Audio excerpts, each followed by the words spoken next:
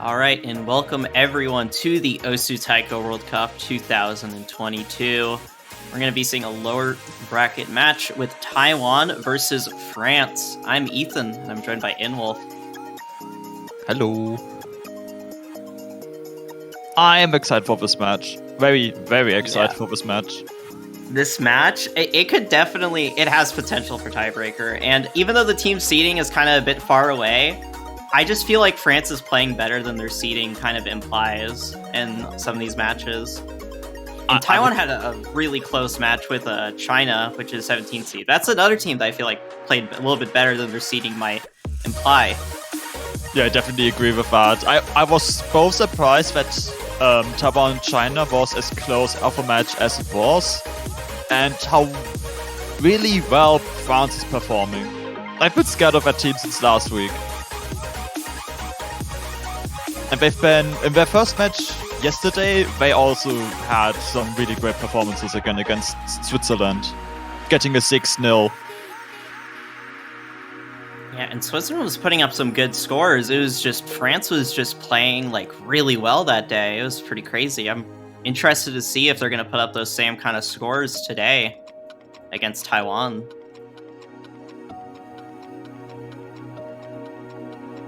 So Fremont 3 is going to be banned by Taiwan.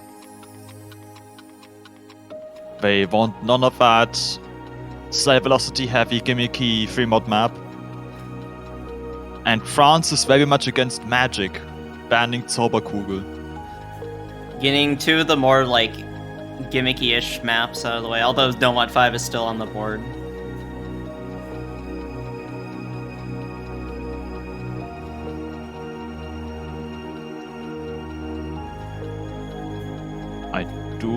I know France played that map.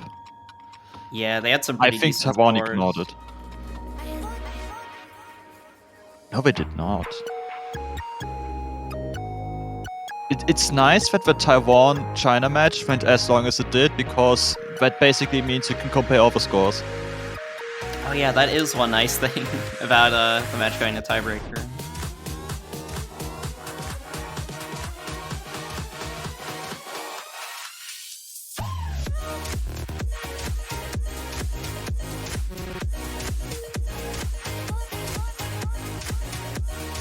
Alright, France with the first pick.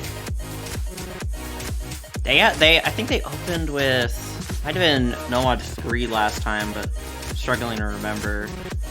Yeah, they did, and that one would be a very, very risky pick, considering Taiwan's ability to get a double S and a single 100 on that map. Yeah, that is going to be a scary pick for both the teams, because they both had pretty solid scores. But yeah, Taiwan had an insane score, basically near like 2 SSs.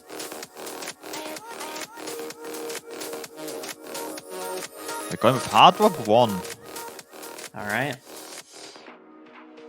Going with the technical HR for the first map.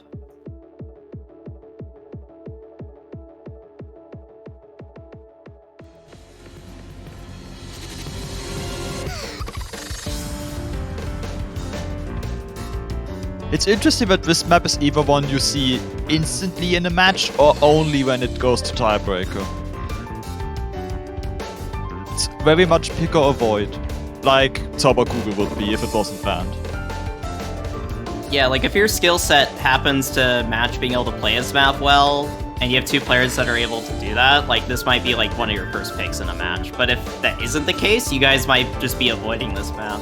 Maybe not banning it, but definitely potentially like avoiding it until you need to pick it. Yeah.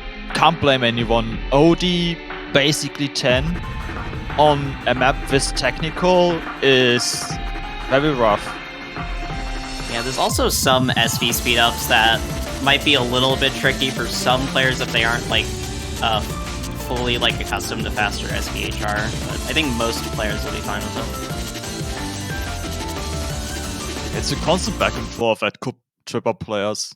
I mean, that section in general where the velocity changes happen also has the density and complexity of patterns just go up as you go on, while the SV goes up and down. Yeah, it's a very tricky map, and Looks like we're going to be starting right now. This is going to be France's first pick of the match. Seeing Akaro and Timmy Ahmed playing on the side of France, and Monkey D. Luffy and Small Wu for Taiwan.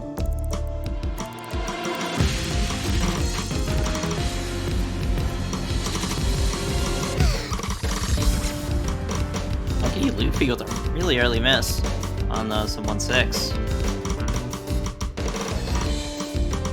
They didn't act drop too much though, and that was really early on, so their combo is going to recover. This is not the end yet. There's so much left in this map, but it is an early advantage for France. And I was about to point out Team Ahmed's double S, but it didn't exist anymore by the time I looked at it again. Now being matched with Small Wu.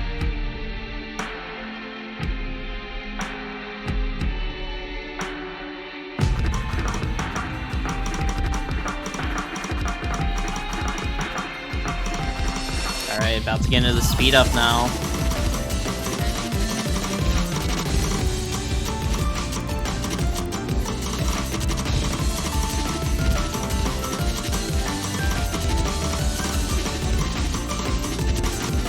No one's really dropping anything yet, although the map gets a little bit more technical a bit later on.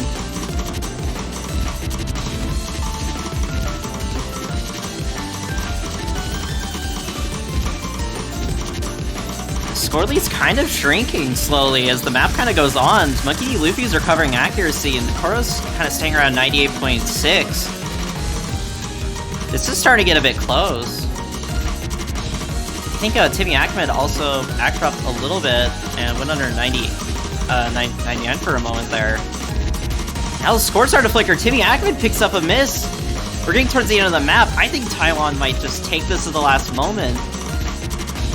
Yeah, this score. Oh, Ikoro also missing. There's no more full combo side of France. Monkey D. Luffy gonna trade that miss though, but that's not enough. And that's a really early break point from the looks of it for Taiwan. They put up a fight, but they just fell apart right at the end. Yeah, Monkey D. Luffy with really early miss, but they did not act drop at all really after that. They held on with pretty good accuracy. 21 100s. They really made up for those early misses. And with France missing towards the end, kind of evened things out, and Taiwan were just able to steal at the end. That looked like it was going to go over to France till just those unfortunate misses and act drops. And now Taiwan has the pick, and they can go 2-0 if they pick wisely. And we see Cat joining, so no mod 5 it is. Notable that Cat is the first person we saw double S like half the map. Oh yeah, I forgot that was Taiwan that did that. That was insane to see. I really wonder if Cat can do that again.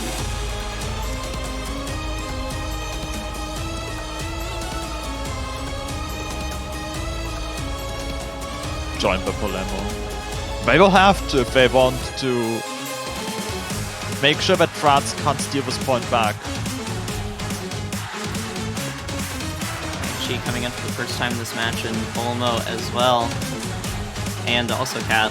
Yeah, 3 players in here joining in that weren't on the last map. Almost like a full team swap for both teams.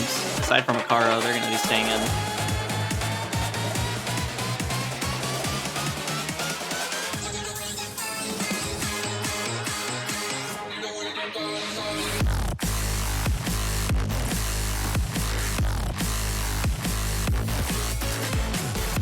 What a banger. Good song. Also, kind of a long map for a gimmick map. It's around 3 minutes and 36 seconds. There's a lot of very just SV stuff going on in this map. Yep, and considering the length, it's surprising how many teams have practiced this and are generally comfortable playing this.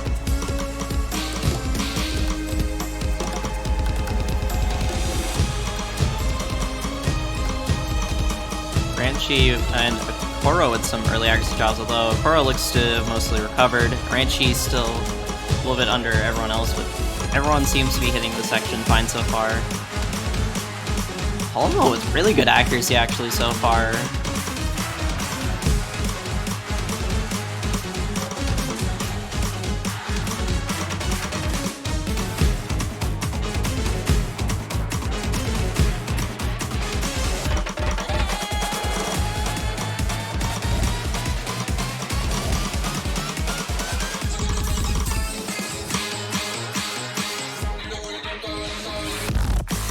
Taiwan currently with a small accuracy lead.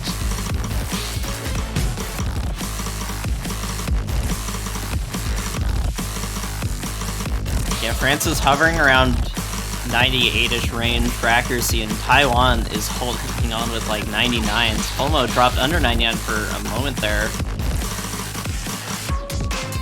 Yeah, Palmo and Echo are roughly equal. Cat is leading by 1% over Ranchi, who just found a miss. That's going to be huge for Taiwan. That's around in the middle of the map, and Taiwan still has the accuracy lead as well.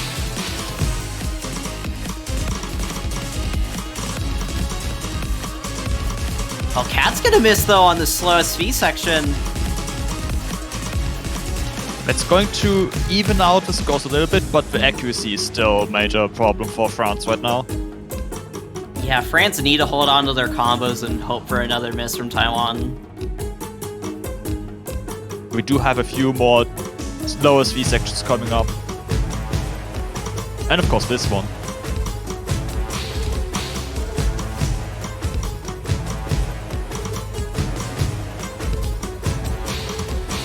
We already see it creep in.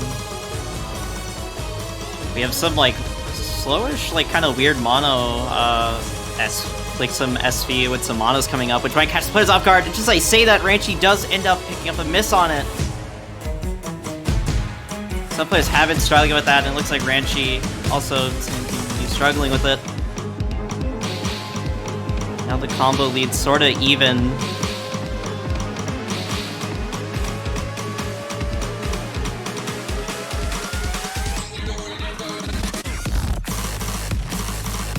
We entering the pretty much final section that's different, which is this high SV.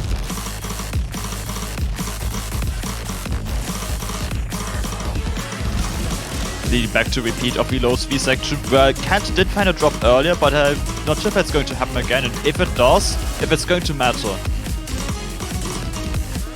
Yeah, we're starting to get towards the end of the map. France is going to need a huge drop from Taiwan for things to start changing. And Ranchi with another miss, as I say that. I think it's... Oh, Palmo does pick up a miss at the end, but yeah, I think just that trading with Ranchi's miss is not going to be enough, really, for anything to happen. And Taiwan's going to take the second point of the match. Now they're up 2-0, winning on their own pick. And Ikaro with a full combo on that.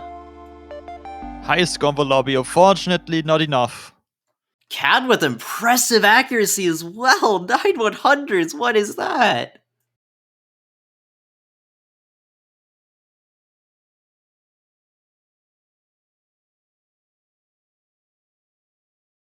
This was a good attempt at getting a breakpoint, so this match is far from over. We have to see if France can now get a point on the board with their next pick. Yeah, they cannot get another breakpoint happening. If that happens, that's going to leave France in kind of a scary situation. Yeah, that definitely could have gone in France's favor. It's just some misses happened, unfortunately. And Taiwan had some really good accuracy overall. And that was quite hard to compete with. And it looks like France is going to be going with free mod 2.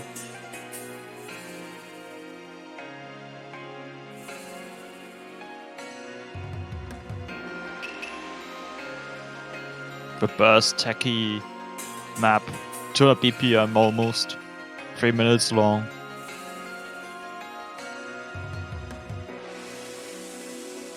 If there's a map both teams can free mod on. Actually, yesterday, Taiwan opted for only hidden and hard rock. No hidden hard rock.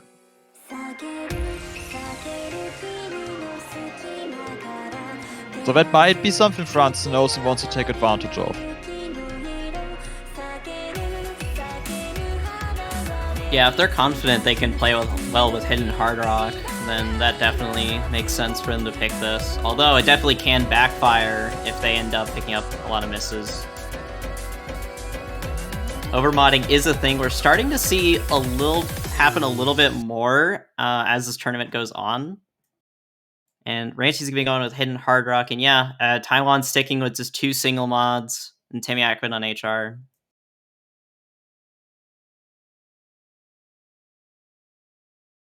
So assuming relatively similar accuracies, France is going to have a major score advantage with a third mod.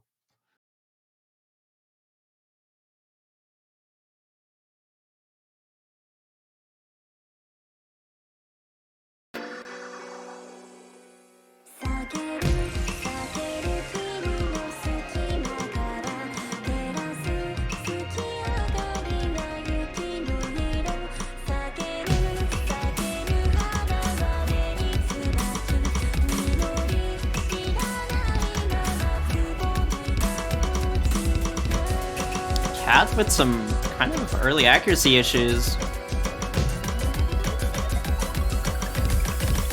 Although it's so early on that they definitely can recover. This is a little bit scary to see. But it might just be them getting adjusted to hidden since they were just on No Mod 5. Yeah, but it does make the difference even bigger with Timmy Ackman holding a near double S and Ranchi as well with a single 100. Yeah, France has some scary accuracy right now. Although, as I say that, Ranchi is going to pick up a miss. That's going to make things a lot closer. Mighty Luffy is holding some pretty good accuracy as well. I didn't even notice that. They're holding onto a near SS. The bad gear is actually equalizing the scores quite a bit. They can't afford another score accuracy drop like that. But Monkey is missing. Yeah, that miss from Monkey, that's gonna hit Taiwan.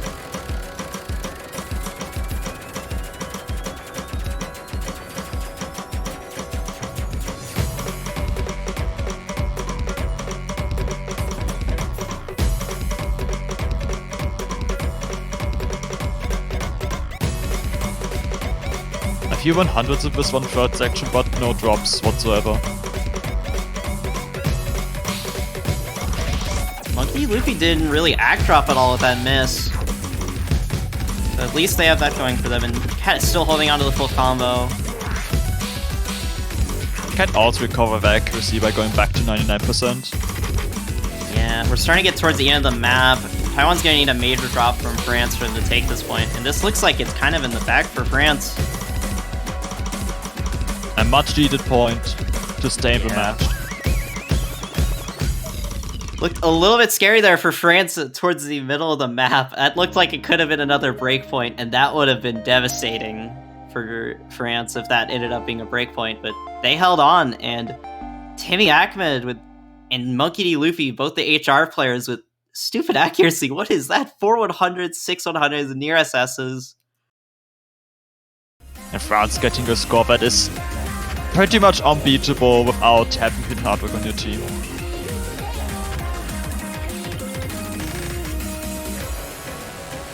You're going to see the speed hidden. Yeah, that hidden hard rock really helps them there.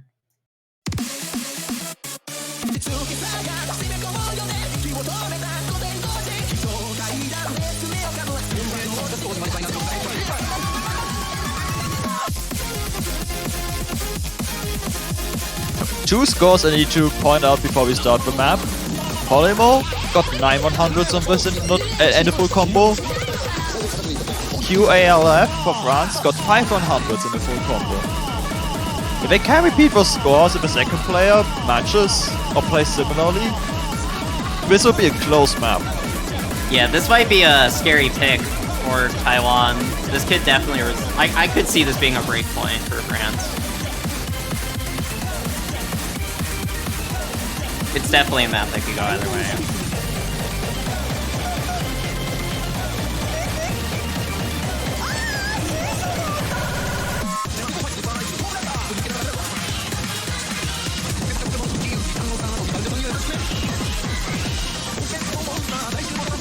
Timmy Ackman's playing, wait.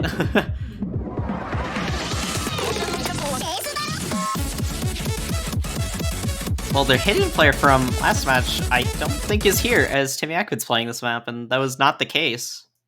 Yeah, neither of the two players who played it last time are playing it now. Okay, that is very unfortunate for France that they don't have their two main players for this map. Okay.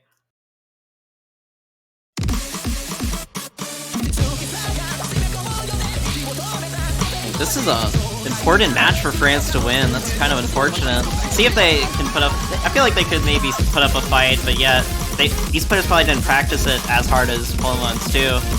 Timmy Ackman with an early miss.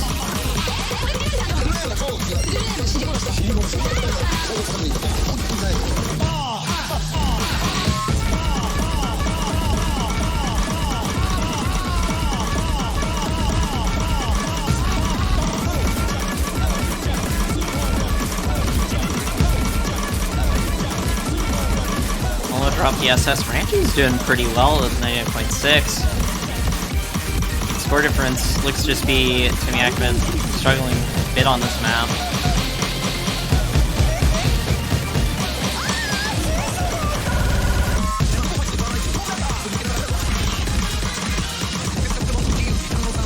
Oh, Stu's gonna pick up a miss though, and that's gonna even things out a little bit. Some act drops also from Taiwan. That miss happened way later than Timmy Ackman, so it does matter more than Timmy's miss. Yeah, Timmy Ackman's recovered on their combo now, so that combo multiplier is going to kick in.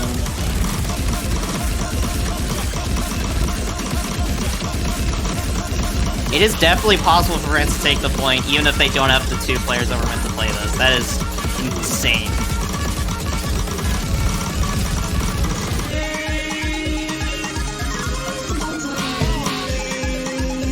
Taiwan still is the lead, but it's very close.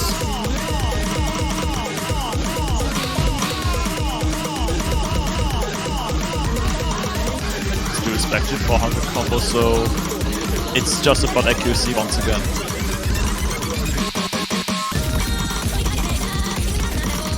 I'm not so much to find a miss. Yeah, France, I think, really needs Taiwan to pick up a miss for it to flip over. Timmy Ackman's hovering around right below 99 right now. It looks like they might actually be able to go up to 99. Getting close to the end of the map.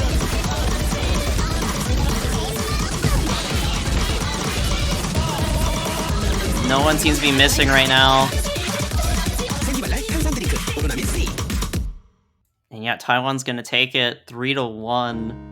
Dang, that looks like it might have gone over to France's side for a moment there, but yeah, Taiwan was able to hold on, and their accuracy overall was able to keep them in the lead. They just got a few 100s too many. Yeah, I think Timmy Ackman was like getting adjusted to hit it, because towards the end, they had some pretty good accuracy.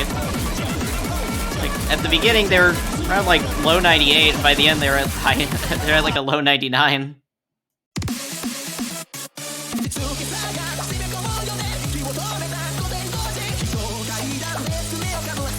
I didn't catch that. Polemo did ask if for the France player who played this map last match was okay.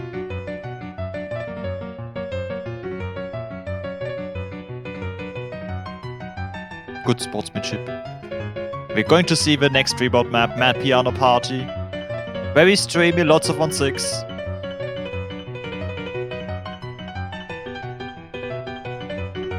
Could be in France's advantage once again if they can have a mod advantage.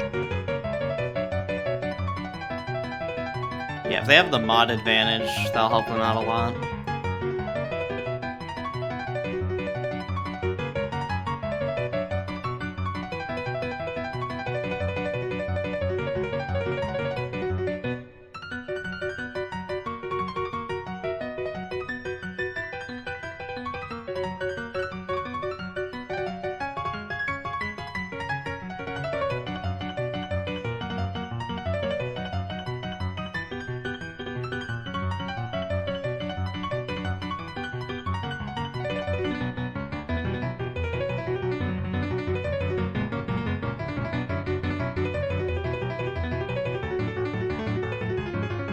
Alright, Llama coming in for Taiwan for the first time in this match.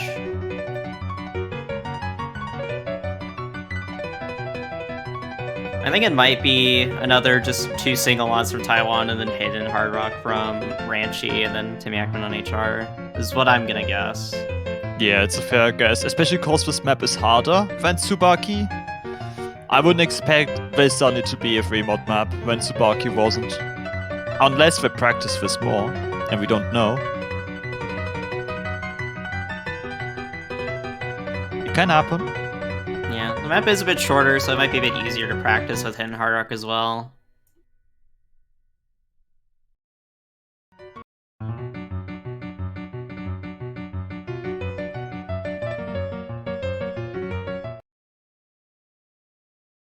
And yeah, it looks like prediction was pretty much spot on. Ranchi on Hidden Hard Rock and everyone else with just 1 mod.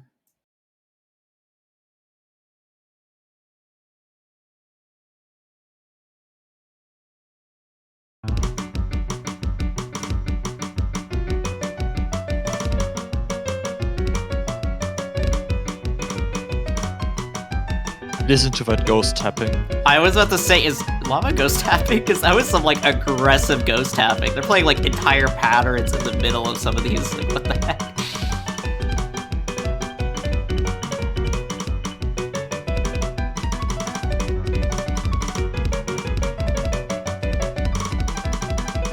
It's like the ghost tapping is helping though, as they're nailing the accuracy on some of these patterns so far. Smalu with a few 100s early on. Oh, Lava though missing on the stream. It looks like they're gonna sort of recover on it, but that's really big for France. And another miss from Smallwoo. And we've just reached 400 cap, so we're back to 0. Oh no, that is very unfortunate for Taiwan. France really needs this point. I feel obligated to point out though, without intention to curse anyone, but the last stream could swing this around in either direction. Yeah, the Ice action is very notable for that. This is quite a huge score lead, but yeah, if both— oh my god, Ranchi picking up some misses, but they're gonna recover midway through the stream. Those misses are not gonna be enough, and Timmy Ackman's still holding on their combo, and with a huge accuracy lead over everyone else in the lobby.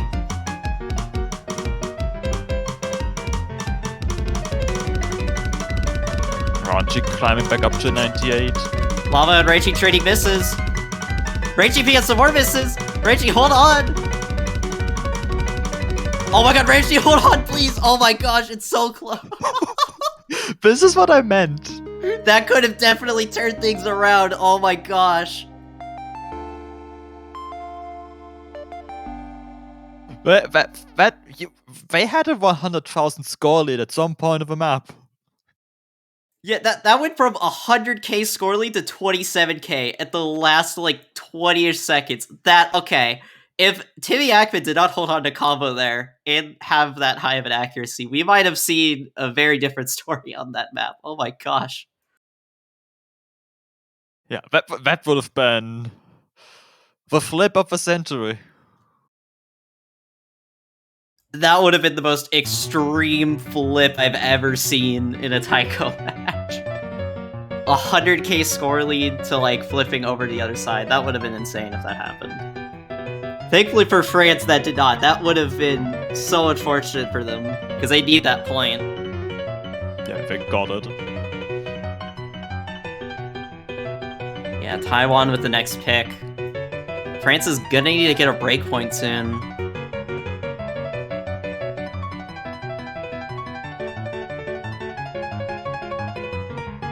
Nomad 1 is going to be the next pick.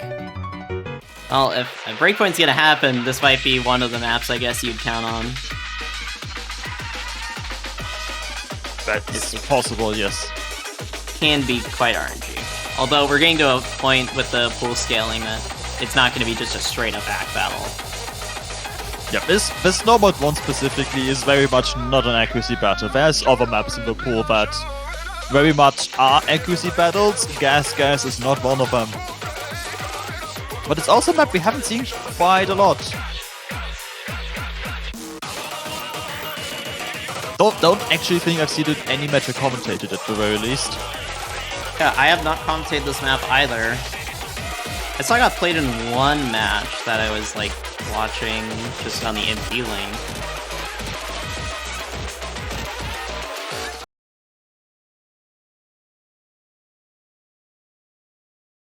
We're going back to back, Incan map to Incan map. The Incan special part of this match. Also now known as Luminite, by the way. Ooh, Incan.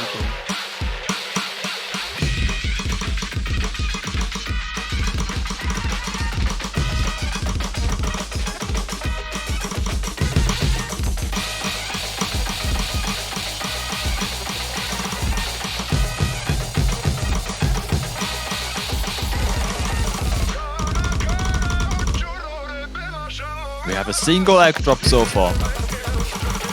Yeah, Kara's the only one that's act dropped so far. Stu's gonna follow right behind them though.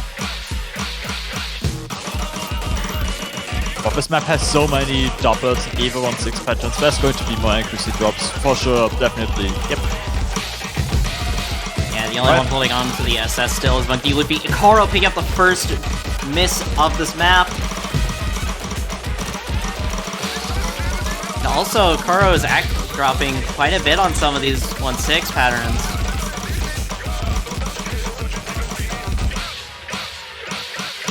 Yeah, the doublets are placed in a very tricky way, being the same color as nodes afterwards. And Ikura finds another miss.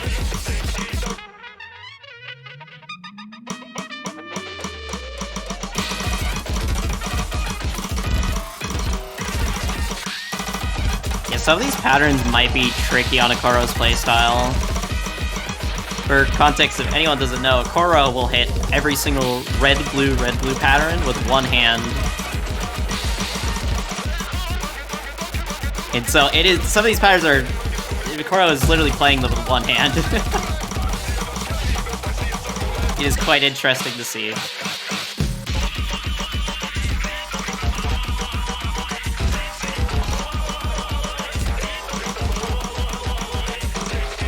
Bless rolling.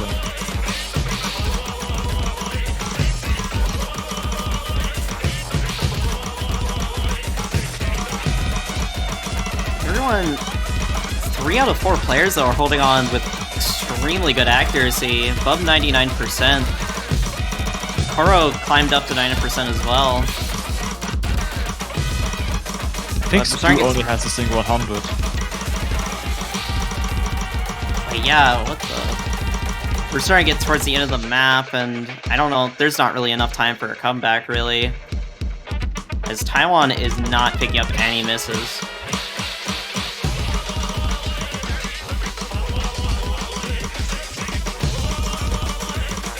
Taiwan's just being a ball that you can't beat unless you literally have 2 double S's on your team. Yeah, those scores, that combined team total score of like 10 100s, that is a tough, like, total score to beat. Especially on this map. Like, this map was not designed to be an act battle, guys, come on. This map was designed to be an SS battle. Yeah. Oh wait, Akaro and Timmy Akmed actually tied on accuracy. It's just Akaro had some misses. That's a team. True team synergy.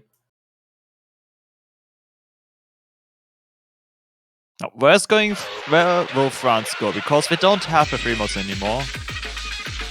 Yeah, that is where they got their 2 points so far. Had a pretty close map. I think 8. If they had their hidden players, that could have been their potential for a breakpoint early on. Hidden 2 is banned, and it looks like No Mod 4 is going to be a next pick for France.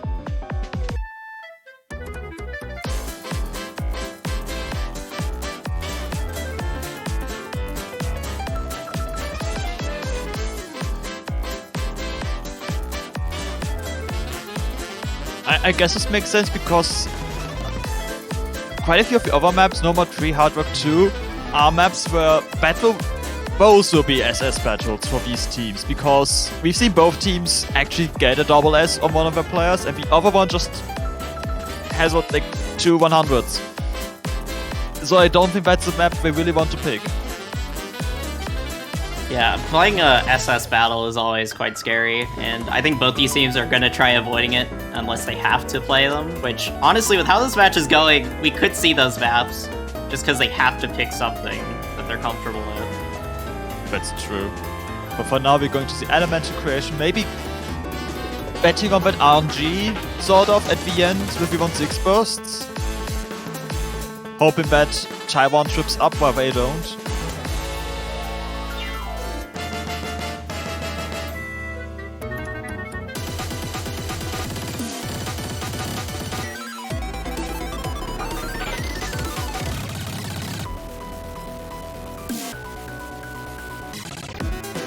I think this is the shortest map in the pool at 1 minute and 48 seconds. It is quite a short-length map. Which I guess adds on to the scariness with combo, because if you end up dropping combo, that'll matter just that little bit more. Yeah, especially considering how the first half of this map is not really dense. So the max combo in this map is only like 791. So if you miss, you basically can't get back to the combo cap. Especially considering the hard section is only the last 30 seconds of the map. So if you miss there, it's almost certainly game over. Also, where's Ranchi? Also, rest in peace, Ranchi. Yeah, I was like just sitting here, just like, Ranchi, can you please come in?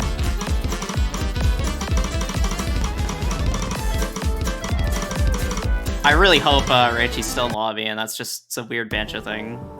Okay, it looks like they're still in. It was just Bancho just doing a funny. Okay. I was like, please don't tell me their internet went out. That would suck.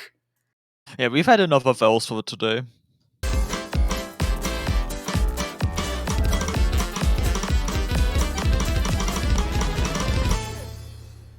Taiwan holding on to double S. Pretty solid accuracy so far, yeah. Karo, some early accuracy struggles, but it looks like they're holding on to their combo. Yeah, it looks like they're holding on their combo.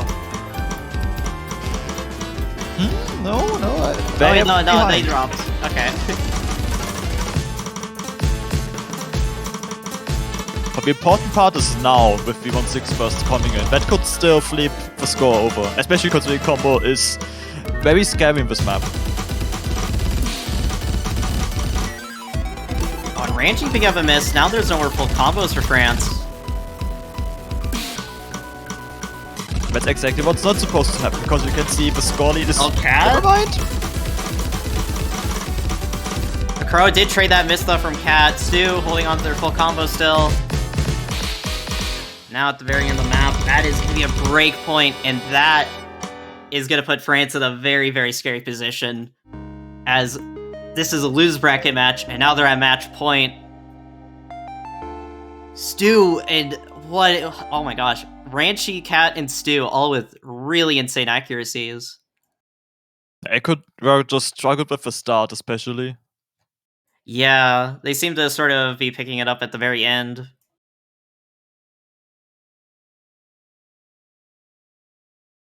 I kind of want to see double time now, to be honest. Oh yeah, we haven't seen double time in this match yet. Maybe that'll be where Taiwan goes next, who knows? Oh my god. DT2, okay.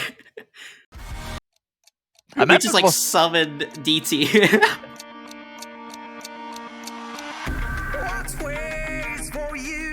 I think this map was bad against Taiwan.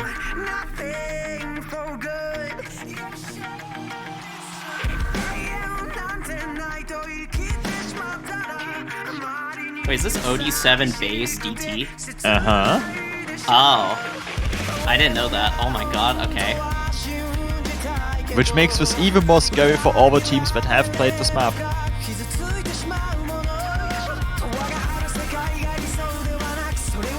Let's see.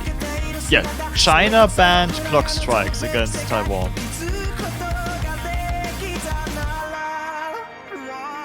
Maybe they were onto something.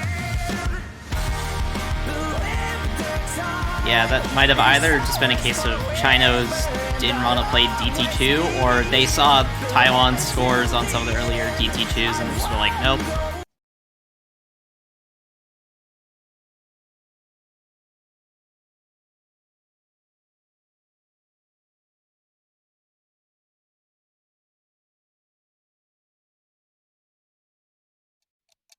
Yeah, now France needs to win every single map in this match to stay in the tournament.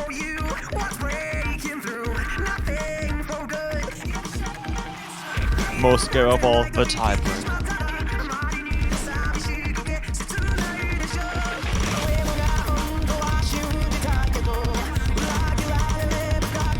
It is very possible for them to come back, but yeah, this is quite a terrifying situation for France to be in. They're not comfortable with the accuracy requirements of this map, unlike Stu, who's just holding on to a double S because OD 10.3 is nothing. Smile. Smile. I can't believe Stu has this kind of accuracy. Oh my gosh, Koro could be picking up a miss a bit early on.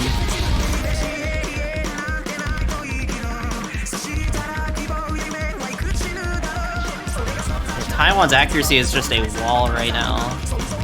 Both holding above 99.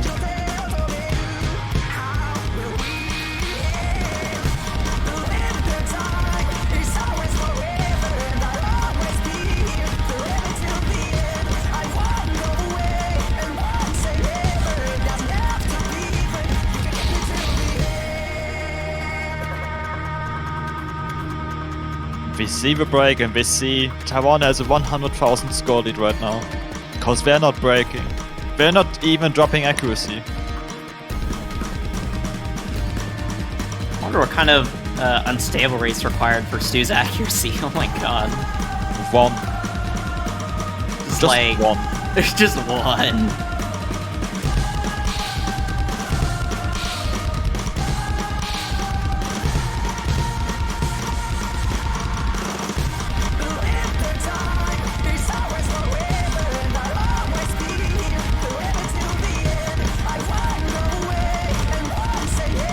Might be it for France in this tournament. As we're starting to get closer to the end of the map, nothing's really changing.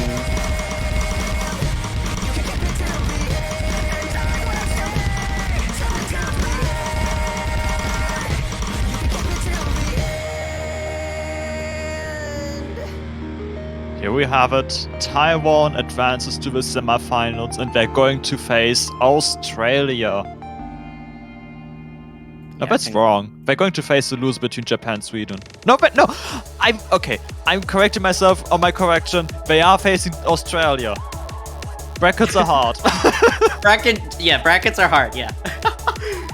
Yeah, sometimes brackets do be hard. There's even helpful numbers, but sometimes brackets are just hard. Brackets are hard to read when there's a lot of teams. But yeah, congrats to Taiwan for taking the match 6-2. They had an incredible performance on some of these maps, and that last map as well. I don't know how they act OD7 DT that well. That was insane. GG well played Taiwan, and GG well played the France as well for putting up a fight. Such a good fight till the very end. Yeah, that was a good match to watch. Here we have it once again confirmed by bracket. There's Australia and Taiwan. Yeah, it could be an interesting match. We will kind of have to see how they deal with the pool scaling. Yep, I'm very excited for the semifinals pool showcase later to see how much it goes up. Yeah. But until then, we have 2 matches in 15 minutes. Japan vs Sweden and Brazil vs Finland. We're going to start with streaming Japan vs Sweden. So stay tuned for that. So yeah, we'll be going onto a short break. And then we'll be right back in about 15-ish minutes for Japan versus Sweden, and if that match ends up going by pretty quickly, we will swap over to Brazil versus Finland. Definitely stay tuned for those matches, and yeah, we will see you all in a bit.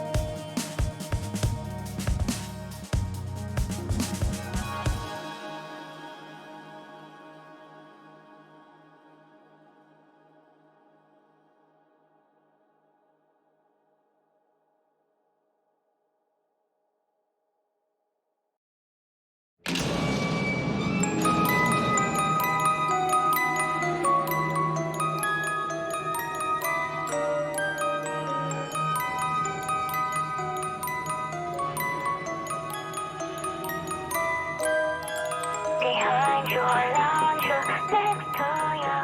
If you find something, don't be panic. You're tainted already, true and true. Show every touch, nothing. I hold my body.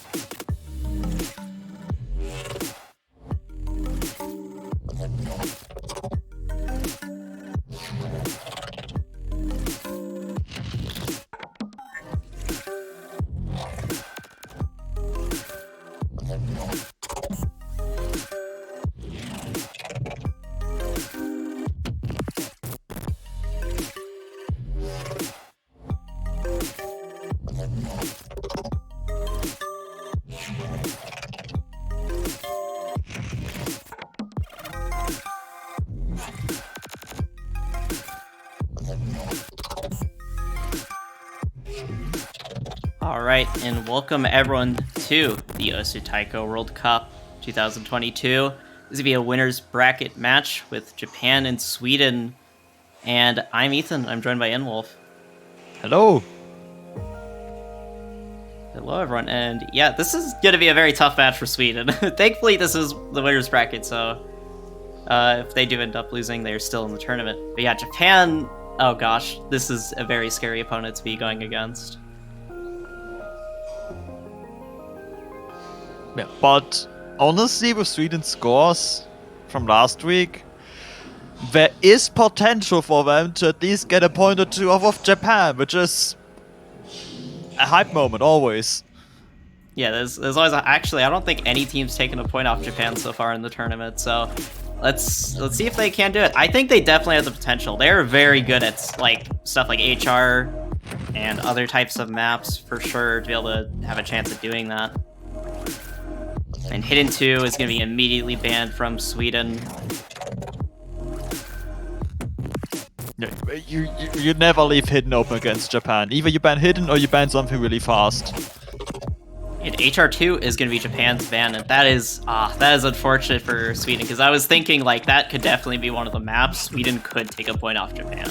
Yeah, the classic SS battle between the two teams where I think 100 would make the difference. Rafalj not sad about that ban. HR2 thumbs down.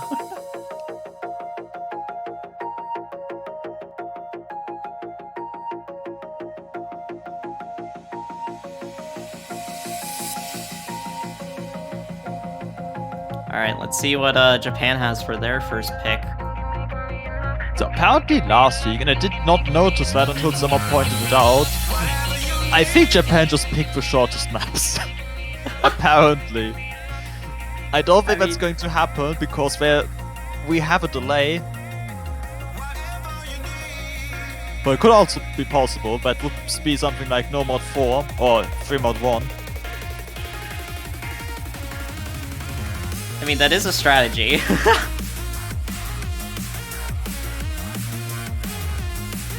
Also, parallel to this match, we have Brazil versus Finland, a losers bracket match, so whoever doesn't win won't play next week. And they banned Mad Piano Party on Brazil, and Finland banned Gas Gas, so they definitely don't like Illuminate maps, apparently. Unlucky.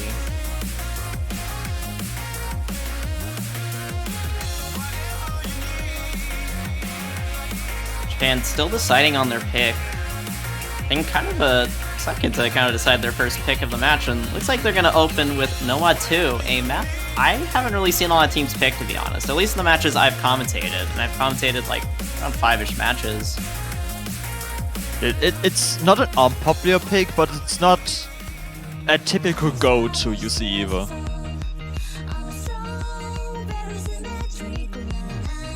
I think if this map is deceptively hard. It doesn't sound like a song you would think, ah yes, quarterfinals, it will murder my accuracy and have evil bursts. It does not sound like that. And then you play the map and get to one around a third in, when you realize, oh, this is why it's a quarterfinals map. This sounds like it could definitely, like, this sounds like it would be in, like, round of 32 and not quarterfinals as a map that would murder you, yeah. The simpler round of 32 Hard Rock 1 map. Yeah, I was gonna say, it just sounds like an accuracy map.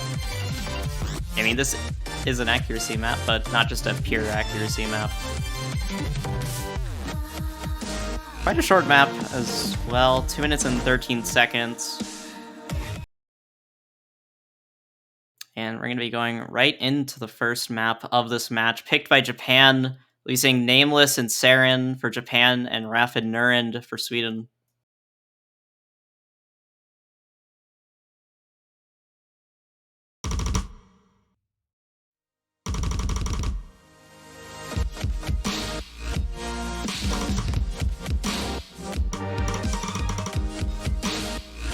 Nurend picking up some early 100s.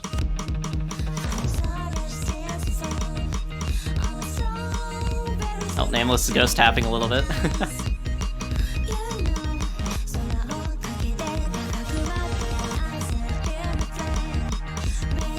We love to see some good ghost tapping. Especially here, some good ghost tapping. Nameless just vibing out to the song currently. And everyone else is kind of vibing with pretty good accuracy as well. Raf gonna drop their SS, but it's only about 1/100. Oh, but Raf is gonna pick up a miss right before the key eye drops. Nurend following up a little bit after, and now there's no more full con side of Sweden.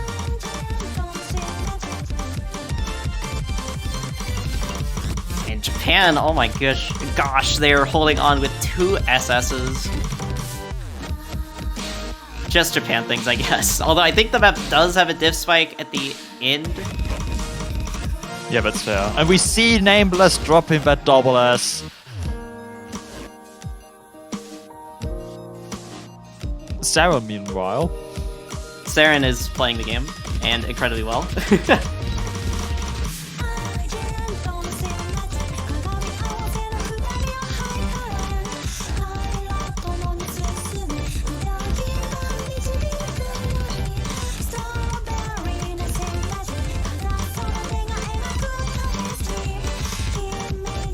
There's not too much Sweden can really do. This looks like it was a pretty good first pick for Japan.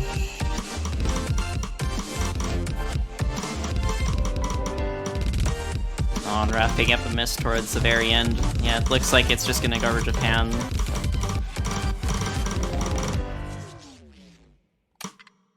And Saren with an SS, okay. Well, that's one way to start off the match.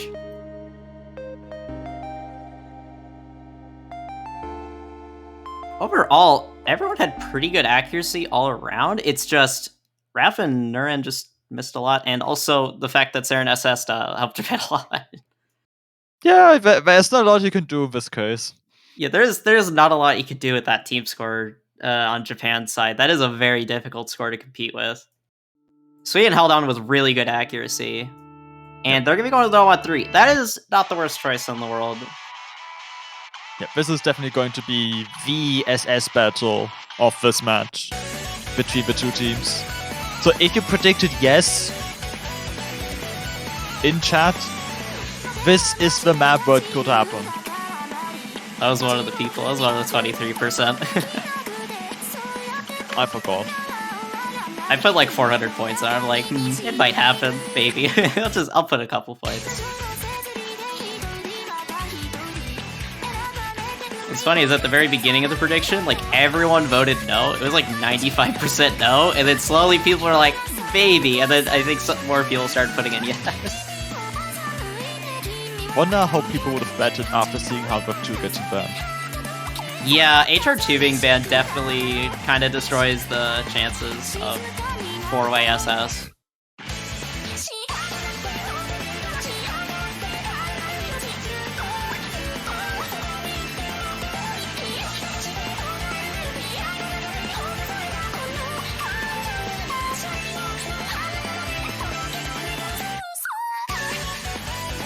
And on scorewatch, we have Brazil taking their first point on No Mod 5 Burning Sands.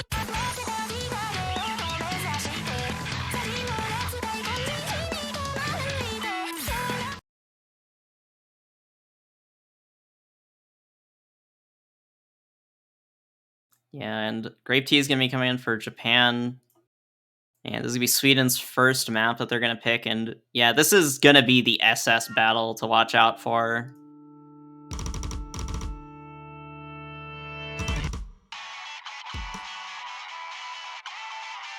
They want to listen to the song, they're not skipping.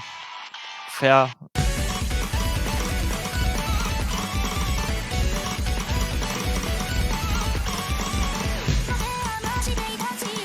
Very fair, kind of a banger.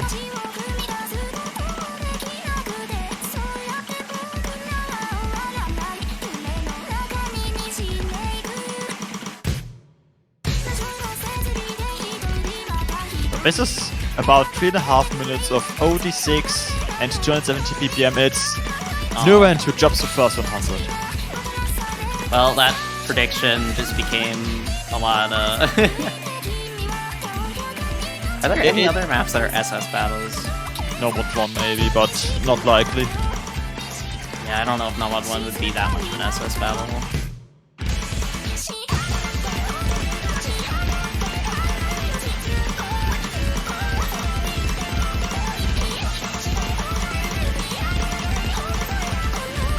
Yeah, all of the 3 other players in the lobby are still holding on to their SSs.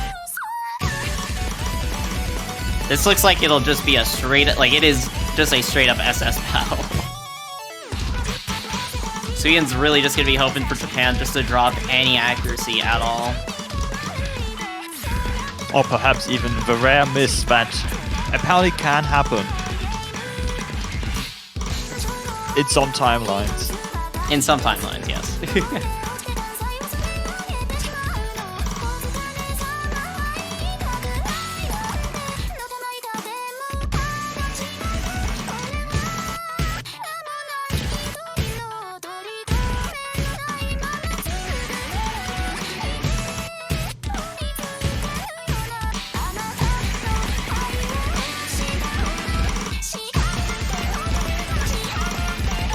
Still 3 SSs on the board. Nuren, the only one that's dropped to 100.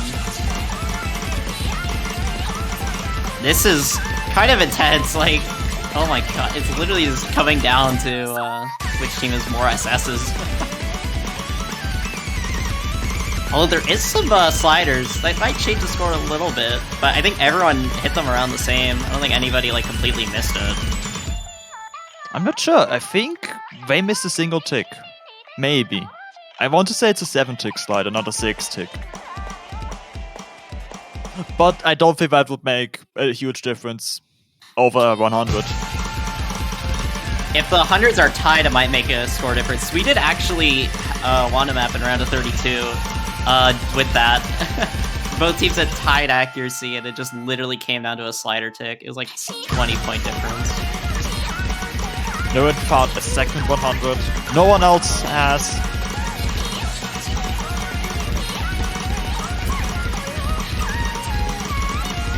This might just be a 3-way SS, and it might just come down to the fact Nuren drops to 100s, which is unfortunate, but there is still a little bit of map left.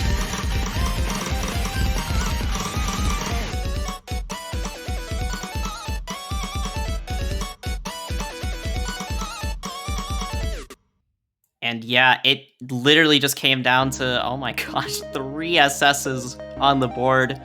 Nuren, the only one that didn't SS, unfortunately. And that's going to cause Japan to get the point.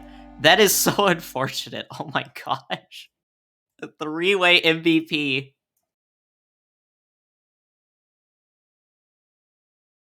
Nothing you can do.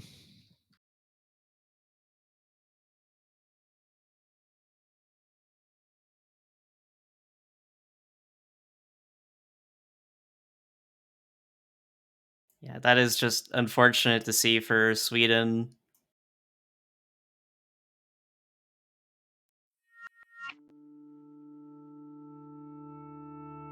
But yeah, well played to Japan, though, for being able to have 2 SSs on the board. And also well played to Ralph for SSing with them.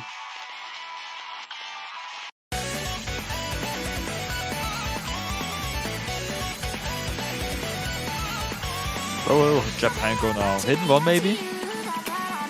Yeah, could definitely see that. They do like speed, and also I think they do like hidden as well, so that would be kind of a perfect match for him. On top of that, it's a 7-7 song. Oh yeah, true. Japanese mapper buff. Because Japan needs buffs. Understandably. No, it's DT1 monkey business. Oh. Please don't double SS on this map, thanks. I'm scared. That is a scary thought. Oh god.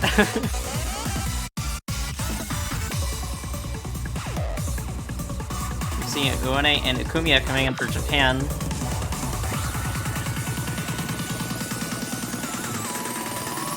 No! In the other match, they're playing Zauberkugel, a map we haven't seen a lot of. And we're not going to see that map, because it's banned in this match and already played in the other. No magic for us. But we do need magic if we want to see Sweden take a point. Yeah, I really want to see Sweden take a point, because Japan, no one's been able to take a point on them in the bracket so far.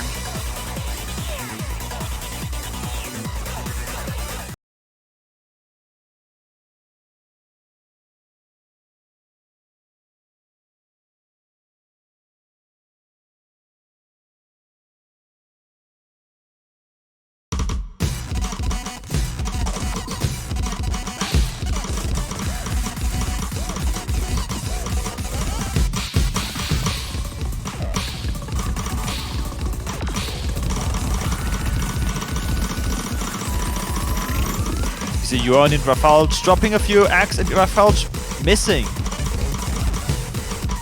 Quite an early miss though, definitely could recover, but yeah, that is an unfortunate early miss.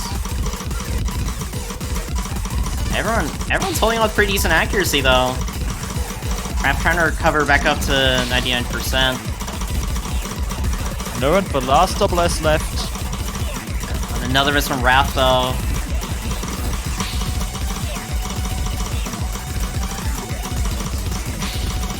Nurin has some insane accuracy right now. Oh my god, as I say that, they do drop the SS, but still pretty good accuracy.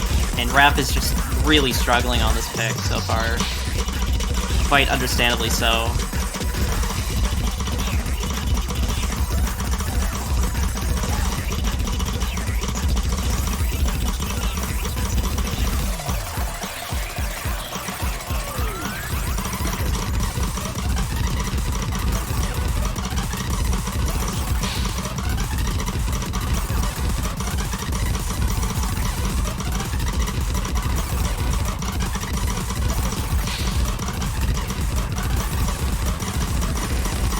Already getting closer to the end of the map, and nothing's really changing. Japan with a pretty significant score lead going into the final section of the map.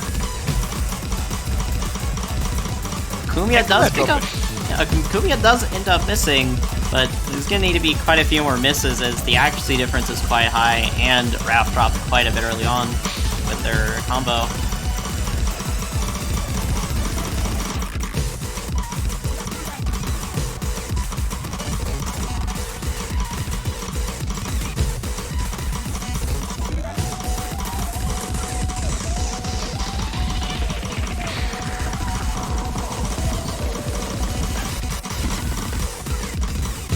The very end, Uone and Raph trading some misses, and I think Nurin's the only full combo, actually.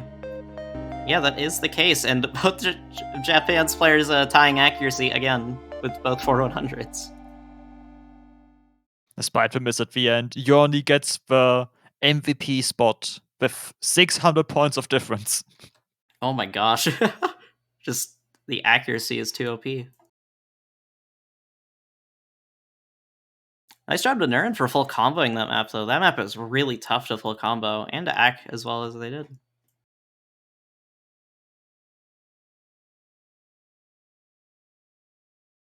What will Sweden try now?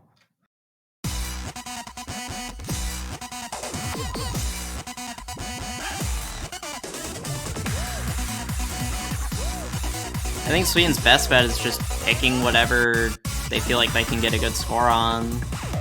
Because Japan seemed to be pretty comfy at everything.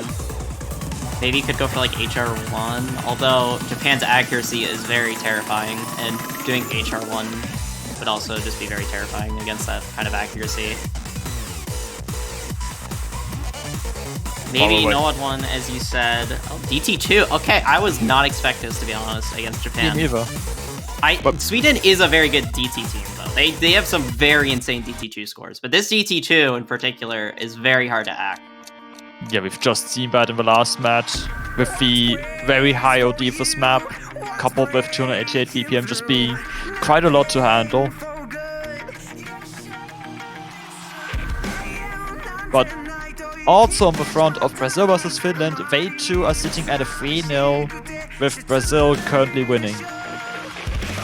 It is, however, Finland's pick.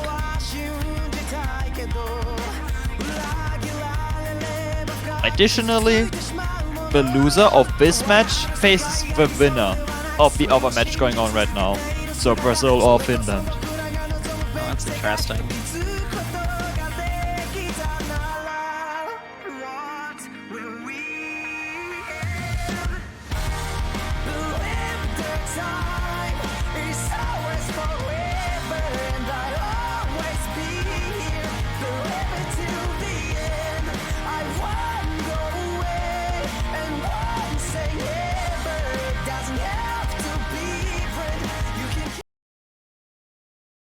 Alright, starting up DT2. I was expecting Japan to pick this before Sweden, to be honest, but yeah, I mean, Sweden is very comfortable on DT2s, but Japan is just, they always go, they usually open with DT2, to be honest.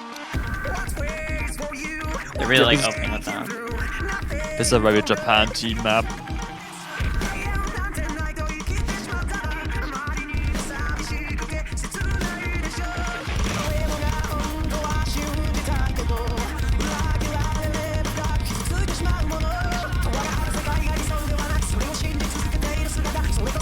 Great team picking up some early 100s. The score lead's actually in favor of Sweden so far. It's actually dropping under 99%. Leaked footage. Japan under 90% accuracy. No, unfortunately finding few 100s in the KI section, it's almost going to tie up the scores again. Yeah, the score is nearly tied right now. It's just flickering back and forth. Uone holding the only SS in the lobby still. Raps right behind Uone. The main score difference is mainly between Brave T and Nurend. Only 10.3 by the way. Uone dropped their SS. Alright, and now it's... Oh my god. Okay, it's barely in... Oh my gosh, Japan is... 2 points! This is a very close map. We still have another half to go.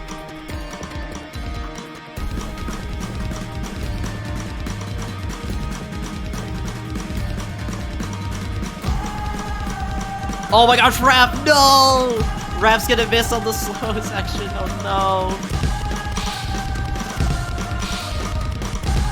Rap might have got a bit nervous. That is quite unfortunate for Sweden. There's a chance for Sweden to still be able to take it, but now they have to hope Japan misses and act drops as well. And they have to do it soon.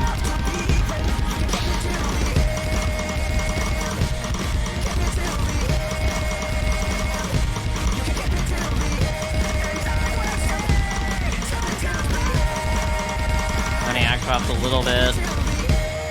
And that's the end of the map. Oh my gosh, that is so unfortunate for Sweden. Oh. If Wait, that miss oh my hadn't gosh. happened, If it would that have been miss, 1-100. it would have been a 1/100 difference in favor of Sweden if that miss did happen. Oh my gosh. The nerves. The Not nerves. The nerves. I think Raf got like extremely nervous. Aw, man. Which is very understandable. You are literally tied with Japan. That is unfortunate for Sweden, but they put up a very good fight on that map. I was not expecting those scores from Sweden at all. That's some crazy accuracy. They made me forget the map was OD7 base with DT. Grape Tune now and getting the same score on that map.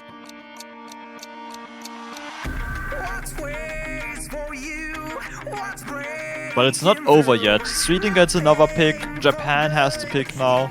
They are thinking. So it's not like they're just throwing some pick out there. They want something they can very likely win on. Yeah, they actually take quite a bit of time with their picks. A lot of teams just kind of have a pick strategy already going in, but I feel like Japan kind of thinks about it mid-match from the looks of things. As the first pick of the match, they waited about 90 seconds.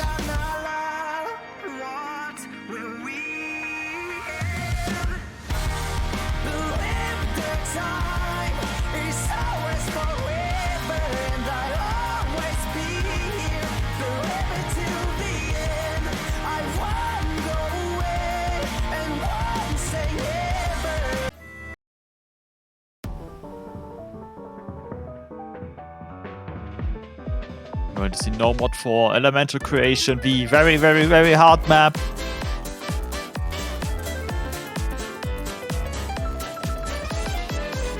Starts off as an egg battle on swing rhythm, then goes into 256 ppm, 1/6 bursts.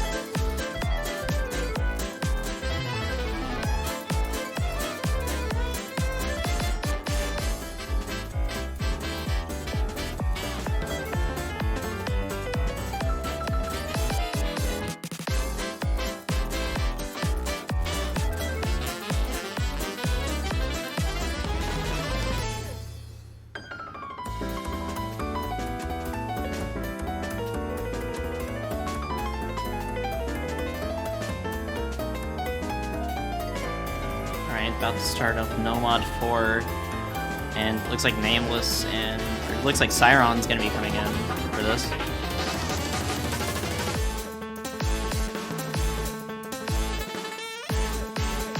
And it looks like Finland has taken their first point against Brazil on Clock Strikes.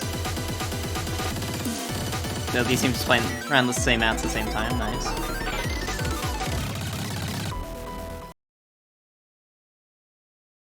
I was gonna say, both matches are 3R at the moment. That would be unfortunate if both matches ended up being a sweep. They don't deserve to be.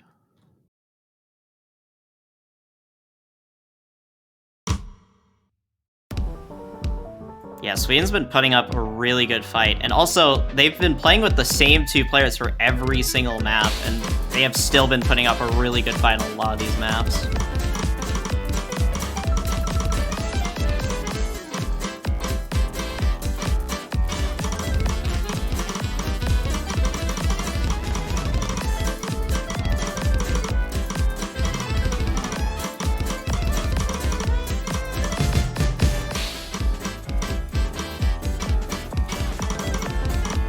Nameless is ghost tapping a little bit. Everyone holding on with good accuracy so far, and with Sweden, both of Sweden's players tied to that on their accuracy right now, about 1 or 2 100s each. And both players inside Japan holding an SS. It's okay if you drop it, we won't be mad.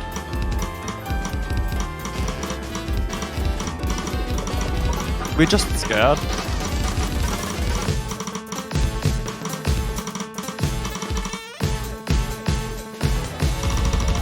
Wrapping up another 100. Starting to get to the second half of the map. We're going to start getting into the more technical side of the map. Rap's going to pick up a miss.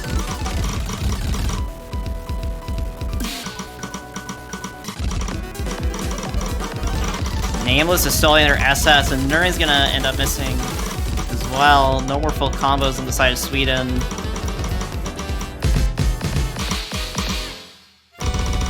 And yeah, the map is just gonna end, and that is, oh my god, what is that total T score? It's like 1 or 2 100s total. That was, oh my god. Wait, Nameless did not get a million points. They missed the finisher. They're ghost tapping too hard. They were having some aggressive ghost tapping. I don't know how many people noticed, but there were some sections where they were just playing like a stream in the middle, it felt like. What? NSS, a single 100 on this map. But even Noren, 3 100s, insane accuracies. Yeah, everyone overall had pretty good accuracy. Like, these scores would kill a lot of other teams. And we see Burning Sands, the gimmick map. Sweden's potential final stand in the winner's bracket. Sweden's potentially last chance to secure a point against Japan. Japan's gonna have a full team swap with Saren and Akumiya coming in.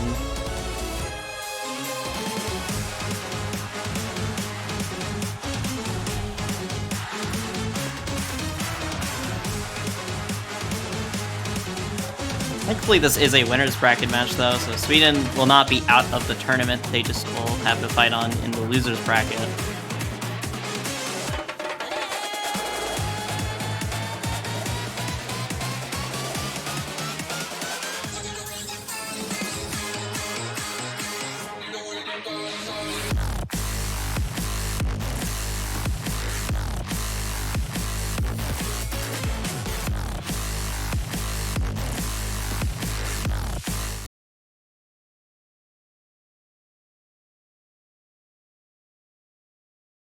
Giveaway picks like this are very popular to try to pick against Japan just to see if they can get a point. And it also, I've seen a lot of points actually, or I've seen a lot of teams been able to actually just get a point off of Japan off of some of the No Mod 5s and earlier TWCs.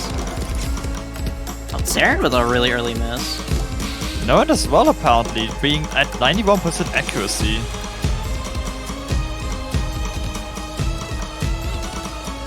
Yeah, this beginning, like, everyone just struggles with it.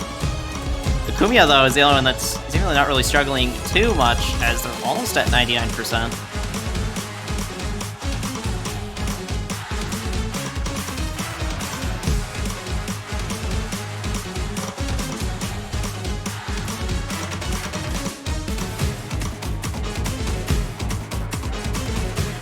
And this was so early on, though, that long term, it's not going to matter too much, and also the accuracy difference is favoring Japan, so they're still going to have the lead.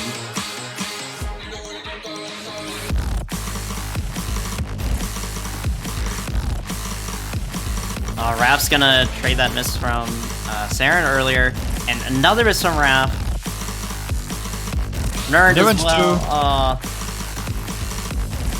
Akumiya now the only full combo in the match.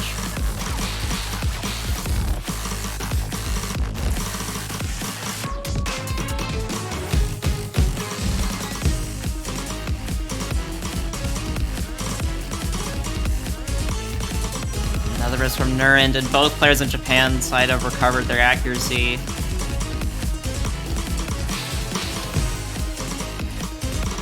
This from Rap on the same exact section.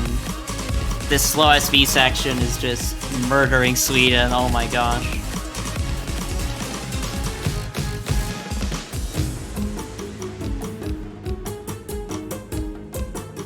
Both Japanese players meanwhile holding 99% accuracy.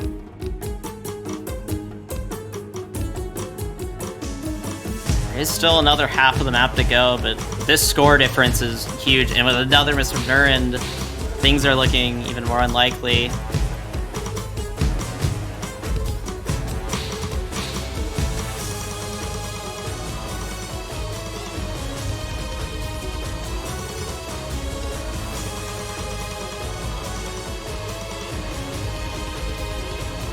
Everyone getting through the mono streams.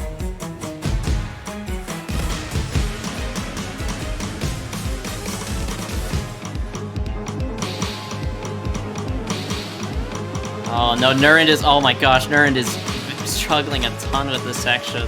I think it's over for Sweden in this match. This is a huge score lead to recover from.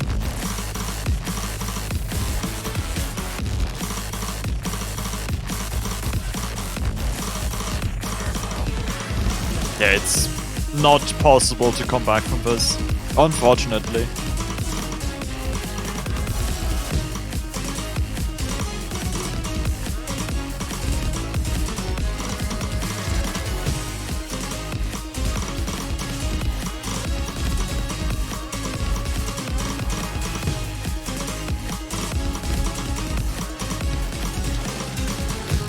As we are getting to the end of the map, that is going to be it.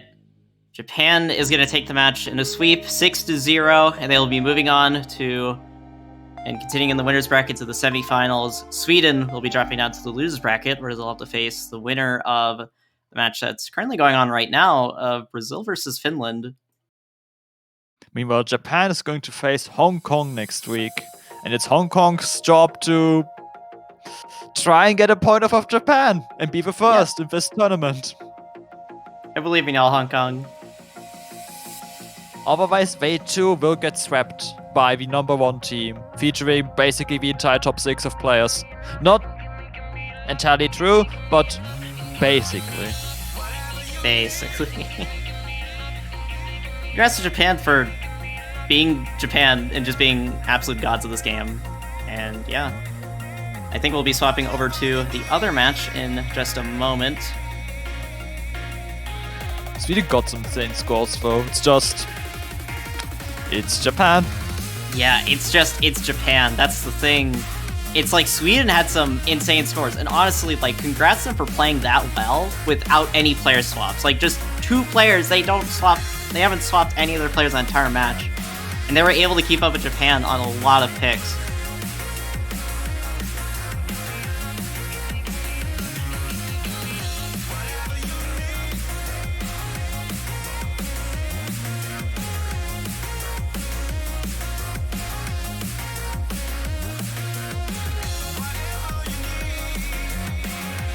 Between Brazil and Finland, it's currently 4-1 in Brazil's favor.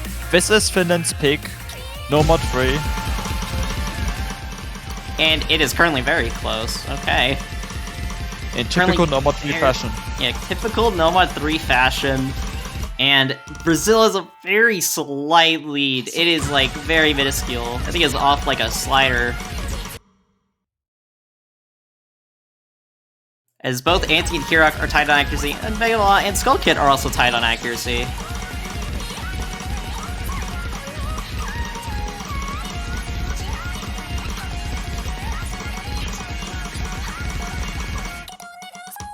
Oh no, Anti! Miss the last note on that stream. You hate to see it. That is unfortunate for Anti, and that is unfortunate for Finland. As that means Brazil is just going to be able to take that point. I think Hirok dropped a 100 there. If Anti kept up Hirok got another 100. It would have barely gone over to Finland's side from the looks of things if that miss didn't happen. That is very unfortunate. Also, we can nicely see between the 2 SS scores. Mega Mela is 200 points behind. That's, as you mentioned, a slider tick. Yeah, I don't think the slider tick would have gave Brazil the edge either way.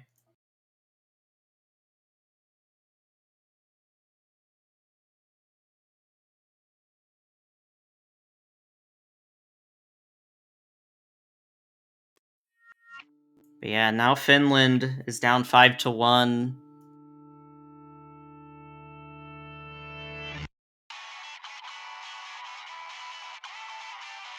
Brazil at match point. This is a losers bracket match, so whichever team loses this match is going to be knocked out of the tournament. Brazil has the next pick. Very scary situation for Finland, and Nomad 4 is going to be Brazil's next pick. Very hard map.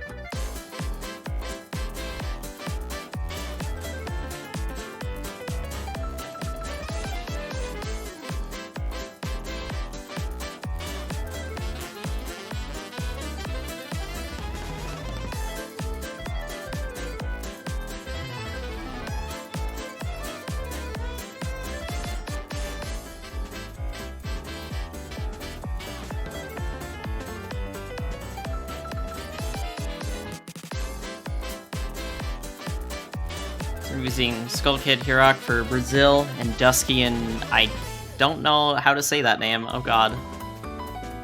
Sismurski, maybe, I don't know. Maybe. I might need someone to tell me how to say that.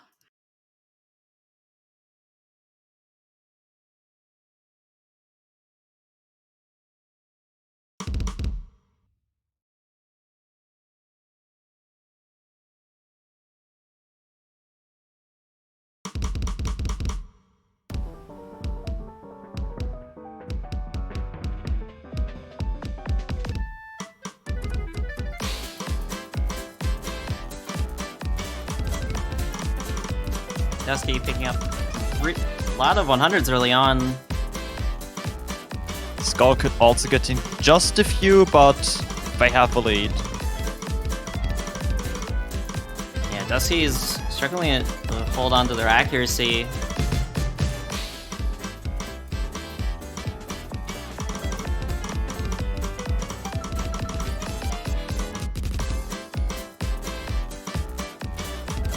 Sismursky, I just want to say Sky or something simple because that's so hard to pronounce for me. Oh god.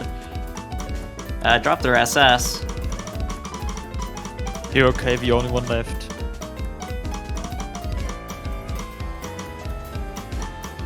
But as you know, the map isn't over yet. There is the 1-6 bursts coming. They can shift the lead strongly in one direction or the other.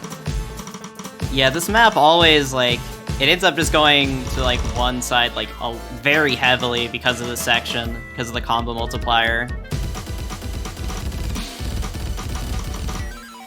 Oh, Hirok's gonna miss. That could be huge for Finland potentially. But the accuracy is keeping them behind still. Yeah, the accuracy is just not allowing Finland to take any lead, and Sisrisky is gonna pick up a couple of it. Oh my gosh, they're dropping a lot towards the end. And that is it. Yeah, just the accuracy difference was just way too high for anything to really happen there. Oh my gosh, the accuracy. 1-100, 1-100. Yeah, I remember seeing that before.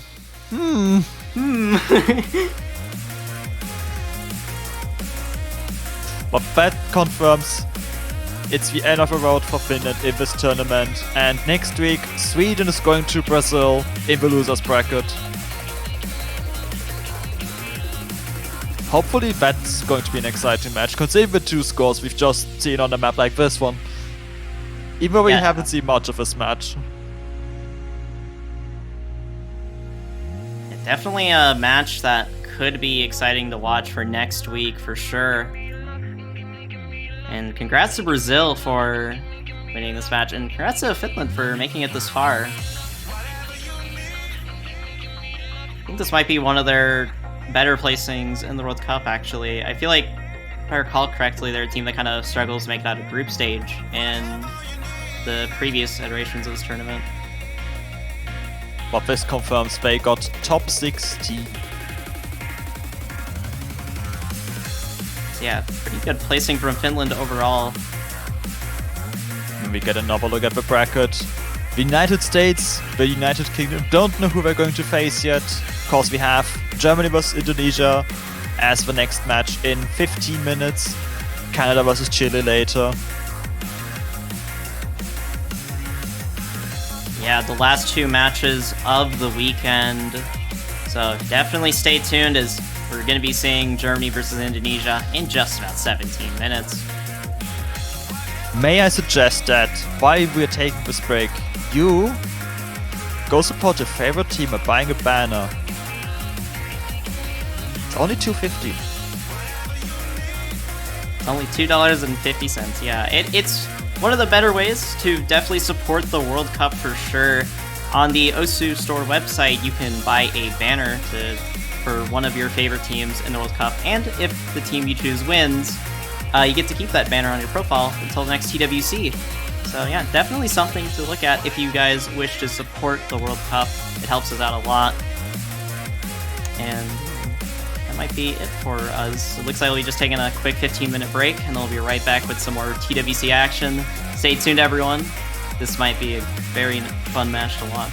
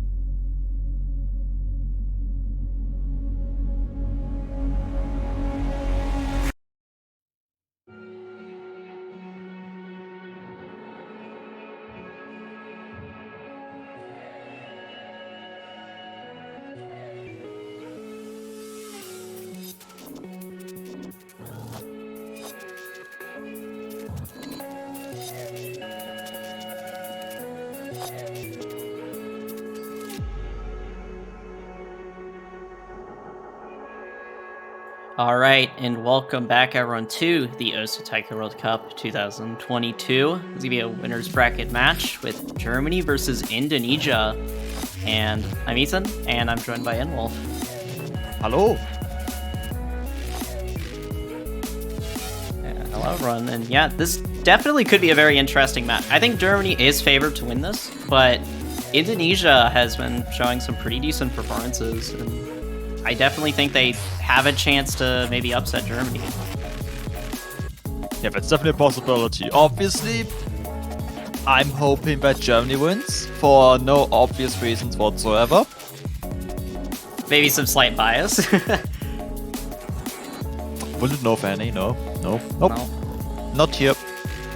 But yeah, Germany's been doing really well in this tournament. I mean, they got 3rd seed, and I was not expecting that at all. So they got seeded very high, and they've had a pretty, they've done pretty well so far as they've stayed in the winners bracket. But so is Indonesia, as they're both in the winners bracket. We see Ban. Germany does not want to see Spider Dance. Understandable, Indonesia has been performing very well on Hard Rock. And Spider Dance, with its low accuracy requirement, okay, fine. We're not seeing Hard Rock. Apparently, Oh, okay. Hard Rock is gone. Hard Rock is no more. Unless you're playing free mod, then I guess you're forced to. Unless I guess both teams could go like single-hitted. And No Mod 5 is going to be the first pick by Indonesia. Bit of an interesting opener, alright.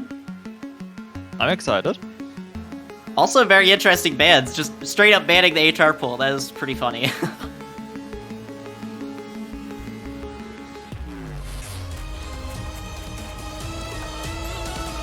Can't blame them either. Hard Rock 1 with the OD9.8, Hard Rock 2 with the SS battle.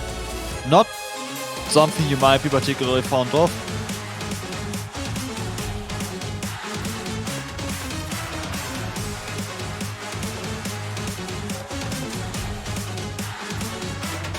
X-Star, man, I just woke up and then sitting here having to play No Mod 5. It's 5 PM in Germany, by the way. Oh. Oh wait, yeah, it is like 5 PM. Sleep schedules. Sleep is merely a requirement. That did not make sense. I don't know what's going on in my brain. I mean, you're not wrong. It is kind of a requirement.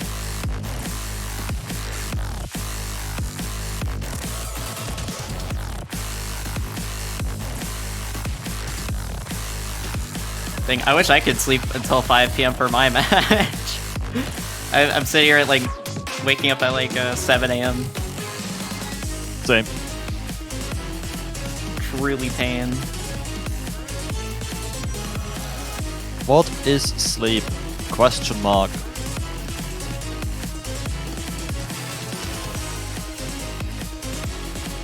Hopefully they are awake enough for this gimmick map, cause they will have to be. Yeah, X-Martin's a very good gimmick map player. So I'm quite interested to see how they perform on this.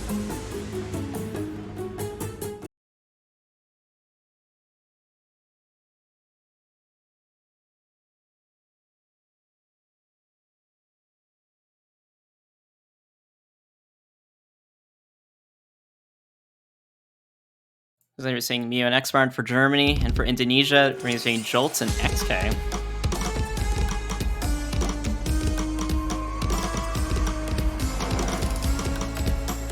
As usual, very early act drops for most players other than you. With the very evil doublets that aren't even snapped the same.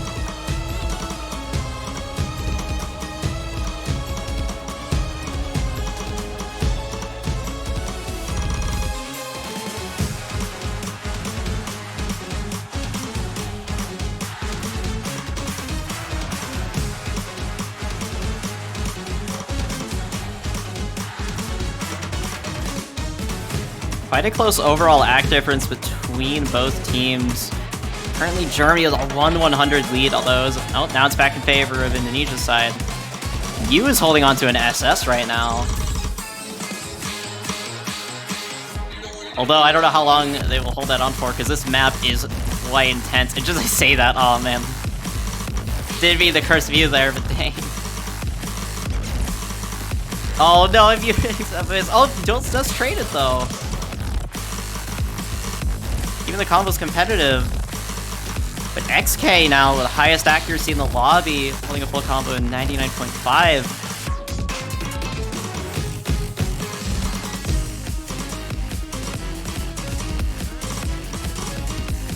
That's a very important lead they have, because it is their pick. They don't want to instantly lose that. Especially not if you're confident that you're going to win no mod 5.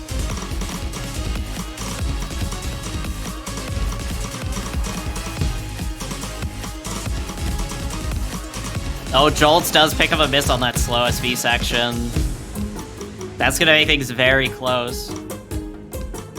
They still, looks like they have a slight overall accuracy lead off of just XK being a monster on this map right now. Yep.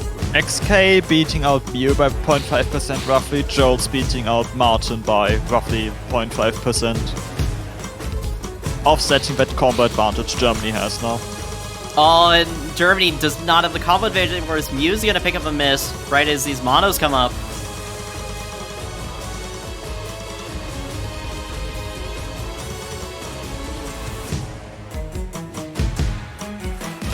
Looks like that's gonna be the only miss on that little mono section right there.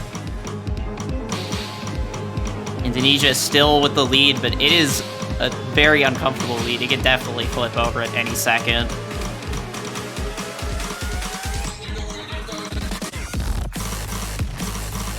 Oh, and Xmart picking up a miss. That's gonna give Indonesia a little bit of breathing room now. Oh, XK and Martin trading some misses right there. Jolt's missing. Now Mew is the highest combo in the lobby. We're getting towards the end of the map. I think that might be a little too late unless there's more misses from Indonesia in this last section.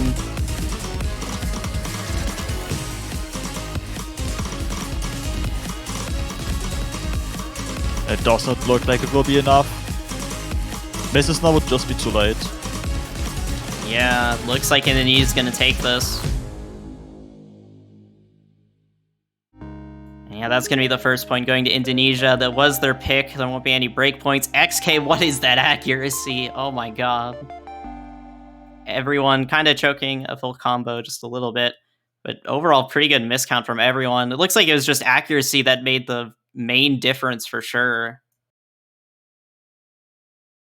X Martin going back to sleep. Gute Nacht.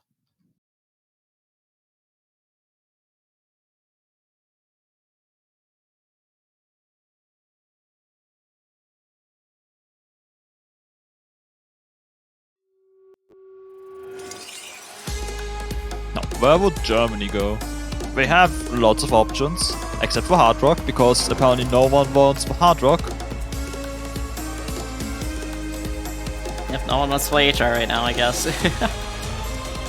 Normally I would say something like Fremont would be a good option. Unfortunately, their opponent is Indonesia, with XK being a hidden Hard Rock god. So we would have two hidden Hard Rock gods facing each other. Yeah, that would be quite scary for Germany. And it looks like Germany's going to go with the mod 4 for their first pick of the match.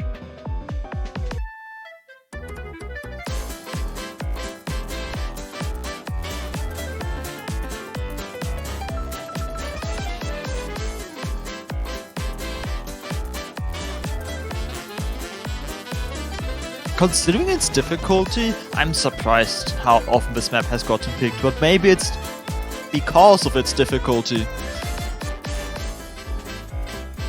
Yeah, I think a lot of the teams that feel like they're confident enough to be able to take a point on the other team, I feel like a lot of teams just feel confident on this map. It's short enough that you're able to practice it if you struggle with some of the sections. I wonder what section that will be. Wonder what section I'm talking about, yep. Nishitsumi briefly joining the German team.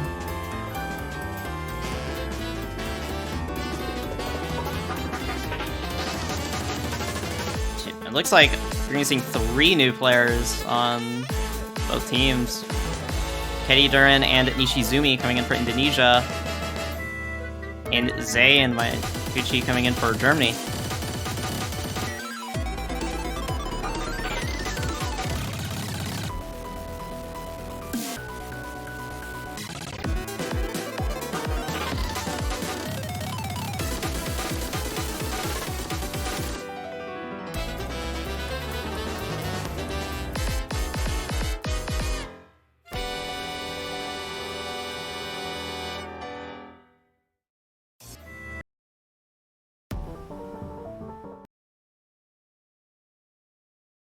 All right, second map of the match. Germany's first pick.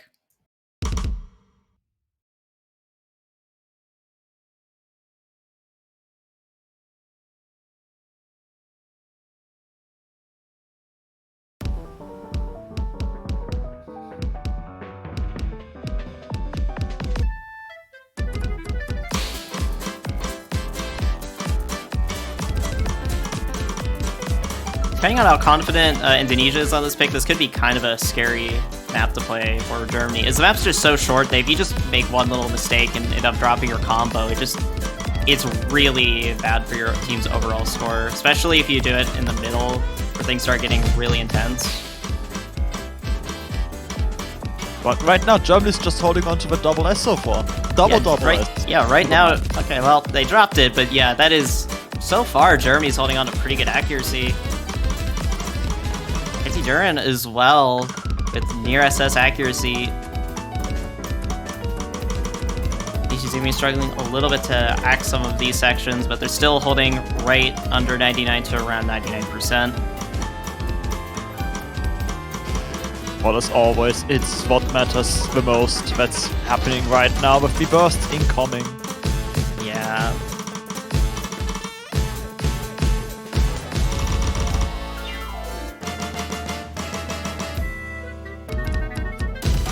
Alright, let's see which team can nail these bursts.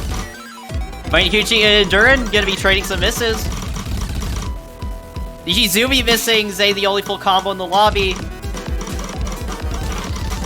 That's very good for Germany right now because it's very late, misses will matter less, unless it's just an entire team, but never mind. This is it, there's nothing left. Yeah, Zay's gonna hold on to the only full combo in the lobby, and they're gonna hold on with crazy accuracy as well. No breakpoints just yet. Germany's gonna take their first map.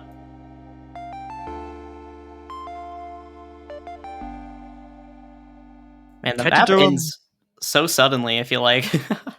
Yeah, kind of. The original Elemental Creation 2, I feel. They share that, both songs. Katie Durham by the lowest 100 count, but getting fewer misses.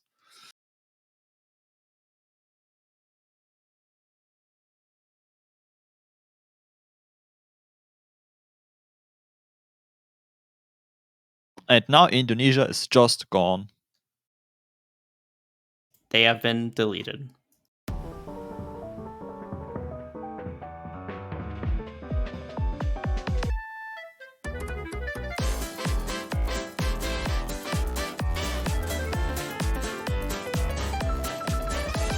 Yeah, now Indonesia with the next pick.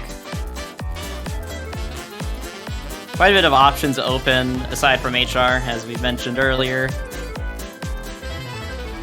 Both Hiddens and DTs still on the board. They've just been going with no mods so far, and also free mod is available.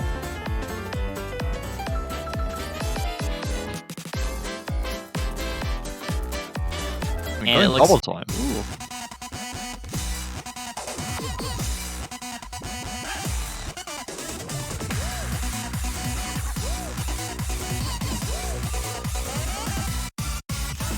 DT1 being picked 2 matches in a row is kind of rare. A lot of teams just tend to avoid DT1, I feel like. Understandably, because it's a very scary map. Lots of 1-8 bursts in 1-4 streams at 218 BPM. Yeah, I feel like DT1 in general, just as a, like, just tech DT in general as a, like, just map style is just very awkward for a lot of players. And then if it's also just a very awkward DT1 in general, a lot of teams like to avoid it.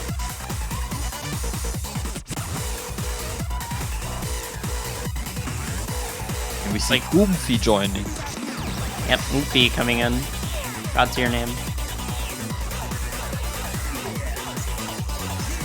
XK returning for Indonesia.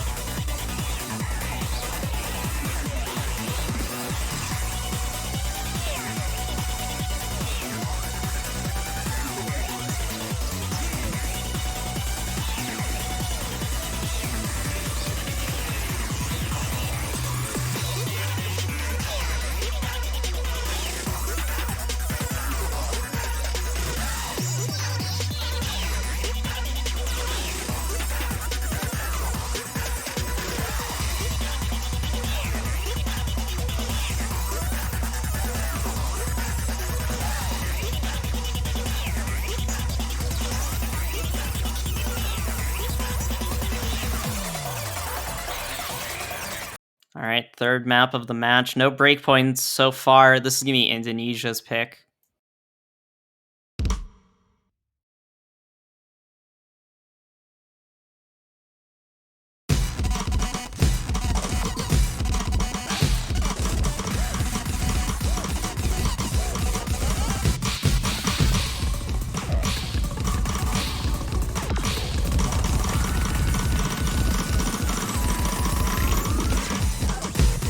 Goomfi is going to pick up the first miss of the map.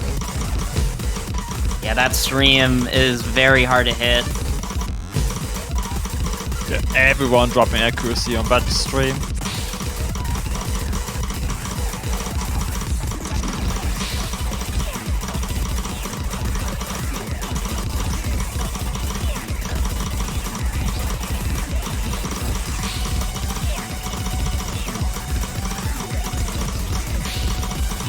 Yeah, 3 out of 4 players in lobby holding on to 99 MP.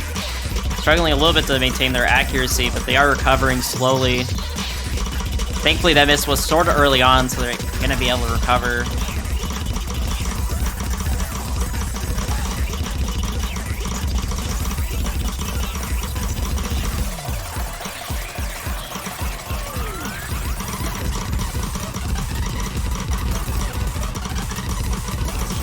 We have a 3-way tie on accuracy right now with Inkuchi, Teddy Durden, and XK. Okay. Oh wait, never mind. I think I cursed him. I think Teddy Durden just got one of them. How dare. They were like synchronized for like a second there. That was unfortunate. Canada dropping a few 100s in the monocolor section. And how about Germany a little bit? But yeah, that miss is really hurting Germany. And just the general accuracy difference overall. Getting close to the end of the map. Germany's going to need Indonesia to pick up a miss soon.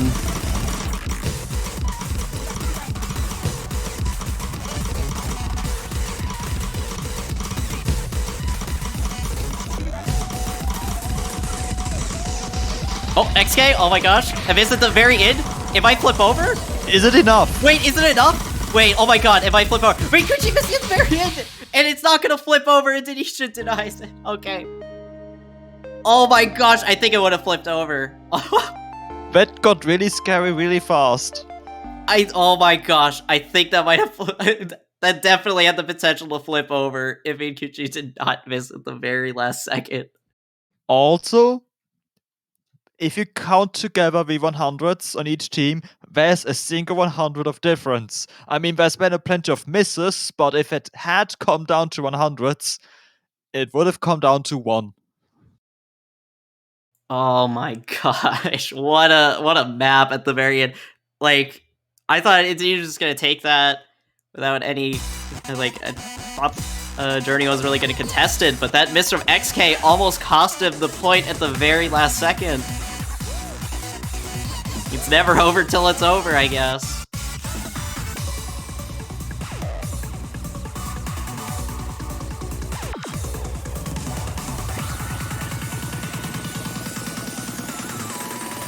What would Germany do? They could go speed, they could go clock strikes, I'll be honest. I don't think no more Trey, considering they banned hard work too.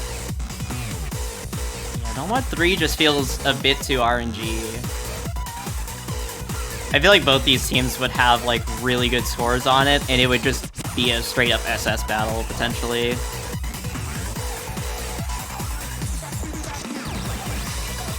The DT2 has that high OD, so it would not be an SS battle. Exactly. Alternatively, hidden one. And yeah, okay, it looks like you were pretty spot on with that. Alright, DT2 is gonna be Germany's next pick. Alright, the match is just kind of going back and forth, really. There's not any breakpoints. Both teams are kind of winning on their own picks, but there's also been some kind of close scenarios, that last map especially. Indeed. It's like both teams are so evenly matched on a lot of mod brackets. They're both banning hard work, they're both picking no mod, and then both picking double time. Just always back to back. Shows why they're not in free mod, I'll be honest. Yeah, I think they might be waiting until the last second for free mod, and Doncat is going to be coming in for Indonesia for the first time, and FRZ is going to be coming in for Germany.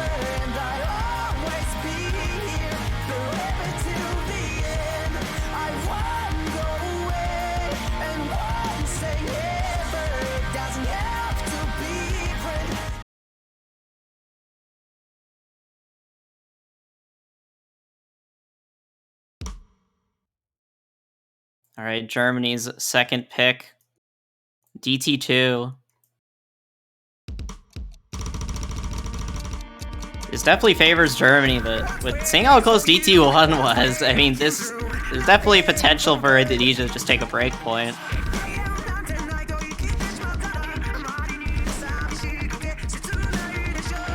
All the act drops von Ishizumi.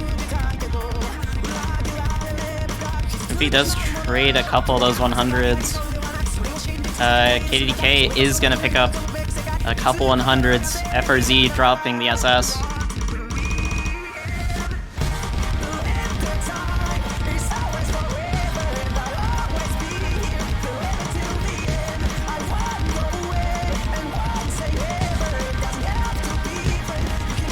Germany currently with the accuracy lead.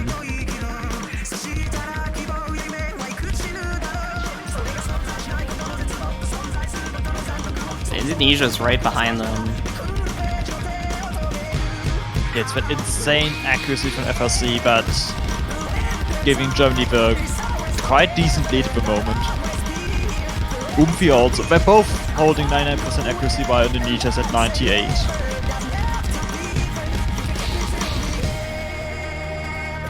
Yeah, now onto the break. Everyone's gonna see the score difference.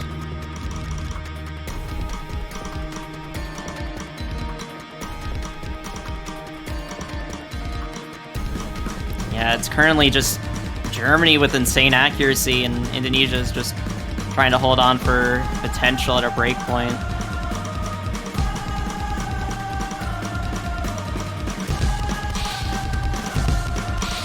FRZ dropping a few 100s on this slower section.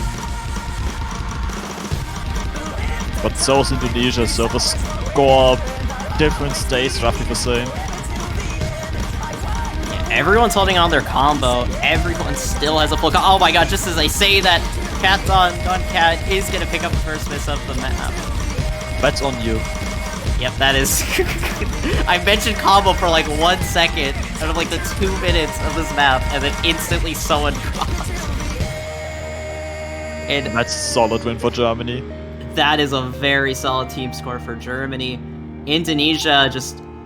It's so unfortunate it misses at the very end, and also just a little bit behind on accuracy.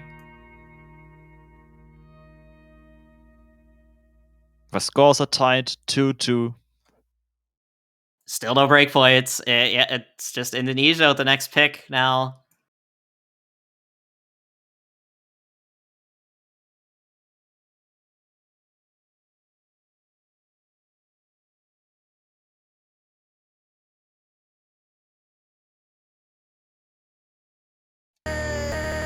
And where will they go? Many options.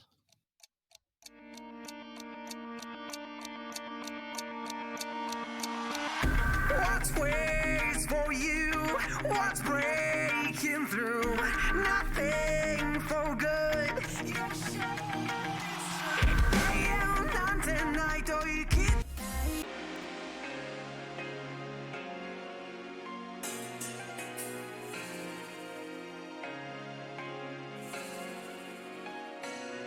All right, Free Mod 2 is going to be the next pick. Both these teams are very solid at mods, so it's kind of a bit scary. We might see 3 mod from both teams.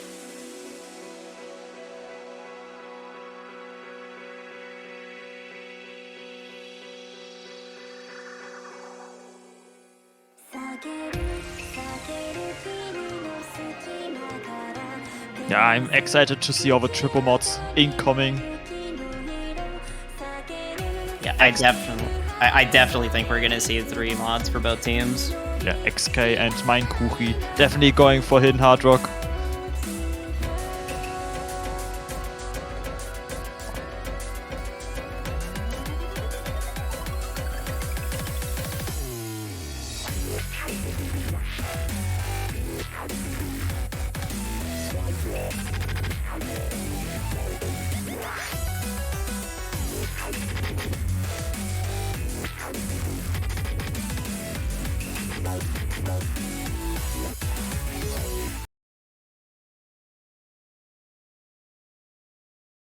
We have Germany with 3 mods, and yeah, Indonesia also with 3 mods. All right. You got Umfi and Abhajaboli, both with Hidden.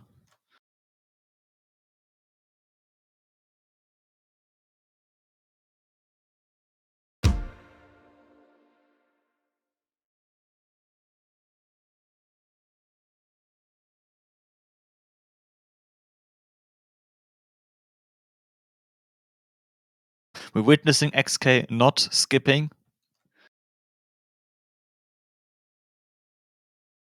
XK just really wants to vibe out to the song that we can't hear, unfortunately, until all the other clients start. Should have been in slot number 1, Zaj. Feels bad. Here we go. Also, the 1 second DJ client experience.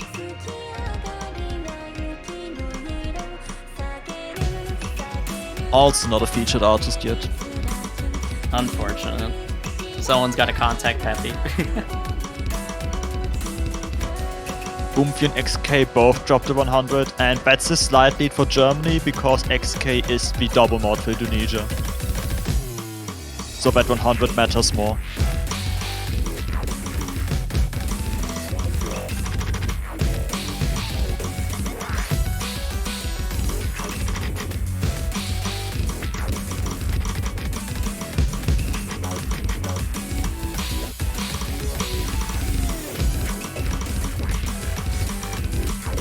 Germany with the slight accuracy lead, but it is very small and could change at any second. Main difference is just XK not being at one of the higher 99%.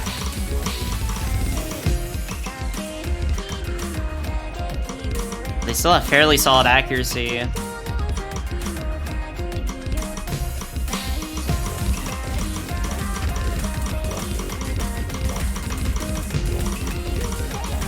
Oh, XK picking up the first miss of the map. Now lagging behind both in combo and accuracy. While all the other players are pretty up similar in terms of 100 counts. It's only like 2 or 3. Maybe 4. Yeah, everyone else is holding on to a high 99% near SS accuracy.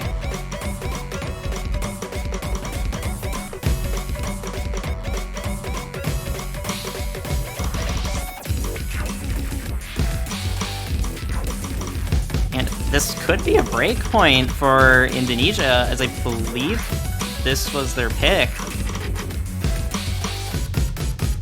That's correct. And this is showcasing why I think both teams have been hesitant with starting with Remod, because both teams are performing really well on this map. It's just that miss, especially, which was connected to several 100s on XK's side, that caused the score really be in Germany's favor.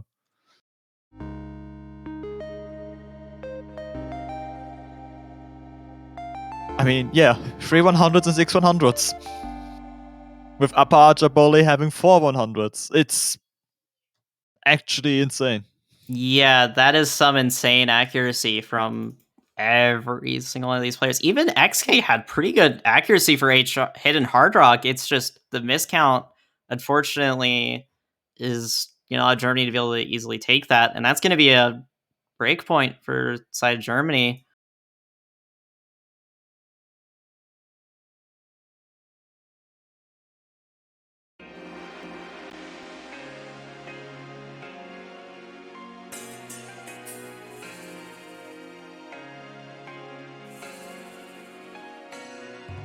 Now Germany with the next pick.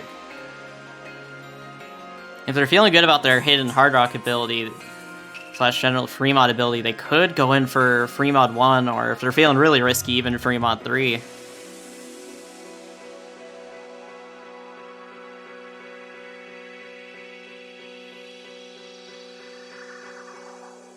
I'm very curious where they'll go. It's incredibly hard to tell for both teams what they could pick, because they could pick anything. Or most things. We don't have the insight on their score specifically, but it could be anything. We could even see Zauberkugel.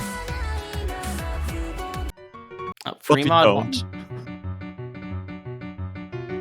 Yeah, I think both teams are just really good at nearly everything. It's kind of hard to tell what they could pick because they have a lot of options. It's more of just what they're feeling in the moment, almost, I feel like what they just want to do in the moment or feel the most comfortable with at the second. Or just what they think the other team will be struggling with a little bit more. And considering Germany just won the last free mod, looks like they're feeling it for free mod 1.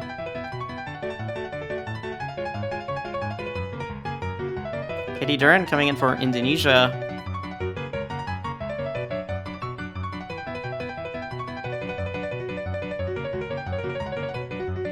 I wonder if that means that we're going to see hardware instead this time on Indonesia's side.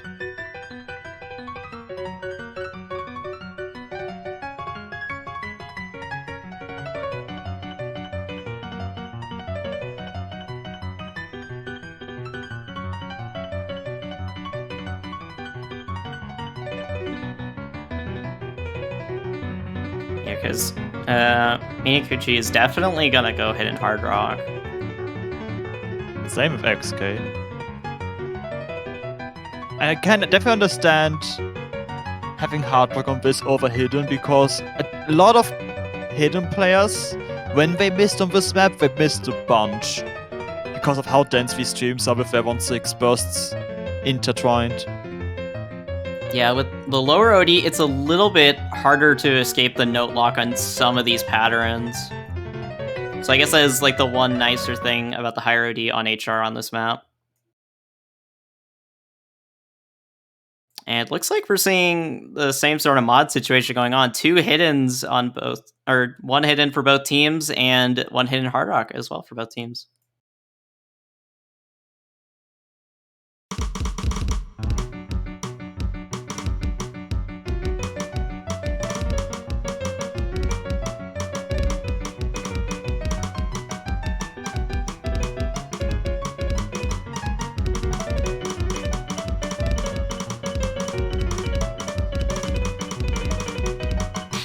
XK struggling to act some of these patterns a bit. Says Katie Duran, and currently there's a 2 SS inside Germany, okay. Although as I say that, Mikuchi does drop it. It's only by 1/100.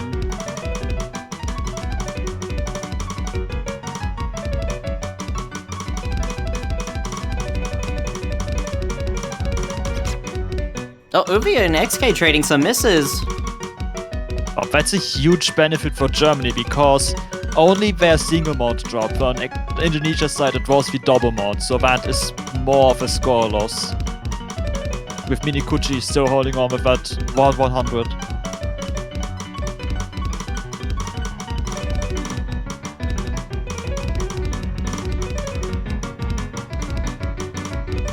Although the last stream of this map, anything can really happen, and the score lead is still fairly close. It's about just a miss or 2 away from just going over to the other side. XK struggling on accuracy on some of these streams. Opie with another miss. Getting towards the end of the map now. His score lead is starting to disappear. It's gonna start going over to the side of Indonesia in just a moment, as long as they keep their accuracy on combo. But it's the final stream now, VKI section. If Indonesia can hold on to their combos, they might just be able to barely take it to get the break point that they need. Minikuchi with the miss at the very end, and that will confirm it for Indonesia. They're gonna get the break point and win the map by 18,000 points. Katiduran, the only full combo with only 6 100s. That full combo came in clutch at the very end for Indonesia. And it's back to as if nothing happened, with both teams getting a breakpoint on free mod. Very nice. Yeah, both these teams are very close in skill level on free mod, as they both just kind of just breakpoint each other on free mod. And once again, I repeat, this is why both teams hesitated picking free mod. Yeah, it's very understandable. I really doubt they're gonna go for free mod 3. They're probably just gonna avoid that map as long as they can.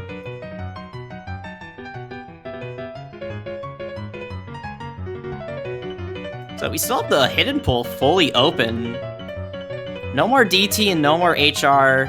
Free mod pool is almost gone, and half the no mod pool's been picked. I think it's gonna be either no mod or hidden, probably.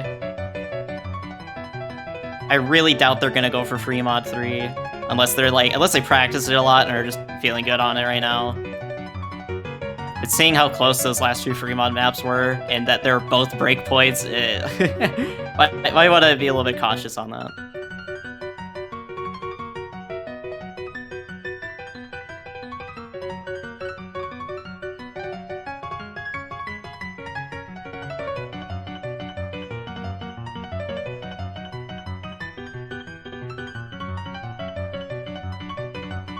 No mod 3. Okay, I was not expecting that.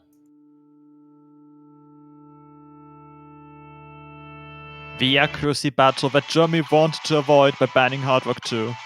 Now picked by Indonesia. Yeah, Germany don't want to play the SS battle. And honestly, Indonesia might not want to play it either, but I think it's one of their best bets right now.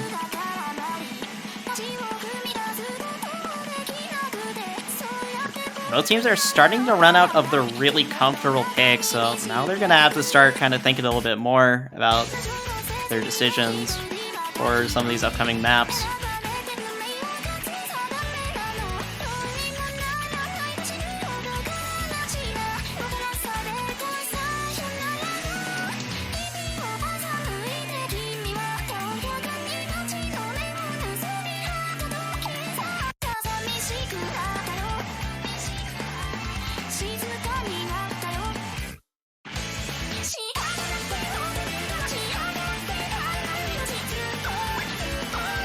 So we saw a player swap on Germany's side, F or Z coming in for them, and I think Nishizumi is coming in as well. Yeah, Nishizumi is with XK. Katiduran and Umfi staying for yet another map. They've been staying in for quite a few maps.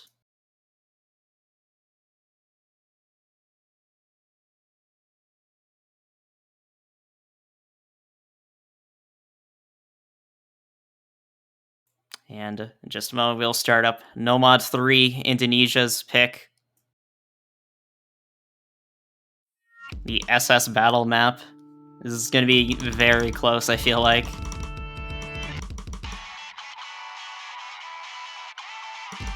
As we've seen with a lot of other matches, this map usually just comes down to one miss or 1 or 2 100s.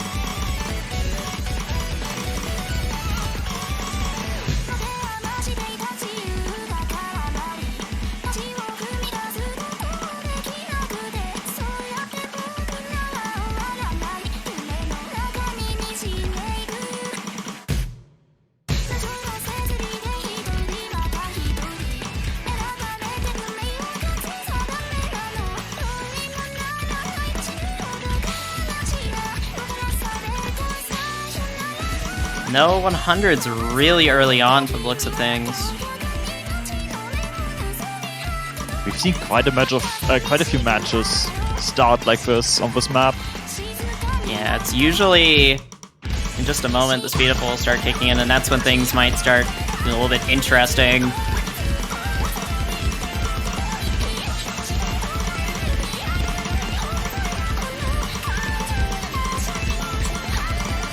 Everyone's holding on to their SS right now, and the scores are still tied.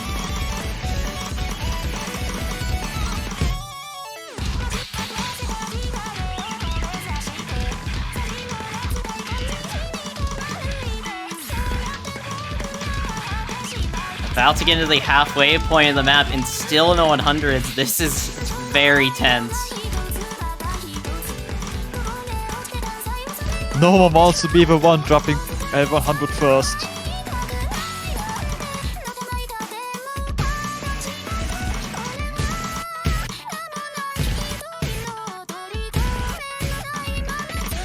Oh, Kenny Duran picking up a 100 on this more slower section of the map.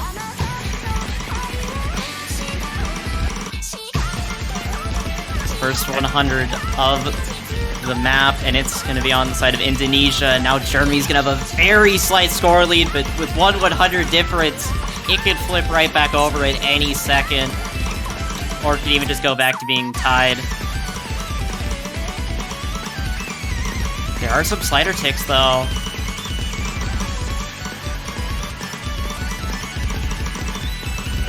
I don't think anyone missed any. Wait. No.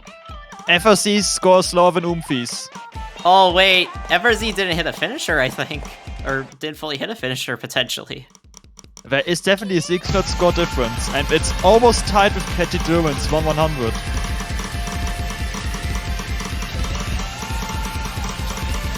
That's going to make things even closer than they already are. We're about to get to the last section. This is getting very tense. Germany could take a breakpoint right here. That would be huge for them. Or Indonesia could come back at the last second and deny the breakpoint from Germany. Getting close to the end. Germany still is the lead. It is so incredibly close right now. And as the map starts wrapping up, I'm not sure if anyone's gonna drop 100 here, but I can't really say anything because just one 100 can make difference, and no one's gonna drop 100 at the last second. Germany is gonna take that point and is gonna get a break point by 173 points with 3 SSs on the map and just one 100 making the difference. And it could have nearly almost been a matter of a finisher or Celtic not being played. Yeah, if Kenny Duran didn't get that 100 on one of the slower sections of the map, it easily could have came down to just someone not hitting a finisher fully, or it could have just came down to a slider tick. That is incredibly unfortunate for Indonesia. And yeah, that pick is just so risky, as we were talking about earlier. And now Germany has the next pick. This is a really good situation for Germany right now.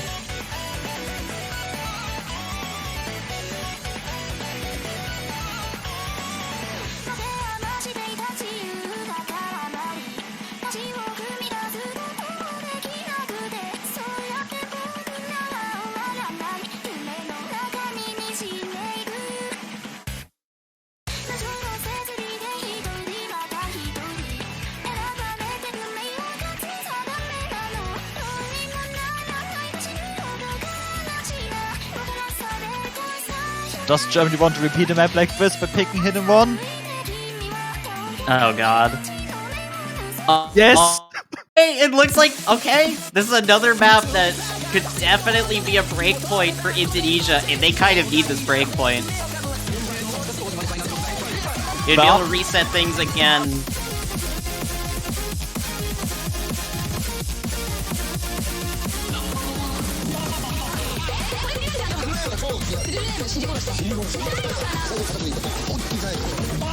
We're nearing the 5-point mark, where there's not much time to come back for Indonesia if they were to lose this pick.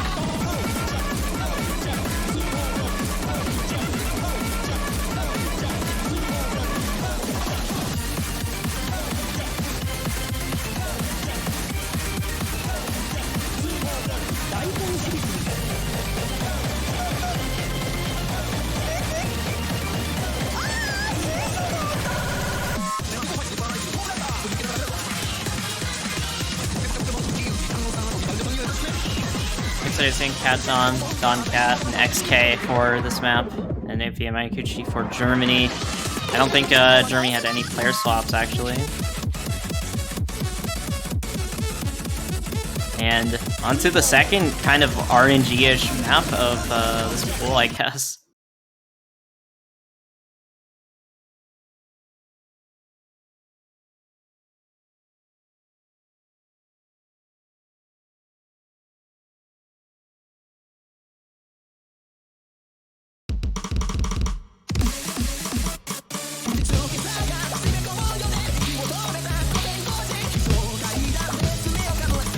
We have the tiniest of accuracy leads for Indonesia right now.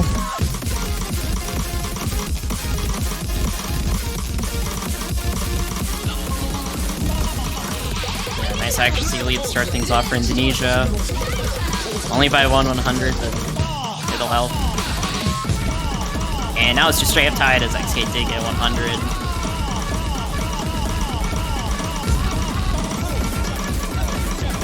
Another 100 from side Indonesia. Didn't see which player got it. And now Germany has a slight accuracy lead.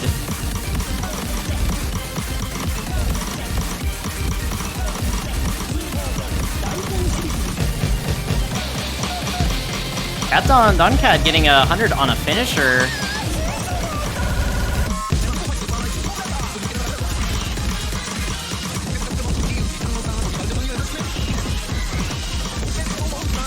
Germany still keeping up their accuracy lead, but it is very small. You can change it any second.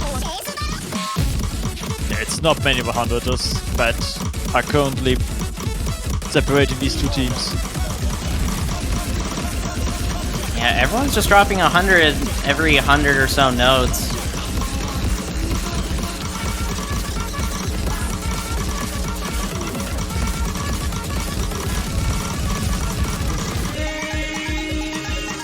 Starting to get close to the end of the map. Germany still with the accuracy lead, but definitely could change.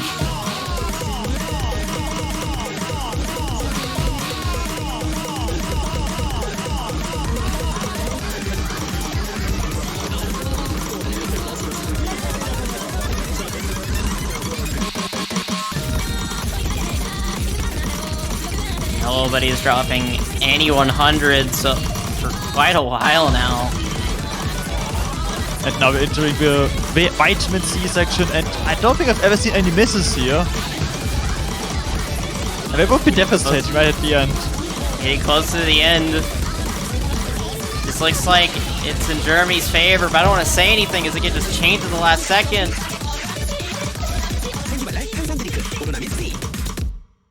And yeah, Germany is just going to take it off of just having a few less 100s. Oh my gosh, solid accuracy from everyone in the lobby. It just came down to, unfortunately, Cat Don Cat got a few more 100s than everyone else in the lobby. Dang, that was a very scary point for Germany, as it definitely could have gone in Indonesia's favor.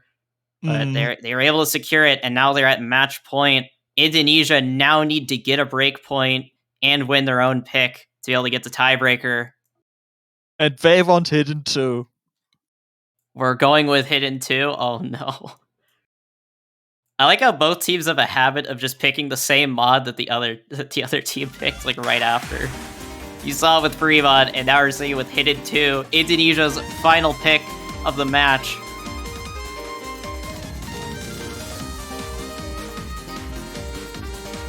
We're surely going to see Apache bowling switching in for Indonesia. At least I'm expecting that.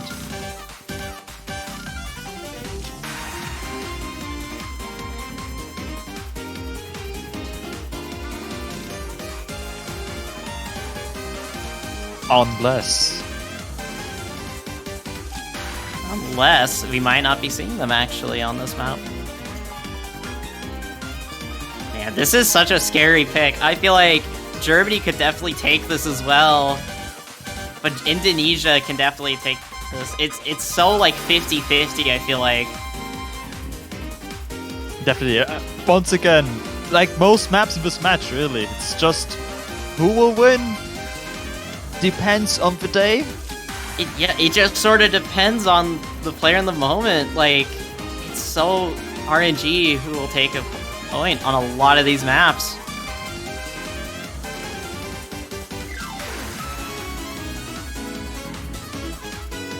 Mio trying to strike a deal with XK that they're both going to miss on this map.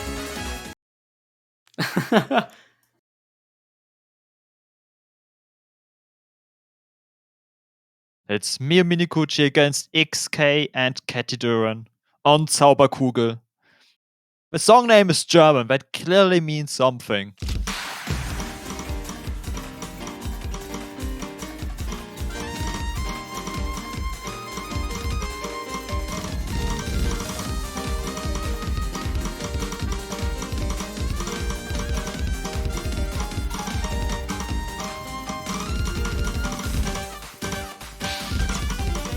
Oh, Mew picking up the first miss of this map. And it looks like it was 2 misses, actually, and a bit of an accuracy drop as well. It's a good start for Indonesia. And another miss from Mew. That's very huge for Indonesia. They need this point to stay in the winner's bracket and to have a chance at going into the tiebreaker.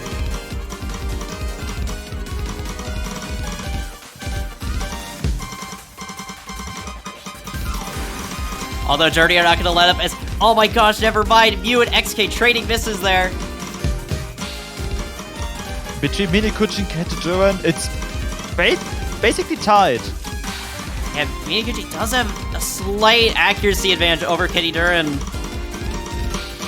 Oh, Katy Duran picking up a miss though! Minikuchi is the only FC in the lobby. And that might be enough to swing it around. Yeah, that's going to be enough to swing it around in Germany's favor, but it's very close still. Minikuchi needs to hold on to their combo for Germany to keep the lead. Getting closer to the end of the map. Germany might just be able to steal this at the last second. They can't afford any misses at this section. I think that's it for all the really hard parts. And yeah, that is it. Oh my goodness, Germany is going to take it the last second. Man, that is so unfortunate for Indonesia. It looks like they had it there, but Minikuchi with an insane full combo to help carry Germany to victory on that map and get a breakpoint. And that is going to be it for Indonesia in the winner's bracket. They're still in the tournament, but they will have to fight on in the losers bracket. GG well played to Germany and GG well played to Indonesia. Both teams put up an insane performance. It simply just came down to Germany just happened to win a few more maps, as a lot of these maps were very close. It definitely could have gone either way. Yeah, it's... I would have loved to see a tiebreaker between these two teams. I'm also glad we didn't, because I like to see Germany win with a more clear point difference, but what an insane match. And Germany's going to move on facing South Korea, the number 2 seed in the winner's bracket next week, while Indonesia drops down to face the United States. Yeah, Indonesia versus the US could be an interesting match. South Korea, by the way, also hasn't lost a map yet. Oh, yeah, that is true. I just noticed that, huh? Yeah, so both South Korea and Japan have not lost a single point in this tournament, huh? I kind of wonder if... Germany, I'm pretty sure will take a point against South Korea. That would really suck if that was a sweep. I agree. I want Hong Kong and Germany to bring up a good match against the top 2 seeds. Yeah, I definitely think they could show some very strong performances against the top 2 seeds. I guess we'll have to wait and find out for next week. But we do have one more match for this week, which will be in about almost exactly an hour from now at 17 UTC with Canada versus Chile in the losers bracket. And that'll be the final match for this week. That will be an exciting one. And after that, there's going to be the semifinals map pool showcase. Yeah, so definitely stay tuned for that. And another thing is, make sure to, if you guys want to help support TWC and help us out, you guys can buy a banner on the Osu store on the website. It helps out the tournament, And if you guys want to help out, you can do that. Also, it's just a nice little banner shows up on your profile. If the team you decide to put on that banner ends up winning the tournament, you'll get to keep that on your profile for about a year, or until next TWC happens. And that will be it for us. Definitely stay tuned for next match, and the map will showcase will happen a bit after. So yeah, see y'all then.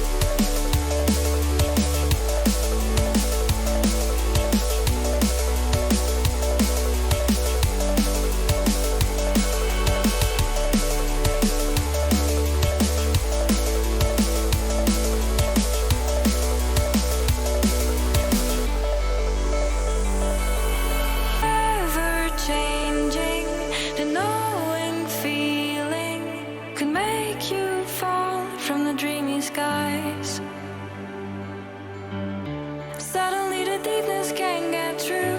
Realize I fall along with you, and we're looking into cold green eyes.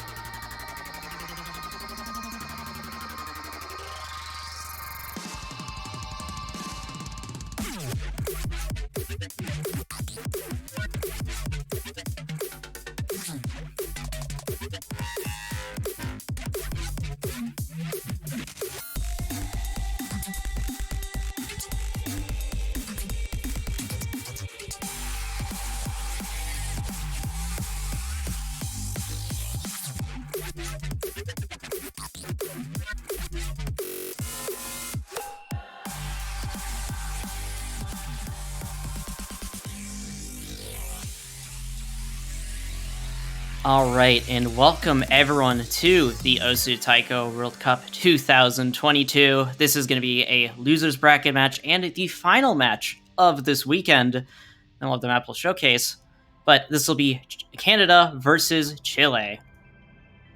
And Canada is, I think, favored to win this, but Chile could definitely put up a pretty strong fight for sure.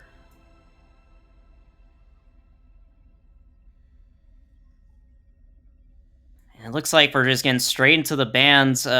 Chile banning free mod 2.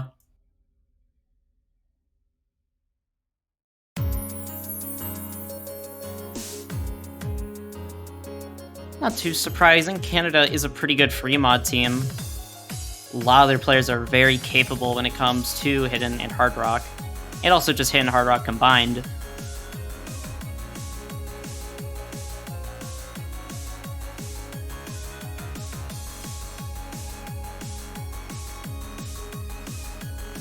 It looks like Hidden 2 is going to be banned next for Canada. Kind of wasn't expecting that ban, but maybe Chile is really good at slow hidden. Actually, forgot how good they are at slow hidden.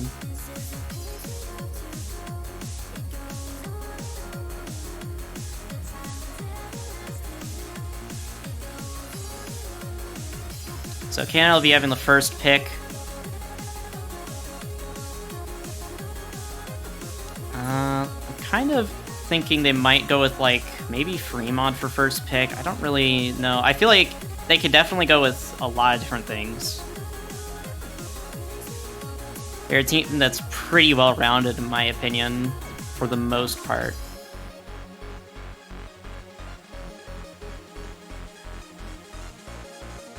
I could see them maybe going for like Nomad 5 or something, just going for something like kind of crazy out of the gate. Oh my god, wait, I'm exactly right. Okay. Okay, it's Nomad 5. Yeah, alright. I can read minds, yes. Yeah, so I was thinking Nomad 5 is definitely a decent choice for Canada, as they are quite well versed in gimmick maps, especially Nanners. They are very well known for being kind of a monster at gimmick maps.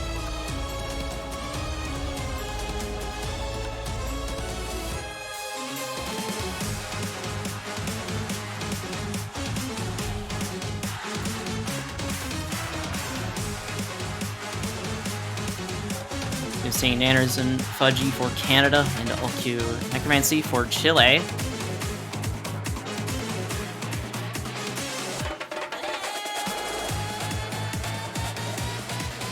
What I've seen in Chile's last matches, it looks like the main duo for them is kind of LQ and Necromancy.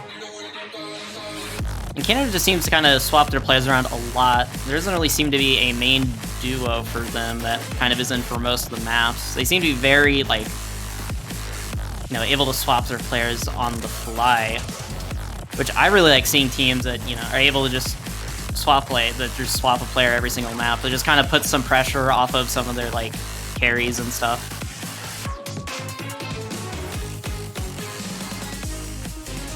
Although with Canada's newer roster without Janitor, definitely they are having to kind of adapt a little bit, as usually Janitor is in for most of the maps, but right now they are not playing in TWC. They're currently retired.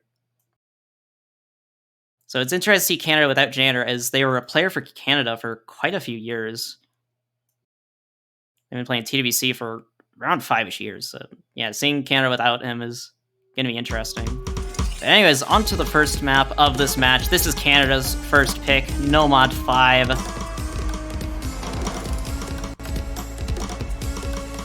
Everyone's a little bit of some early act drops, as kind of to be expected with this map. This first section is very tricky to act, and if you're not careful, you could even drop your combo.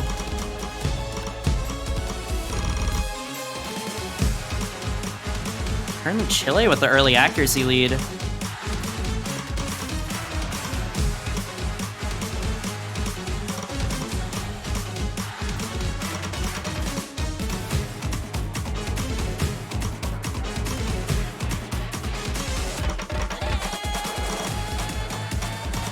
Everyone holding on pretty well, accuracy-wise, in that section, to be honest. Usually, like, there'll be one player that drops quite hard on that little first part of the map. Although, now we're getting to some of the more tricky SVs.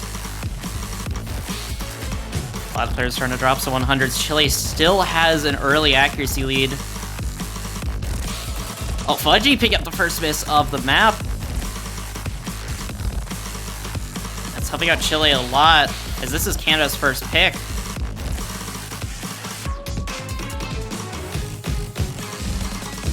Getting a breakpoint this early on would be pretty bad for Canada, but Necromancy does trade that miss. Now things are kind of even combo-wise. Not combo-wise, but miss-wise. Oh, Fudgy, though, is going to be hitting some misses on this slow SV section. Now the combo lead is slightly in favor of Chile again. UlQ is still holding on with incredible accuracy and a full combo. It's helping out Chile a lot, and it's going to help them out a lot in the second half of this map.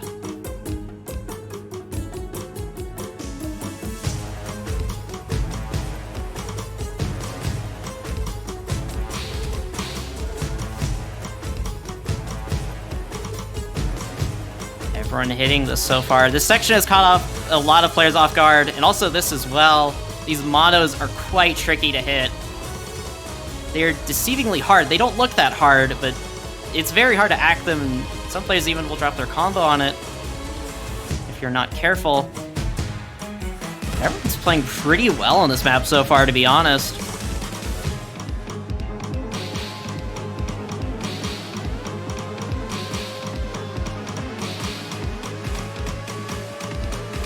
Chile still has the lead. We're getting close to the end of the map.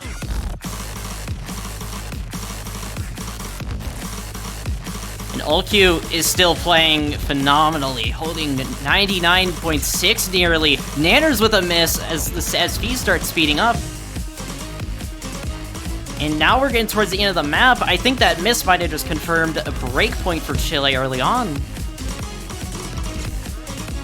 And another miss from Nanners. I think that kind of confirms it. I don't know how much map there is really left for a comeback unless both players inside Chile end up missing. UlQ does drop the full combo, though. That's going to make things a lot closer. But there just is not enough map, really, for a comeback. That's going to make things a little bit closer. And yeah, Chile's going to take the early break point. Man, that is an insane score from UlQ right there. And Fudgy as well. I didn't even notice, but their accuracy was insane as well. It's just a lot of unfortunate misses from them.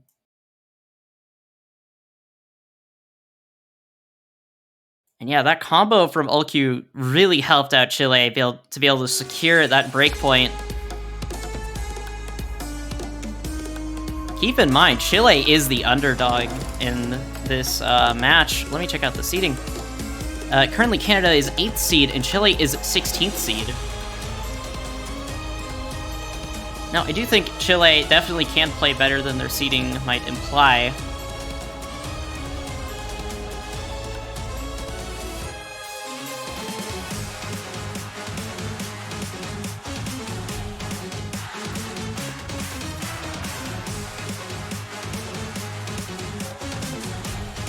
And looks like I'm going to be joined by someone. Hello, N-Wolf. Hello. Yay, the longer solo conversation. Awesome. Thank you for coming in. And looks like you're coming in right in time for Hidden 1 to be picked by Chile. Good position to be in after getting a first breakpoint.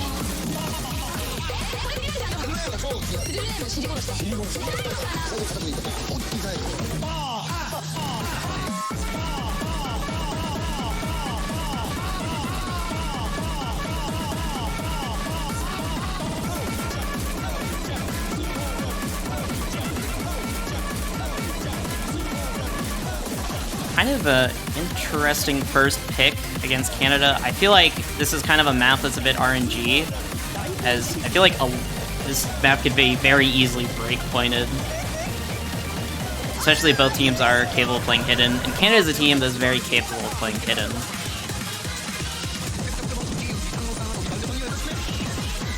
That's very true. But Chile is the lower seed team, so they might be trying to go for more of those like act battle type of picks.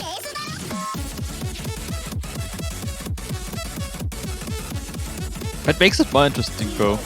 Wait, no, you're right, yeah.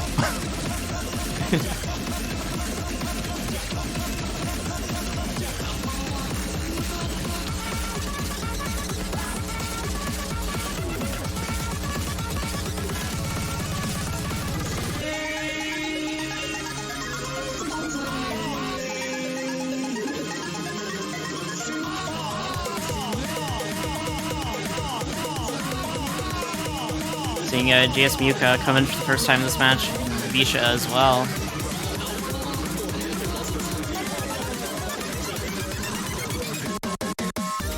Haji and Oki are gonna stay in the lobby from the last map.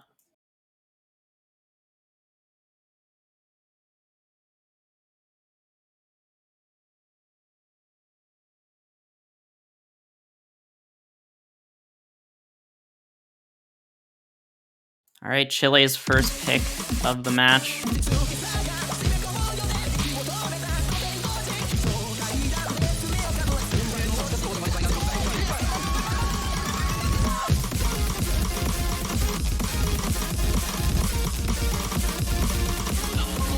Haji with a bit of an early accuracy drop. But they're coming quite quickly. Oh, Ulki does trade that early accuracy drop, but they actually dropped under 99 for just a moment there. Looks like they didn't miss, though, thankfully. That is going to give Canada an early accuracy lead.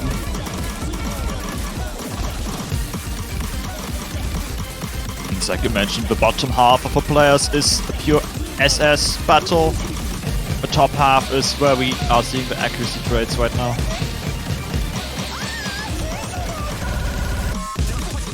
Ulki and Visha are trading some 100s now, though, but Ulki got a lot more 100s than Visha. Canada's still gonna have the accuracy, although they say that Visha's dropping some more 100s, and now it's on the side of Chile, just by a few 100s.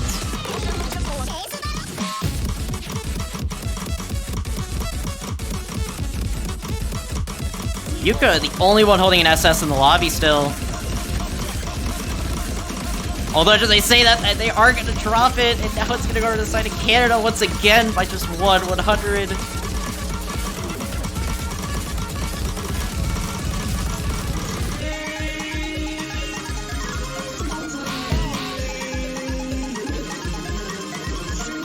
The score flips back to Chile. It's the tiniest of accuracy leads.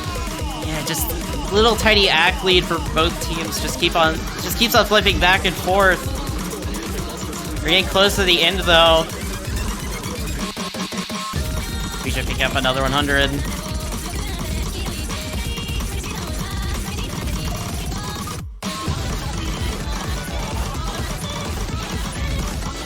Getting closer to the end of the map. Chile with a very slight act lead, but it could definitely change in any second. Only 1 or 2 100s are separating both the teams. This is Chile's map that they picked. It looks like they're gonna deny the breakpoint from Canada, just barely scraping up that win. Oh my gosh, that was incredibly close. That's just 3 100s. Muka having only 3 100s, by the way, and Faji only 4. Yeah, Muka played really well on that map. And Fudgy was right behind them. The main difference is being Visha versus Ulki.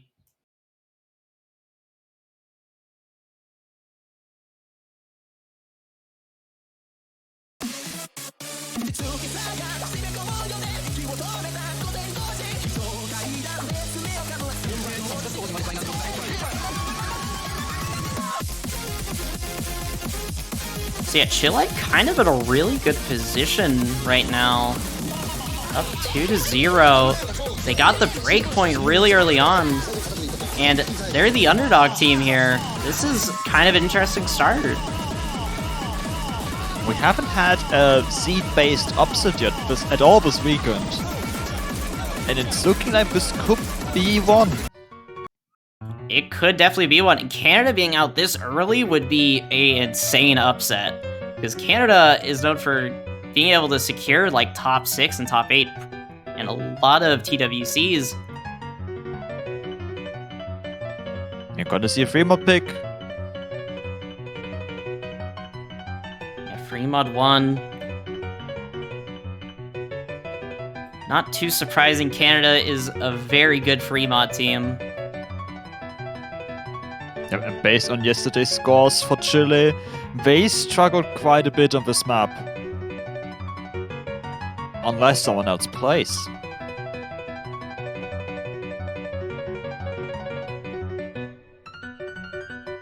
But, you know, it is a new day. They might be playing a bit better on this map. I know a lot of teams, usually when they play a map on the first day, and then the second day of their second losers bracket match, they end up playing the map a lot better. I've seen that a lot of times. That's very true.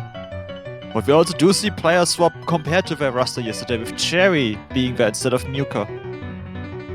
Yeah, that might change things a little bit.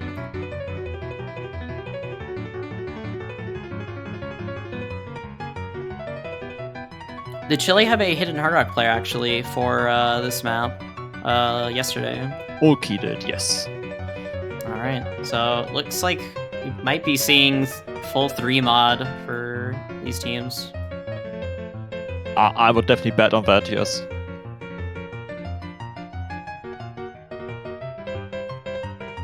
Maybe that's a reason why Chile banned 3 mod 2, because they genuinely don't want to see that too often this match.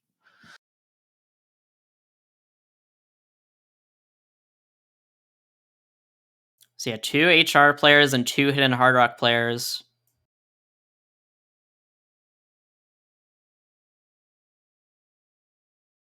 All right, Canada's second pick. If Chile can breakpoint this, that would put Canada in a very scary position then. Yeah, losing 1 pick's already not a great start to a match. Losing your first 2 picks without getting a breakpoint from your opponent, that's scary. Yeah, because usually your first couple of picks, those are your strongest picks. Those are the ones that you expect to win. And then if you end up losing those, like, your momentum is just gone, and your best picks are also gone, probably. Unless you read your opponent wrong, then maybe you still got quite a bit of good picks lined up. Cherry really struggling in accuracy on those in these streams. But they have not yet missed. That's maybe something that will be important later on when we get to the stream of death in VKI section. And also the last stream of the map as well.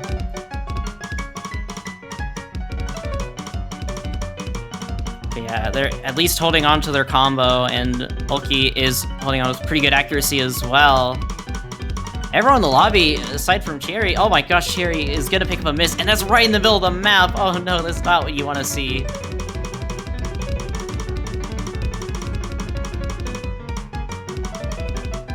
It's looking really good for Canada right now, with Fauci holding a double S on a single hard rock, and Visha 99.6% accuracy with hidden hard rock. Ulki is playing pretty good as well. But yeah, it's just the main difference is just Cherry is really struggling on this map, and the only hope really is just Fudgy and Visha both note locking the last stream. That's really Chile's only hope of being able to secure a point on this map. Canada's nailing everything so far. And Visha's gonna miss at the very end, but that is nowhere near enough for Chile to be able to take the point. Canada's gonna take their first point of the match, and it's gonna be on their own pick. So no break point. Now, they want Chile to pick something they feel comfortable on, so they can maybe take a point away from Chile, tying the score back up to 2-2.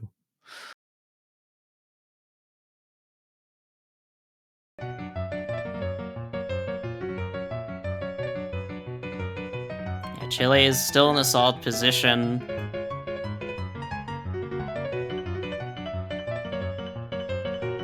But just one breakpoint, and then it just goes back to being pretty dead even.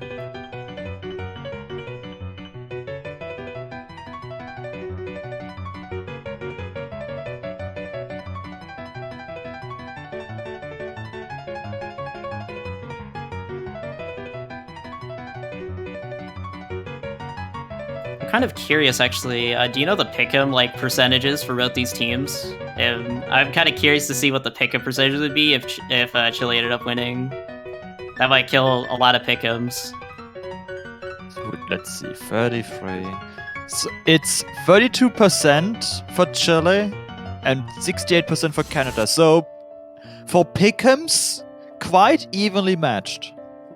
Yeah, a lot of pick'ems this week have been like 80 to 90% in favor of one team, even though a lot of matches have been way closer than a 90% like pick'em ratio would be. Like, if you think 90% pick'ems for one team, you'd think, okay, that's gonna be like 6-2 or something, and then they just go to tiebreaker. It's like, what?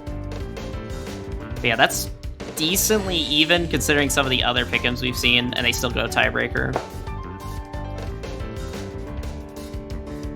So this match would not destroy pick'ems, but it might destroy some people's. Yeah. And next map is going to be HR1, picked by Chile. Necromancy going to be coming in for Chile.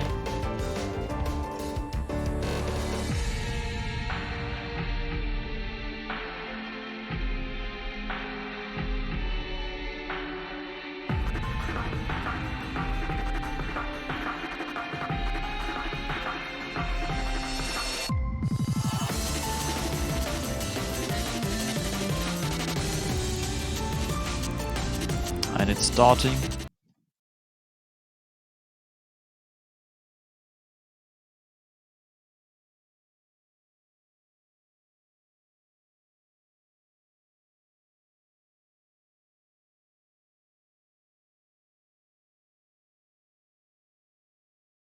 This could be potentially very risky pick.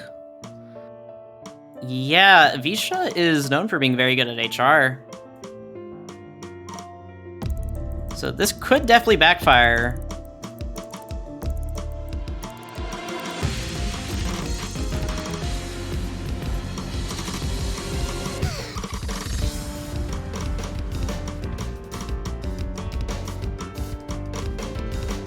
But Chile might be feeling confident on this, so might go better than, or it might be a lot less close than we expect. For nowadays, it is. Fudgy. Never mind. Ooh. I just want to say Canada has an early lead. They still do. The accuracy difference is just too much. Fudgy may have missed, but they didn't really act drop too much, at least compared to Necromancy, who is kind of struggling to hold accuracy, going down to 96. We're not at the speed up yet. Bisha also holding the highest accuracy in the lobby at 99.75. LQ is at around a lower 99%. Fudgy, though, with another miss, that's going to start changing things a lot, because that's around the middle of the map. Canada might have the accuracy lead, but the combo might be able to flip things over.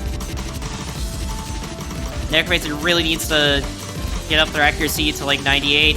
Okay, it's in the lead. Oh my gosh, it's slightly favored Chile, but it goes back over to Canada's side. It is now like dead even right now. LQ is now starting to catch up to Visha's accuracy. Fudgy with another miss. That has to start changing things. The bot tries. It tries to go on the blue side. It's trying, but the accuracy difference is just causing it to stay so even right now. It's slightly favoring Canada. We're getting close to the end of the map. I think Canada might just be able to take it off of just pure accuracy alone. Fudgy missed it with another miss. And it's still not flipping over. Canada's gonna barely take it, I think. Oh my gosh, they're gonna barely take it off of just pure accuracy. That is insane. Visha with 4 100s and Fudgy with 14 100s. They won that off of pure accuracy alone. I thought it was gonna flip over, and then it just didn't because, oh my gosh, Necromancy just could not recover their accuracy in time. That is so unfortunate for Chile. And that's gonna be a break point as well. Chile is gonna lose on their pick, and now Canada is now just tied with Chile. Both teams with 1 breakpoint now.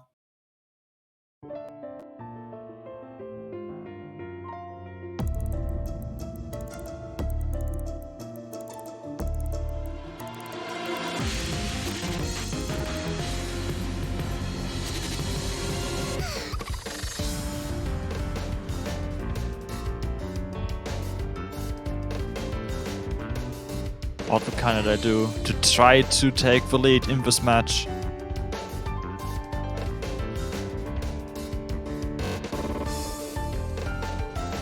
Decent amount of options. They went to Nomad 5, then Fremont. And then Fremont 1. They could go Fremont 3. They could. I think Fremont 3 might be a decent play by Canada, as Chile was struggling a decent bit on Fremont 1.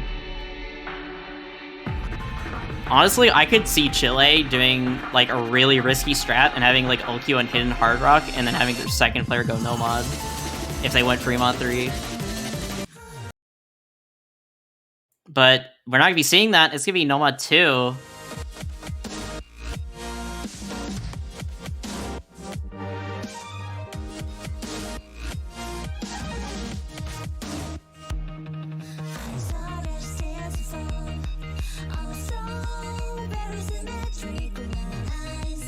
Time for more tank maps.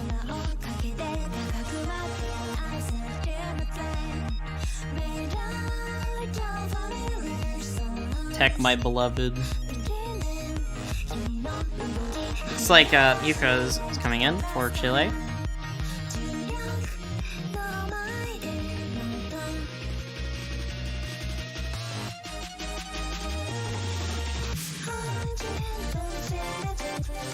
But Nubisha is staying in for Canada.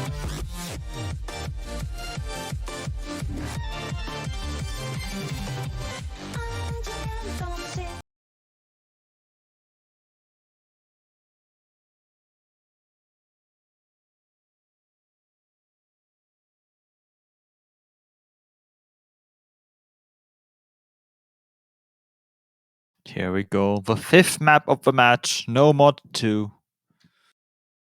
Only 2 minutes long.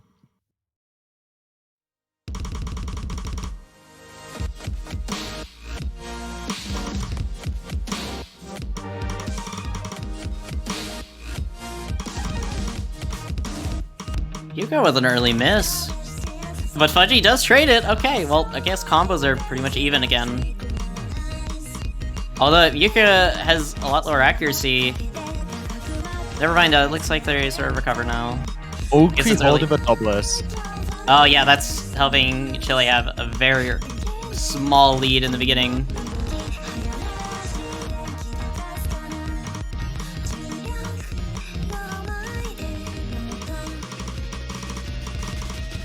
Yuka with another miss though, right before the Ki. Oh no, that is very unfortunate to see. Gonna give Canada a pretty decent lead now.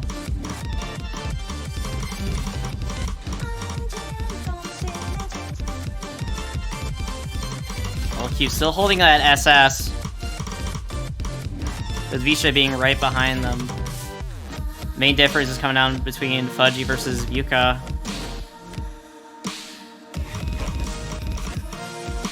Fudgy has stabilized though, since that drop early on.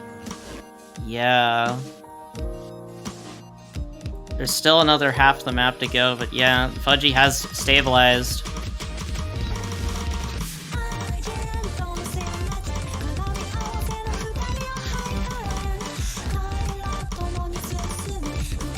And their act is kind of climbing, and Yuka is still kind of struggling to gain kind of a footing with the accuracy on this map. Although Fudgy does pick up a miss, but it might be a little bit too little too late. I don't know if that's really enough to change things, because the accuracy difference between both those players. And there's also not much combo left in the map. And then a miss at the very end is pretty much going to confirm it. And Canada is going to take their 3rd point in the match. And thankfully that is not a break point for Chile. That would be really unfortunate if that was the case, but that was Canada's pick. So now Chile is going to have the next pick. Visha with 3 100s and Oku with 4. Yeah, some really solid accuracy there from both those players.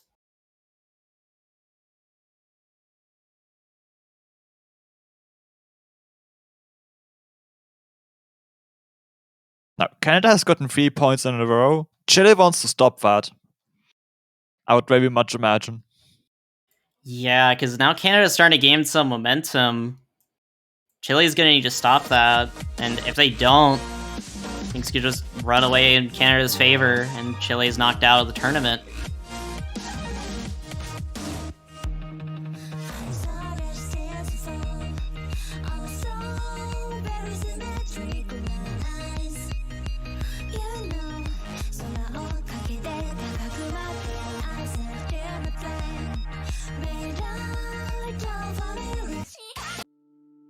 Nomad 3, the other map that a lot of people consider very RNG and very 50-50. Did work out in their favor with Hidden 1. It did, yeah. And one thing is that in the last match, we literally saw 3-way SS in the last match. This is like 2-ish hours ago.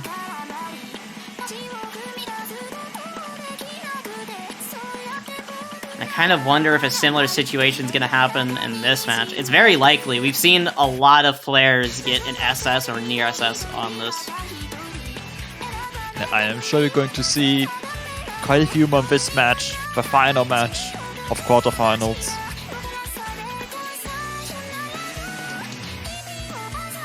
The double S train won't stop.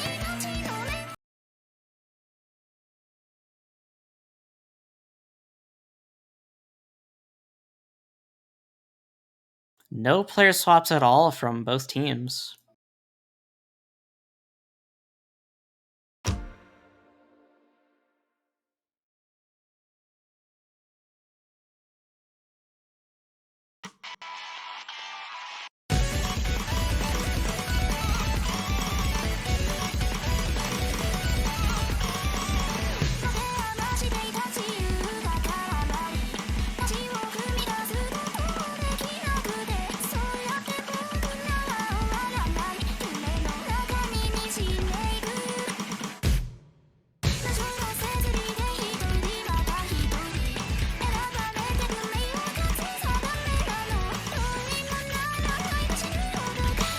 No extremely early accuracy drops from either team.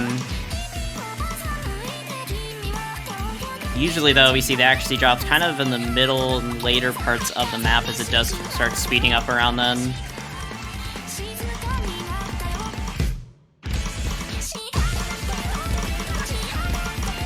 Getting into the first key eye of the map.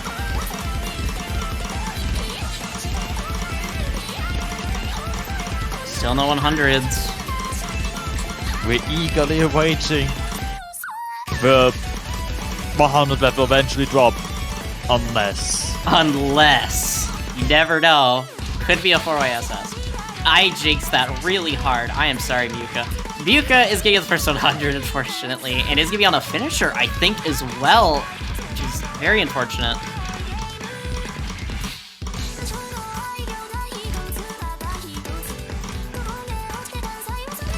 And why is I have such a habit of cursing. I've cursed like 3 or 4 players today. You didn't even need to say their name. But if it's anything like last match, that could be the only 100 we see.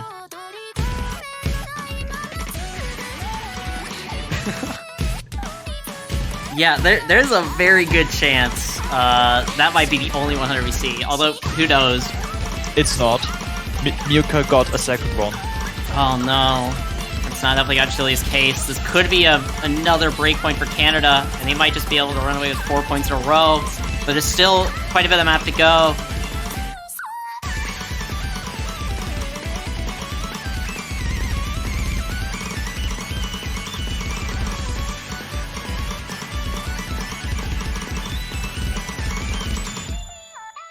Three SSs still. Yuka is the only one that's dropped their SS.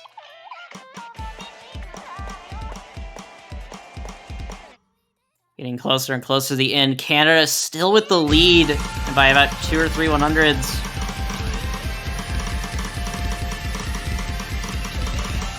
Could definitely flip over at the last second. Is definitely not out of the question with a score lead that is this close. Anything could really happen. All takes a miss, or just a few 100s, because you're rushing one pattern.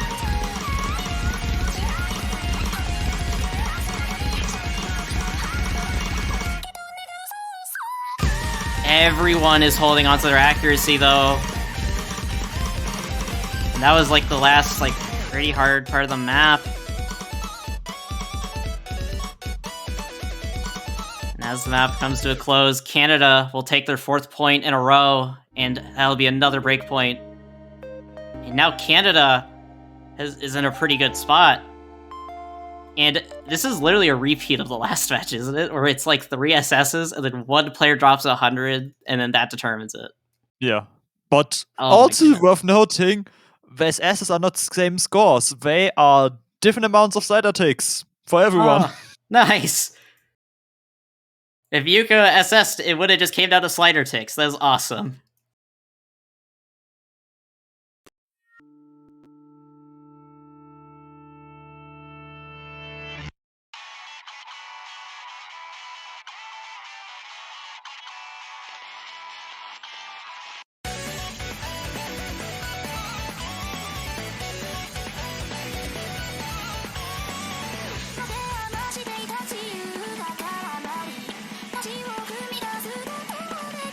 Alright, Canada now is the pick. If they pick the right map, they'll be set on a match point.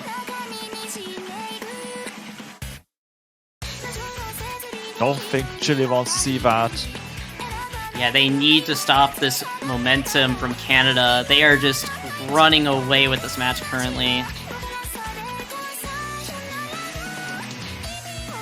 They're looking for nanas.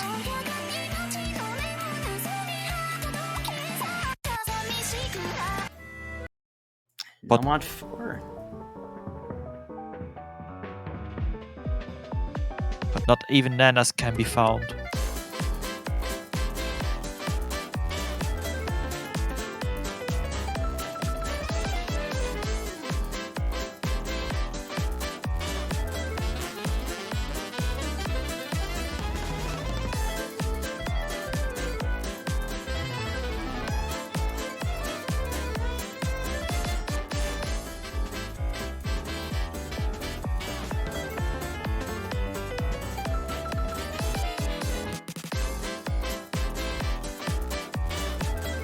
Apparently they had a different pick in mind, but with nanas not found, they opted for elemental creation. Sort of an RNG pick, in a different way than an accuracy battle. Yeah, as the map, there's about there's a 30 to 20 second section towards the end of the map, and that really determines who takes it. As the map just starts speeding up and there's a lot of tricky patterns. But you also need accuracy before you get to that section, because we've seen countless maps before this one now, that even though the opposing team missed, if you don't have accuracy to back your full combo, you still won't get a point.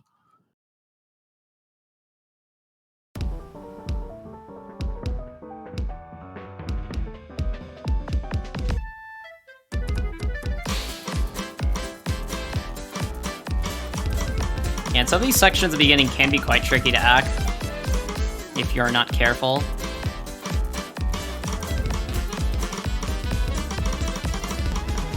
Oh wow, that was a lot of 100s from Fudgy there. Looks like they rushed that pattern. Looks like they hit yeah, it looks like they rushed the pattern looking at the UR bar.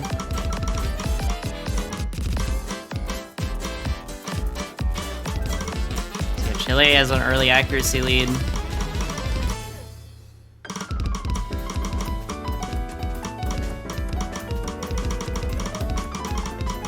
Oh, Ulq though missing right in the center of the map, right before we get to the speed up. That's gonna be huge for Canada. There's not a lot of notes on this map, and we're about to get into the speed up where things are actually gonna start getting really brutal to hold your combo.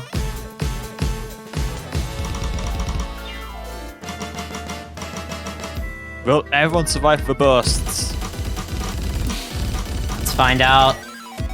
No. Visha isn't. Oh my gosh, first drop coming in for Visha. That's gonna make things a bit more close. There's still a bit more map left though.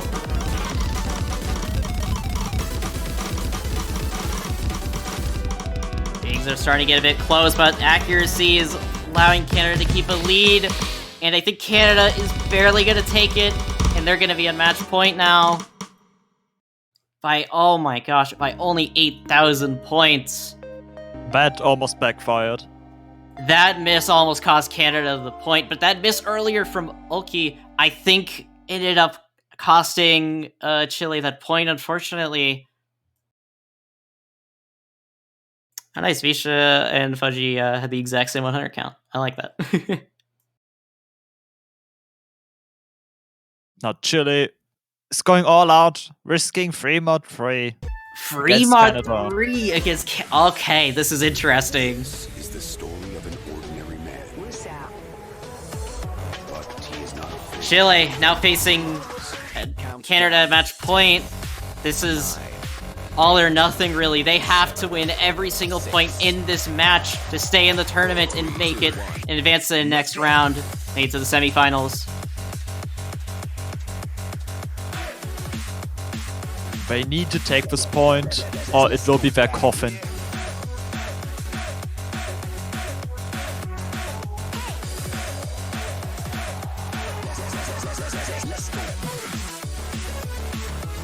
Comparing yesterday's scores makes me very worried for Chile. But that's yesterday, that's not today.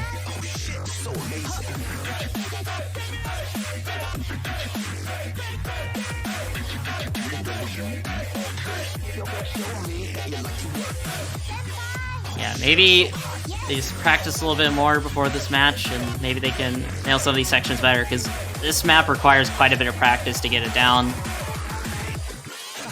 Seeing Taiko coming in for Chile for the first time in this match. in a desperate conflict. Secret weapon? This could be their secret weapon. Did Taiko play last time? No. Okay, that is going to make things a bit more interesting. This could be their secret weapon. Being able to take this point and be able to gain some momentum back, as Canada has taken 5 points in a row, and now we're at match point.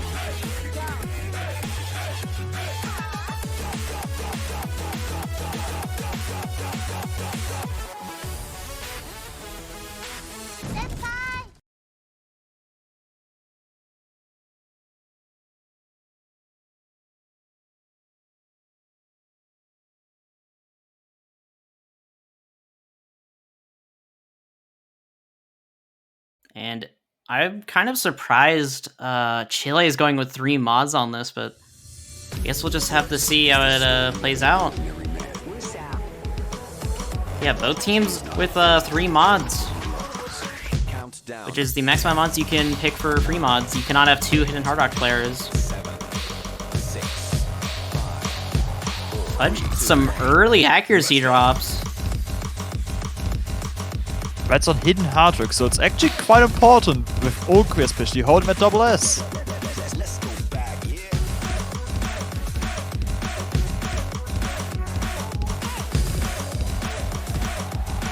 Although Ulki is going to pick up the first miss of this map. And now, even though they have the accuracy lead, things are going to flip right back over to Canada's side as Fudgy's starting to recover their accuracy. But now we're getting into this double section that could be tricky for some of these players.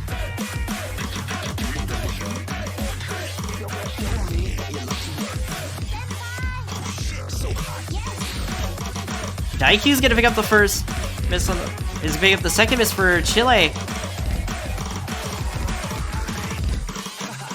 But the final battlefield is the human heart. In a desperate conflict. Canada's now in a pretty good situation for this map. Oh no, Taiko, no! That is an unfortunate miss on the slower SP section with Hidden. Another miss for Taiko. Oh no. There is still that last stream of this map that can kill some players, if I recall correctly. It can, but will it? But Daikyu is missing so much here. Even if both players side of Canada missed on it, I don't think it would be enough. Machine gun.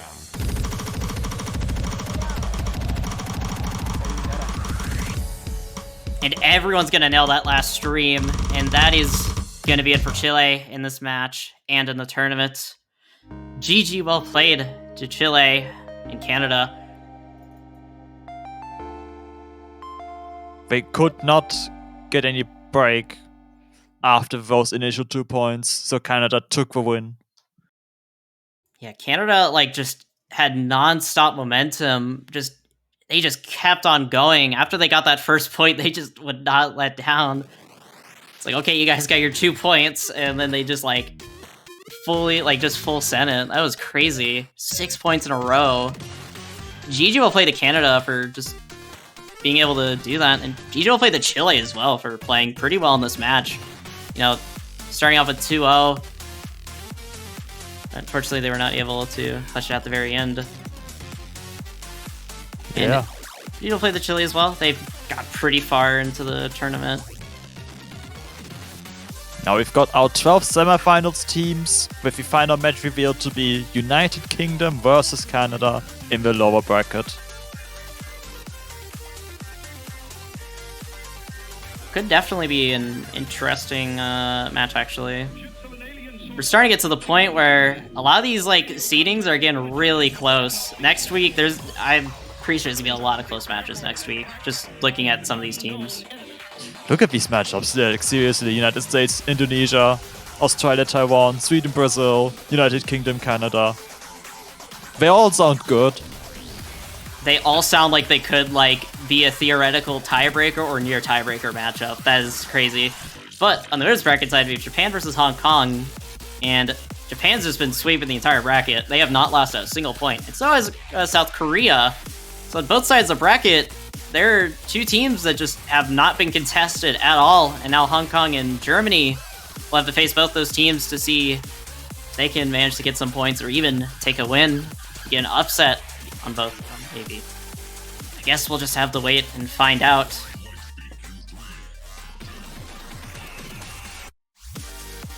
So that will be the last match for this weekend, but definitely stay tuned as we have the map pool showcase in a little bit. I don't know the exact time, but I want to say we're going to take a short 10-minute break, and then it might happen. That sounds correct. Yeah, that is correct. Okay, yeah, we'll be taking a short 10-minute break, and then we'll be right back with the semifinals map pool showcase. Definitely stay tuned for that, as the pool difficulty is going to start scaling, and we're going to be seeing some really great maps, hopefully. But yeah, I don't know if you have any last things you want to mention. I'll see you all in 10 minutes. That's all I got. Yeah, see y'all in 10 minutes.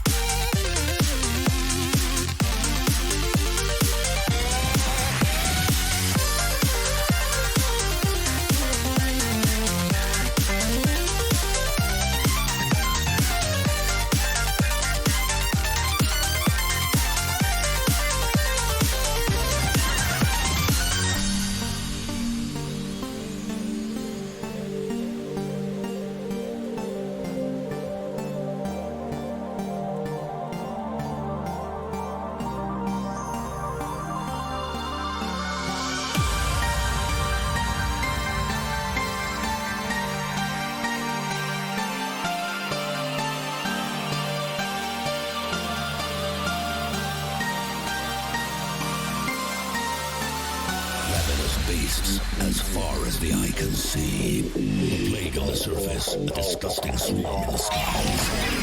With a crash of thunder, a new demon appears. Unfurling its rotten wings, it lets out a petrifying scream.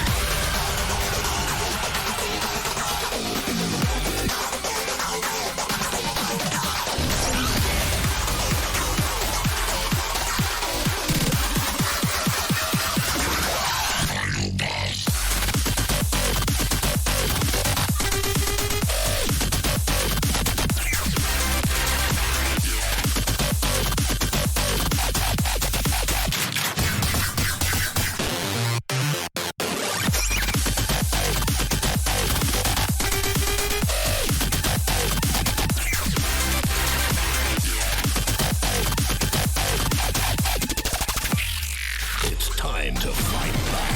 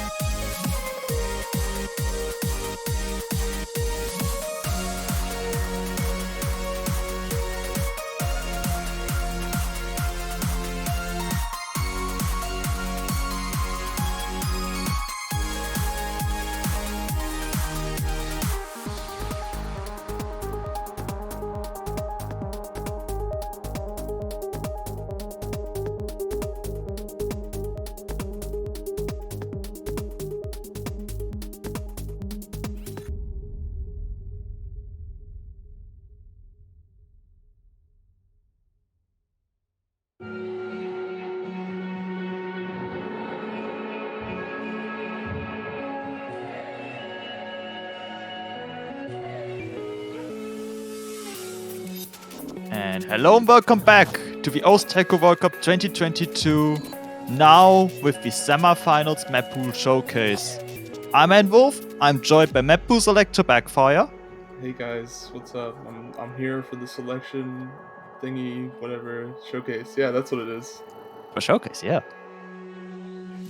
I'm excited about the pool. There's quite some very cool maps, some that scare me. Oh well, there's a lot of really strange stuff here. This is gonna be controversial, I think. Yeah, but I'm excited anyway. We're going to see what chat thinks of each map anyway. I think we'll just jump right in with a map that will fill many of the yearly quotas that are obligatory to the DWC. It's a Toho map. It's an A plus no mod 1. It's Dancing Fox. Yeah, shout out to last year, Appler's Doma 1. And the year before. Wait, really? All the obligatory A plus no mod 1s. That's so funny. Yeah, this one's a lot harder than last year though. Last year was like pretty straightforward, and now we're gonna like introduce like SV stuff into it, as well as a very hard like 1-6 pattern. I feel like that's been a trend with no mod 1 generally this year, and being much less of just straightforward 1-4 patterns and more of these sometimes tricky SV, sometimes tricky 1-6, or all of it. Yeah, that's kind of like a trend from like PWC like 2021. Oh, they said I'm quiet. Hold on.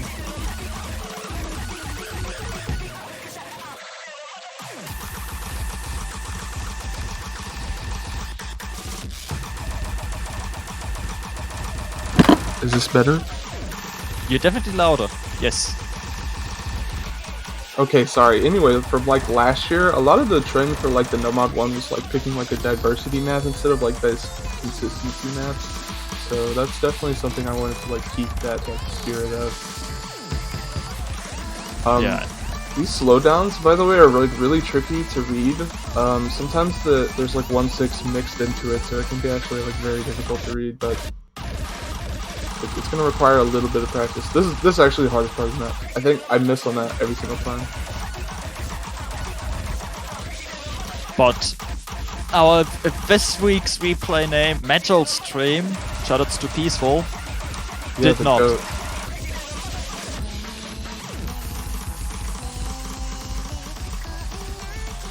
I do wonder which player is hiding behind this replay name. Yeah, I actually probably can't tell you. Like, there's a few players that contributed to this map pool showcase because my could not play everything this time.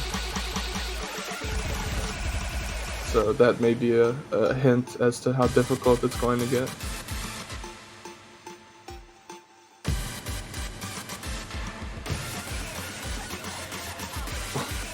Yo, the caster says I'm even. No, this is Rapper. Yes, you got it.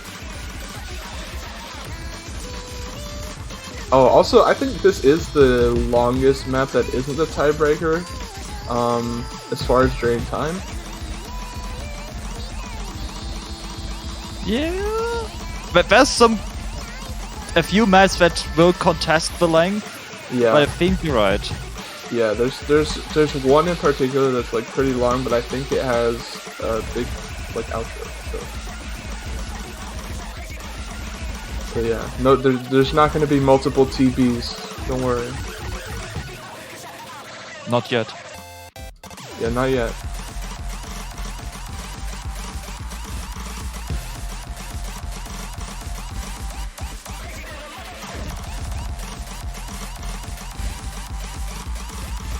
We've got some 1-6 burst heavy sections going on. Yeah, a lot of consecutive 1-6 bursts too. If you're not like comfortable with that kind of like, you know, that kind of density, it's gonna kill you on this map for sure.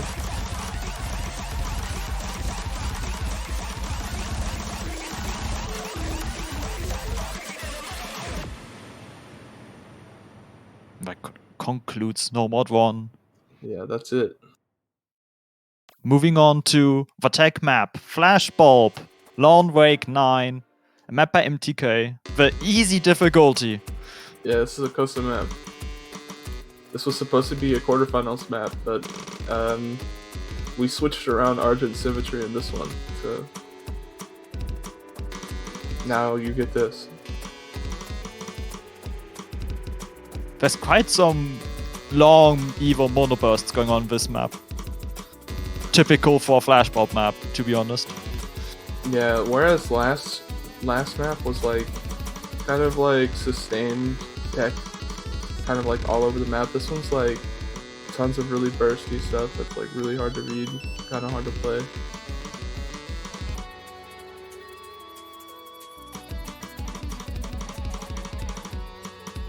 It's also got a way higher OD, so at that kind of slower BPM, it can be really hard to like act these maps. I actually think Argent Symmetry was also OD7. Yeah.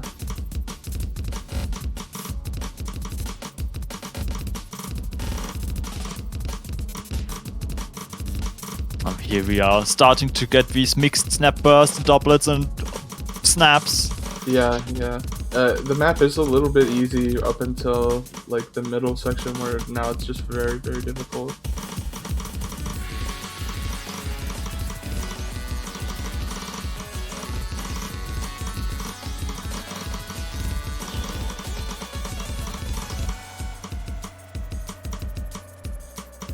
I think this one's definitely going to be more like a practicing certain sections rather than the whole map being super difficult, but that was kind of how Argent Symmetry was as well. Yeah, Argent Symmetry was especially about these KI sections and post-KI sections. Yeah.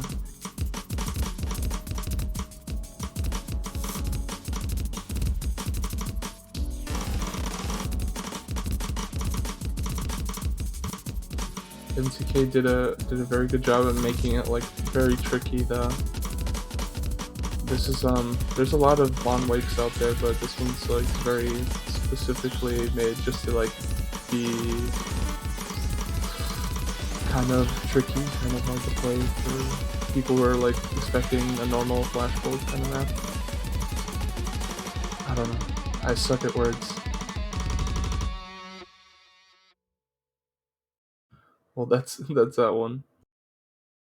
We're gonna move into No Mod 3, which is probably gonna be another controversial one. Not for the map though. This is a Takio mashup.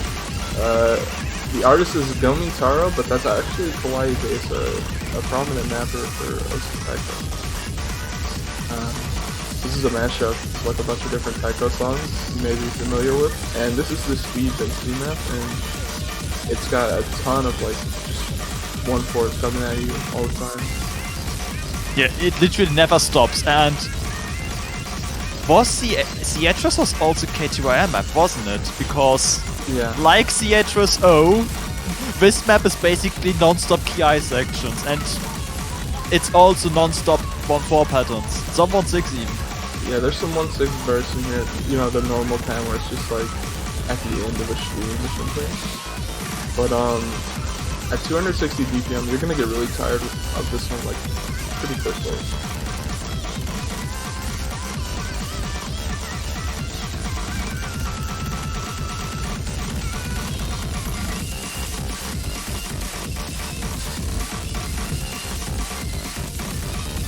Much more brutal than last week's No Mod 3. Despite being at a slightly low BPM, the density is higher, the OD is higher. There's like 1,800 nodes in just 2.5 minutes. Yeah, just about 2 minutes. It feels like it should only be like, you know, a 1,000 note kind of song, but yeah, it's just tons of notes. Just to make it very clear, rest in peace, last week's No Mod 3 was like 3 minutes and 30 seconds long and also had 1,800 nodes. So we have the same amount of nodes, but 1 minute less of playtime. Yeah, there's also some really long K bursts, and that may be really difficult if you're a DDKK player. I mean, I'm sure you've seen it 1,000 times, but it's always going to be hard because it's just so many monos in a row.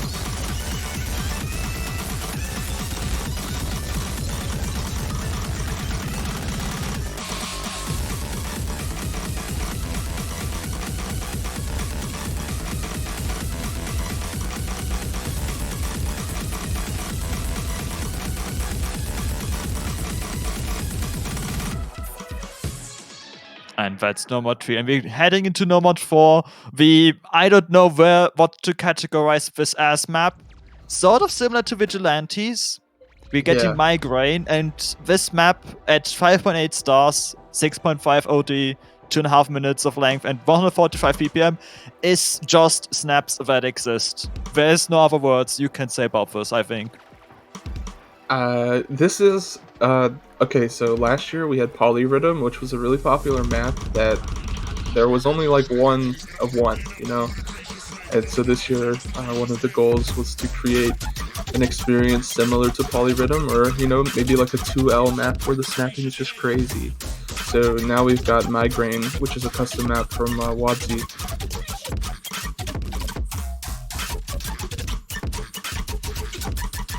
Yes, you could see the snaps are just everything. Yeah, it's incredibly difficult to act this. The patterns aren't too hard. They're very, very interesting, very new kind of patterns, but you're still not gonna struggle too much with them. It's just like acting them that's gonna be like very difficult. Yeah. And then in the second half of the map, we're getting some burst-ish kind of patterns, which might cause a few misses on top of the accuracy difficulties. Yeah.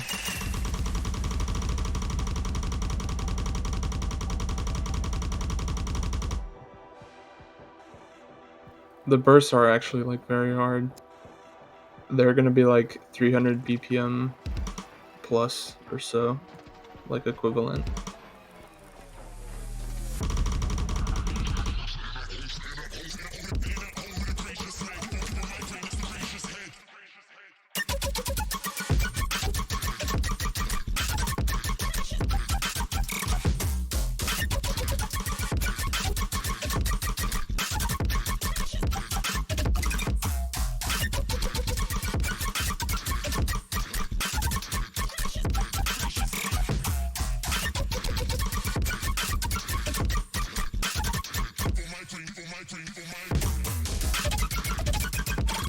And here we are, having some of these bursts that I mentioned.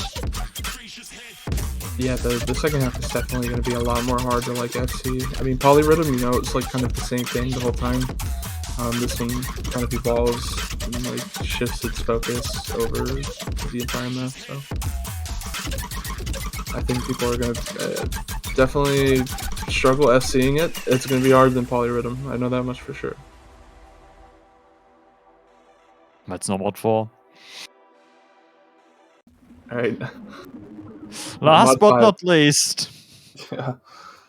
This is actually a song that was like given to us by Breakchild. This is part of an upcoming compilation called what is it called again? It's like Goodbye Daria Core, Good Riddance or something like that. We'll have it in the description so you can like check it out when it comes out. But yeah, this is a gimmick map by Ekan 1550.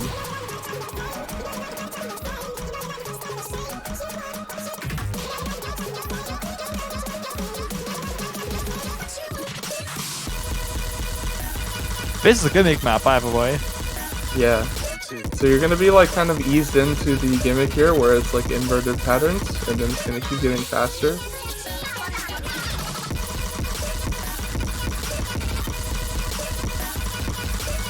It's definitely quite a few steps up from last week's or the qualifiers gimmick map. I feel like at least. Oh yeah, it's much harder. It's much harder. It may be too hard, but I think as a gimmick map, you know, it's all about learning, not necessarily patterns. Also, this part is very hard to read, but it is consistent with itself. So if you learn the patterns, it's gonna be fine.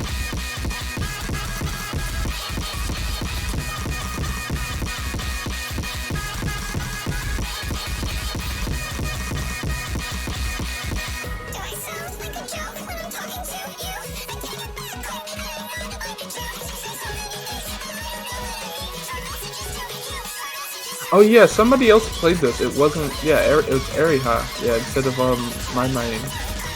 So shout outs to Ariha. This is crazy that you got an FC on it.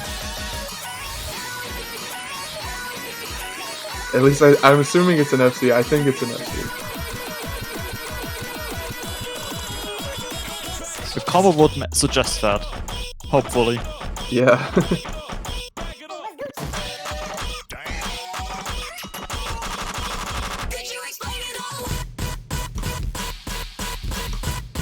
Oh yeah, so this is going to be another inverted thing.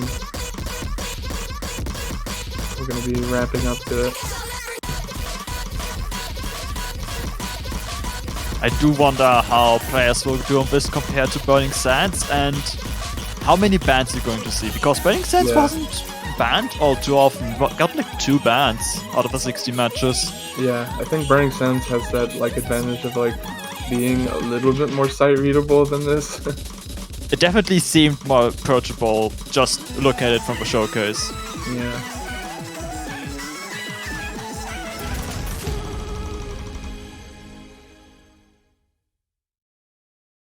Okay, now we're out of the no mods. We're going into the mod picks, and I can promise you that like the no mod music and the decision for the no mods was like I expected it to be a bit controversial, but you're gonna get bangers in these mod picks, I promise you. And we're going to start with one. Everyone knows the song. Like, if you don't know the song, well, you're about to hear a banger. This is Rubik's Cube. A map by Incandescence, now known as Luminite. It's a 16x16x16 difficulty, hopefully marked with the TWC map, because there's also 17x17x17 difficulty. Yeah. Do not practice 17 by 17. You'll find out very quickly that that map is like very hard to read, like almost impossible to read on him. It has been nerfed. The SV has been made a bit more palatable to the normal people. And also Baby Snakes is another guest for the replays. Number 1 Portugal player has been performing quite well with TWC. Yeah. And this is a 280 BPM map, 3 minutes long, OD7. It's the speed pick, but it has quite a few low SV sections, as you can see right now, and have seen in the past few minutes. Yeah. It definitely goes from like slow to fast. It's got a good mix. This is faster than the speed pick, you know, air quotes in No Mod 3. But this is like, for all intents and purposes, the actual like speed density pick, because reading hidden with a speed map is not going to be like as hard as like reading hidden normally, like for most maps. So I think most of your speed players are going to be able to play this. Because, like, you know, I think Baby Snakes always says, he says speed HD is not a skill set. Which, you know, it's a little controversial, but he's here playing the replay, so joke's on him, right? Not even for combo. I mean... He did, okay. He had like maybe 2 hours to do this or something. Yeah, I'm not actually meaning it. Yeah. He's still the homie. He did his best. It's not like anyone else in our like thingy could do it, so like my mind was like, nah, I'm not doing that.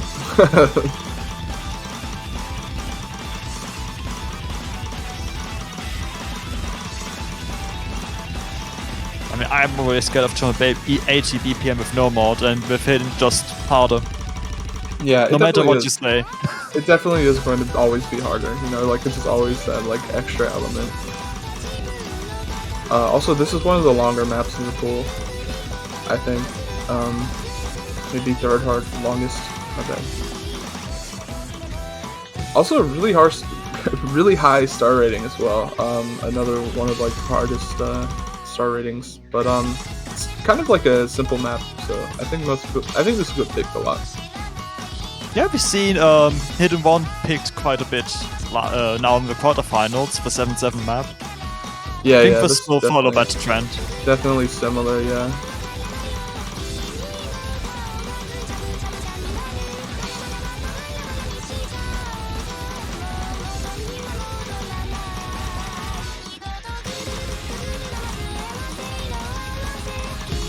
Obligatory key change as you're ending the song.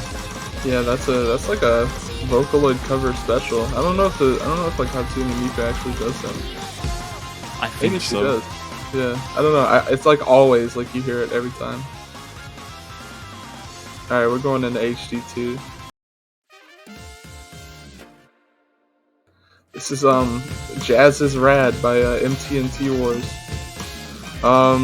This is like your kind of slow HD, but it's also very SV heavy, and it's kind of technical. It's got a bit of everything.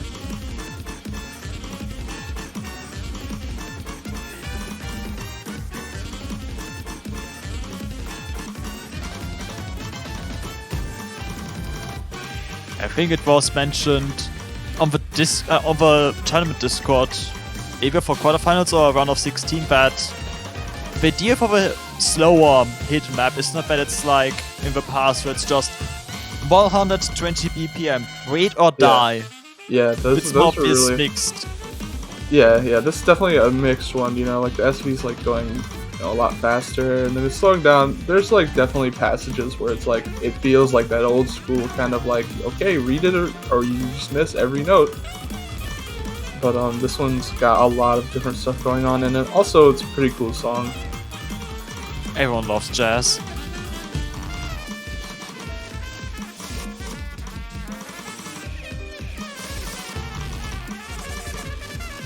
This is a really hard part to read. It was actually a lot harder. This is an edited map. This isn't a custom. This was an edited version. I talked to MTNT Wars and got him to like change it a bit, fix the SV so that it like doesn't overlap too much. Also, that's like KD like a bunch in a row. That's gonna be really hard to play if you don't like, I don't know, like if you're not like good at doing like spinners. I don't know, like yeah. I'm not good at spinners. Yeah, I just yeah. mash and pray. Yeah, same.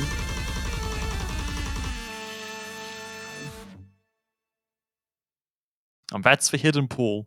Moving into hard rock, we're starting with No Man Break.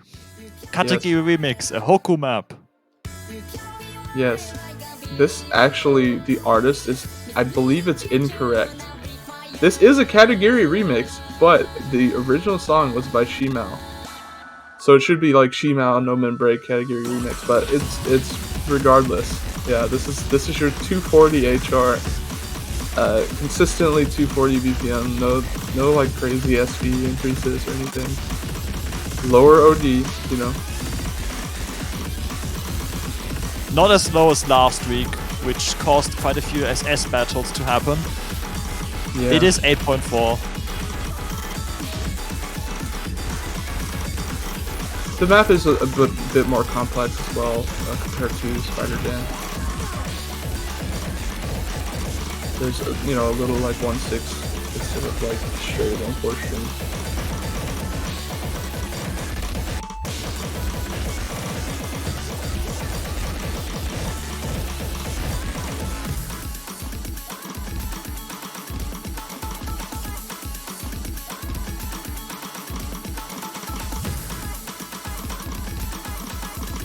Oh, it's kind of funny.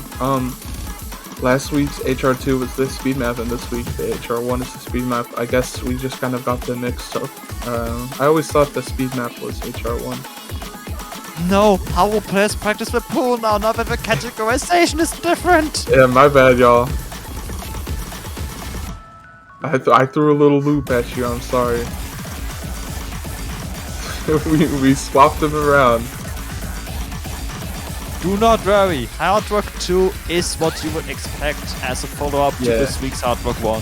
Yeah, don't worry. This isn't like, oh, this is 240. The next one's gonna be like 300 BPM hard rock. Like no, we got this. We got this. You'll be alright.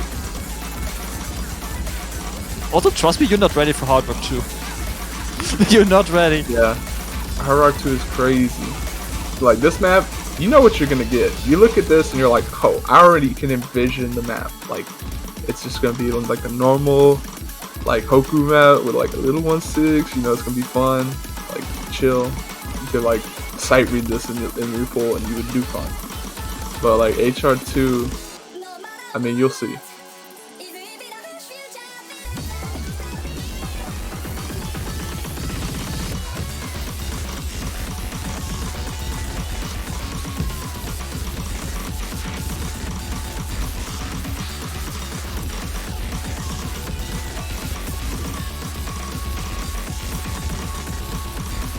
Yo, but shout out Kanagiri.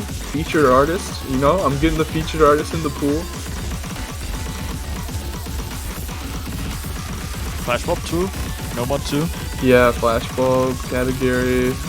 There was a lot more before we changed the pool. There was like definitely a lot of cool FA stuff, but you know, had to get changed. We still got a few. We still have a few to come. There's still, yeah, definitely more to come. And a couple surprises. A couple of things you might not ever expect in a PWC. Can't believe we're getting R176 in the pool. Yeah, don't worry. R176 extended 7-7 remix for tiebreaker.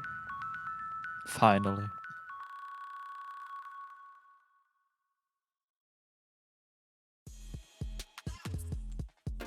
Alright, here we go. Do you know about this map? I've looked at it. I let Auto play all these maps because I don't stand a chance. And I was like, yep, this is hard. Yeah. This was like that. It won some tournament recently. Like some mapping tournament. I forget the name of it. Yeah, this is a very unique map. This is another featured artist, by the way. Yeah, this is Foresight, OD 9.8, 2 minutes and 55 seconds long, 34 even. 165 BPM, 6.4 stars. This is Slated Velocity Hell with tech in Hard Rock and OD 10 basically. Yeah. You're gonna see like a lot of different snapping. Another like snapping hell kind of map. There's already been a few. Here it is, and it's going to be slowest V in Hard Rock. It exists. Yes, it exists. It's real.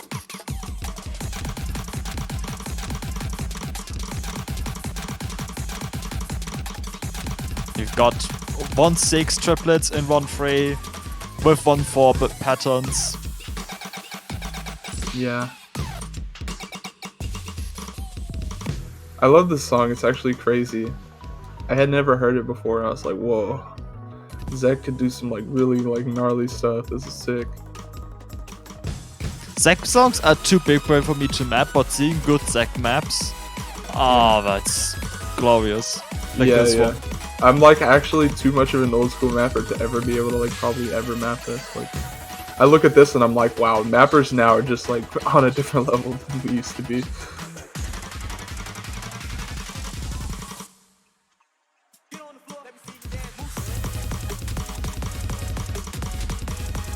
And we're getting a classic SV stream in Hard Rock 2. Yep. This has everything really that you would want in like your HR1, you know.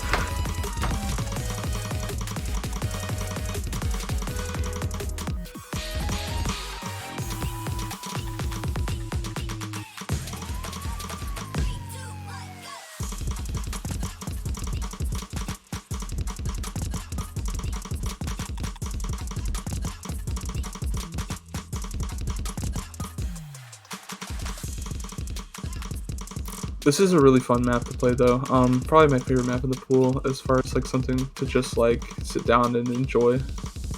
I'm glad I don't have to play this. Yeah, yeah. We're going to what I think is my favorite map in the pool, Double Time 1. Yeah, everybody I've shown this map to, they love it. It's crazy. Feeling Energy, a map by Mega Fan. This is the slower double time map.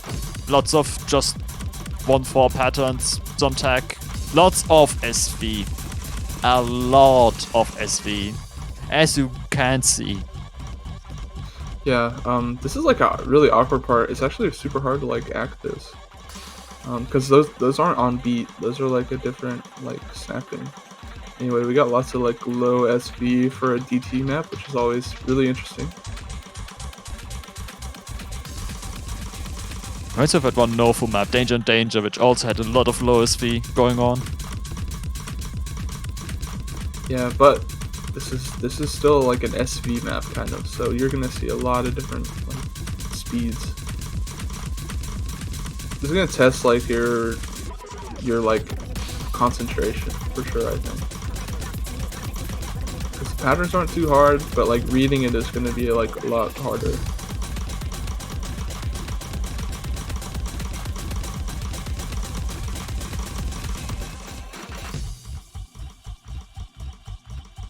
Mega fan, by the mapper of the qualifiers gimmick map, Yeah. with That perhaps he, the best background. He edited it. This is another edited map where he definitely worked on it a lot to like make it so it would be like good for a DT map.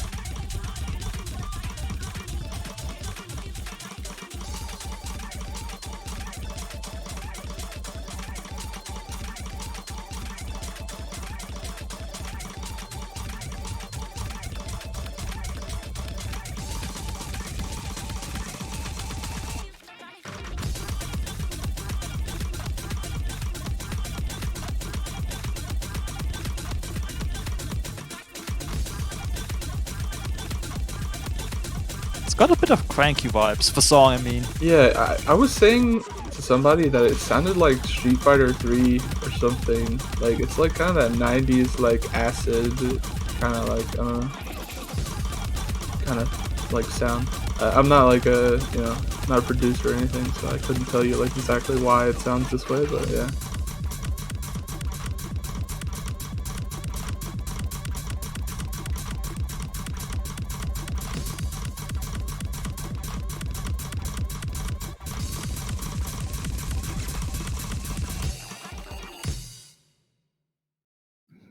I know, unfortunate miss right at the end.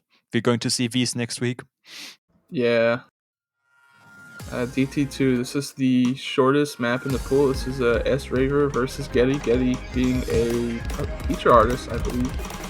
It's Dual Breaker Double X. And it is our 300 BPM DT, fastest map in the pool.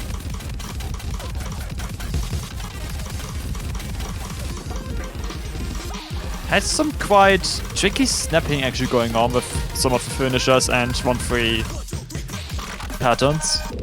Yeah, Also got some SP increases. It's not just straight up 1/4, this is another thing, another case where I'm like, well, I don't want, like in the past, the DT fast map is just like a really like fast thing with no like SB, no, like interesting patterns, but like it should be as good as a normal map. It shouldn't just be like a fast map that's sped up, like this is like a little bit like above, not above, but it's a lot different than previous like fast DTs. Yeah, I definitely did not expect this to be what the fast DT looks like, coming from past fast double time picks. Yeah, it gets the full treatment. Also, it is a short map, but it doesn't feel short because it's got so many notes. It's like over 1,000, or like almost 1,000 notes.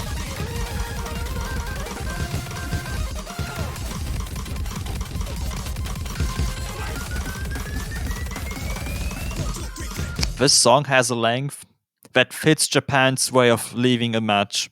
Yeah, I swear they do it every time, right? They're like, all right, let's end this, It's like... Yeah. I mentioned this 2 weeks ago, I think, where they, in the past, like the very old tournaments where you had TV-sized double time, they would pick that last. Yes, I swear, every time, I swear they do it. It's really weird. Like, they'll leave it, and then they'll be like, all right, we're here to, like, just destroy you on this map. And then it's like, they're done. They leave. They run off like thieves in the night. But it's time to move on to 3-mod-1, the Custom ridiculously song. SB heavy. Custom song. Made by Ooh. Nugio. Just for us. Song named Psyche, custom mapped then by Nifty. There's a lot of SV going on in this. You're once again not prepared.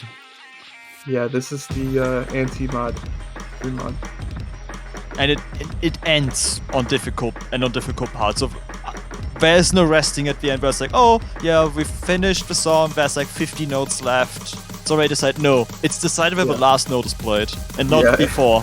It literally is. Like, the ending part is so like straining and hard. I think this is gonna be like one of the most fun ones to watch because I think I can see it where like teams are playing and then it shifts at the last minute, like or the last second.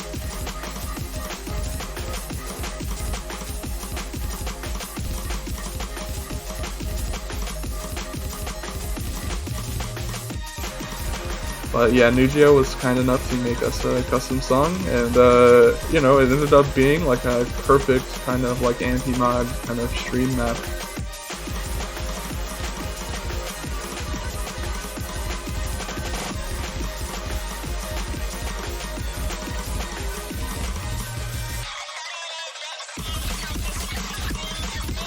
Here's the very, very difficult, like, kind of like hype, if you guys have ever played that from Nifty. He does this thing where like it goes fast and then it slows down, and it's really hard to play actually with any mods.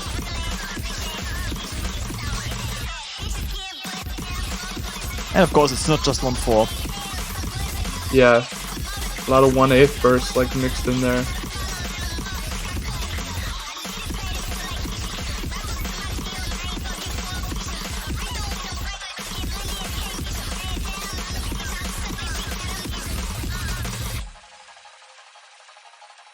Yeah, and that's the end. It just ends. Yeah, there is an outro. You know, I told Nifty, I was like, maybe we should map it, and he was like, nah. I was like, yeah, you're probably right.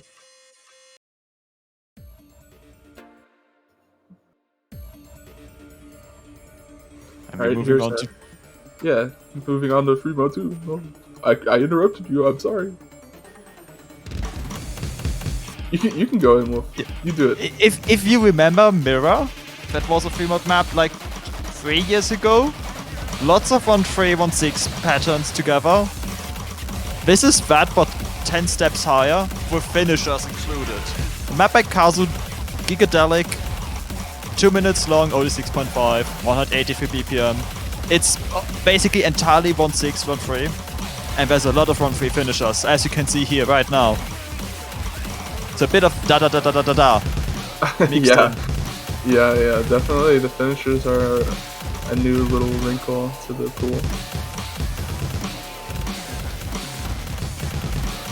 We definitely had a few maps in Figure Round of 16, especially where it caused the team to lose, or would have caused the team to lose on equal accuracy because they haven't played all the finishers correctly.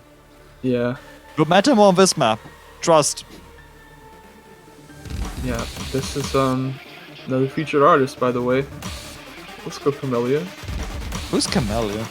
Honestly, who is that guy? That's like, that must be like one of the one that like snuck through. Nobody was like hyped about it or anything.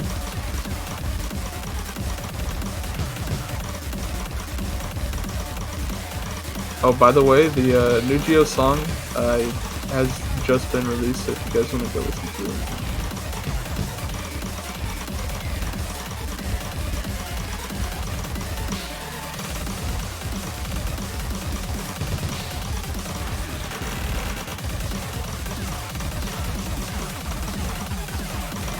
But yeah, thank you Kazu for nerfing this a little bit for HR, because it was originally I think 1.3 SV and now it's like 1.2, which is equivalent to 234.5 BPM or so on Hard Rock. So you know, it's balanced enough to both mods that you should be fine. And one more custom map for the road. This is KTYN's map of Anomaly by Ko. This is very category-esque, or not category-esque, this is Camellia-esque. If you are like looking forward to like a Camellia kind of song, this is going to be like your kind of TB Link, you know, Camellia thing.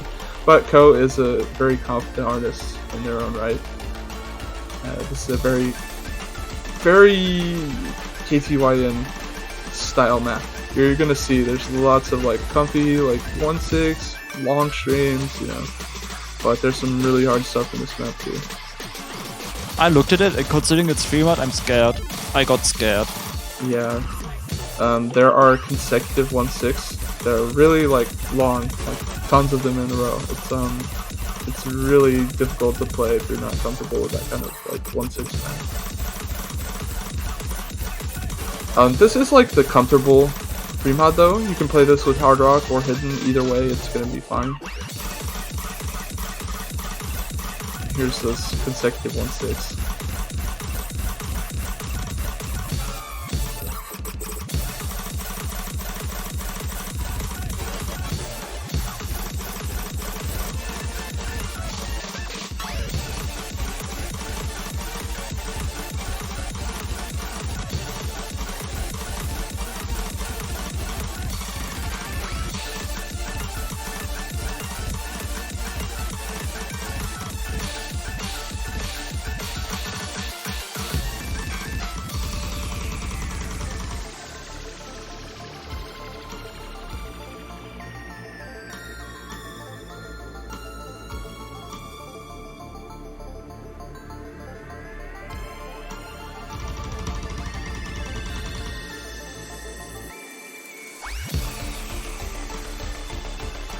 And we've only now reached the halfway point. Yeah, by the way, if you haven't noticed, there's like a banana peel sound effect in this song. I don't know, it's like or whatever. I didn't notice it until somebody like pointed it out. So yeah, there you go. I've like kind of mind warmed you. Now you're gonna notice the banana peel.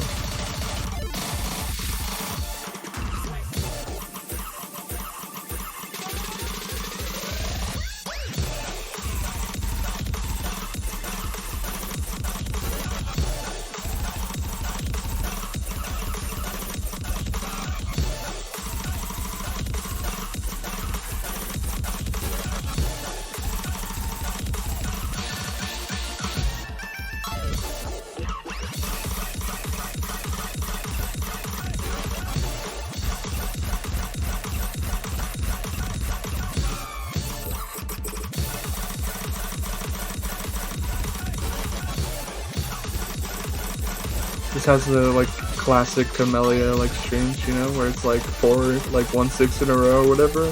That's in like every Camellia map. This song generally feels Camellia. Yeah, it's definitely like definitely in the wheelhouse.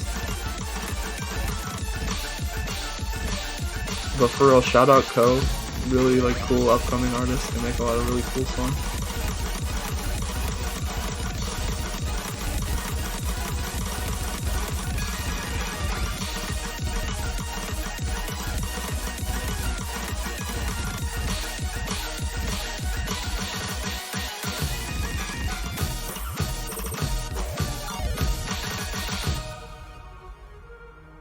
Okay, we're done with that. Now, and Wolf, it's your opportunity to tell It is everyone about this. time. I've been excited for this. It's a custom song by Breakchild. Neurotypical system. Mapped by me. 5 minutes and 46 seconds long. 220 BPM. OD of 7.7. A star rating of 6.7. And this map and the song are both very DJ Sharpnel inspired. Lots of streams, it never ends. It literally never ends. There's over 4,000 notes. Yeah.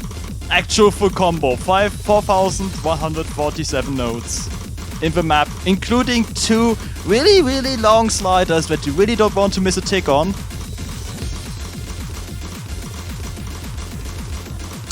Yeah, these like doublets remind me of like old DJ Sharpnel. Like the mapping style definitely harkens back to that, like kind of like, oh, like let's just do like 1/4 only. Like that's what's hard about it. Yeah, but all these SV streams too. I tried to. There was an LCD map, but also was a DJ Sharpnel, so I think Gate Openers, and that had all these minor SV changes that aren't hard to read mixed in, but it just gives something visual. Yeah, that was a really funny map because he did that with like the Fuko tool. Yeah, I might have used that tool. I did a lot of SV manually, and then I was like, wait a second, I can make this easier myself. Yeah. You just add a bunch of waving on the streams. But it's good for like hard rock and hidden if you're like actually gonna try to do those. But this is definitely like an anti-mod. Like you put a bunch of stuff in there to trip those guys up, right? Yeah, there's especially some low speed coming up that might make Hidden bit undesirable. Then again, Hidden players are scary.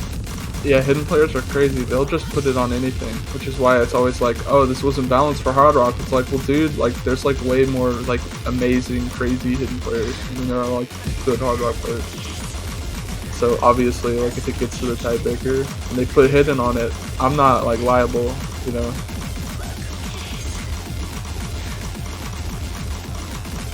As you're approaching the halfway mark, the streams are going to get longer. So you've had 1,600 notes of relatively short streams still to start tiring you out. Now the actual patterns start to hit. After this slow SV section. Oh, have we mentioned the samples thus far? It was like strange program at first, Yeah, there's but like slowed down. I especially put them the tags so I could remember. It includes Strange Program or the songs they are based on. Back to the Gate, the Tactical Railroad, whatever. Yeah, and then a couple of original ones.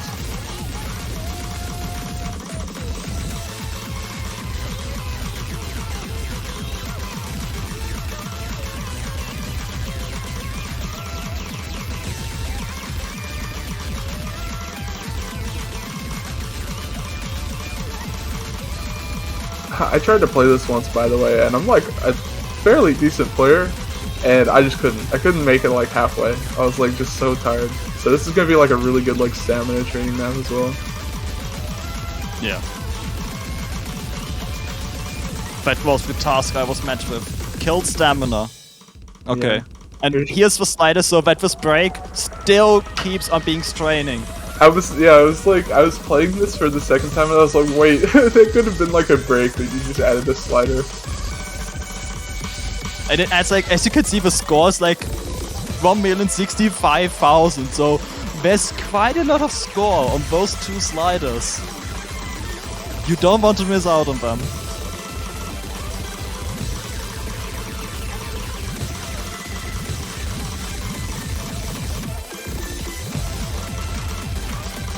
Yo, this part is crazy. This is like next level DJ Sharma stuff. Like, this is so sick.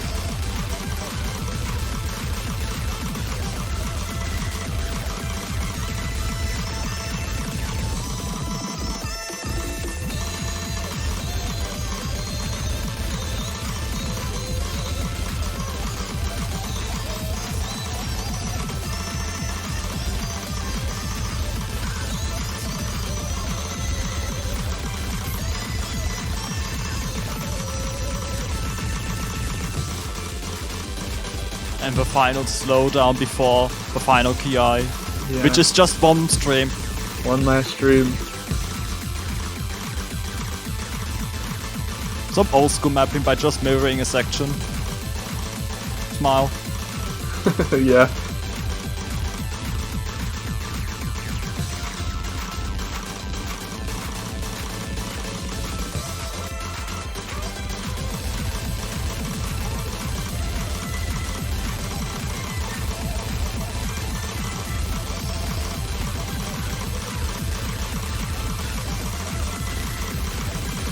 We better see tiebreaker next week. I will be sad if we don't.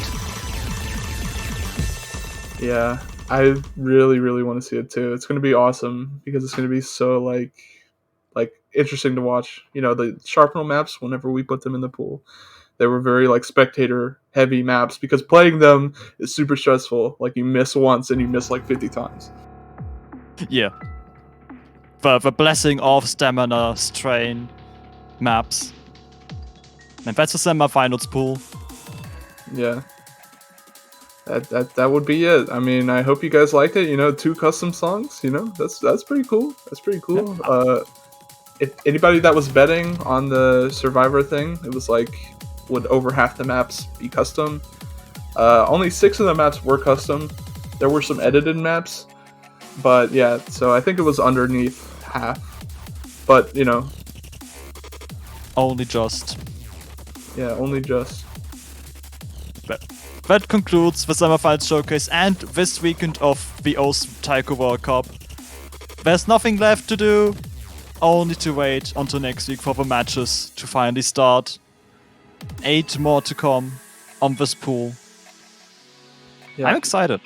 Yeah, I'm excited too. Everything, so far from this TWC has been like very competitive. One of the most competitive ever. It's been awesome, and I hope this pool is like the next step that people are going to be like excited to play it.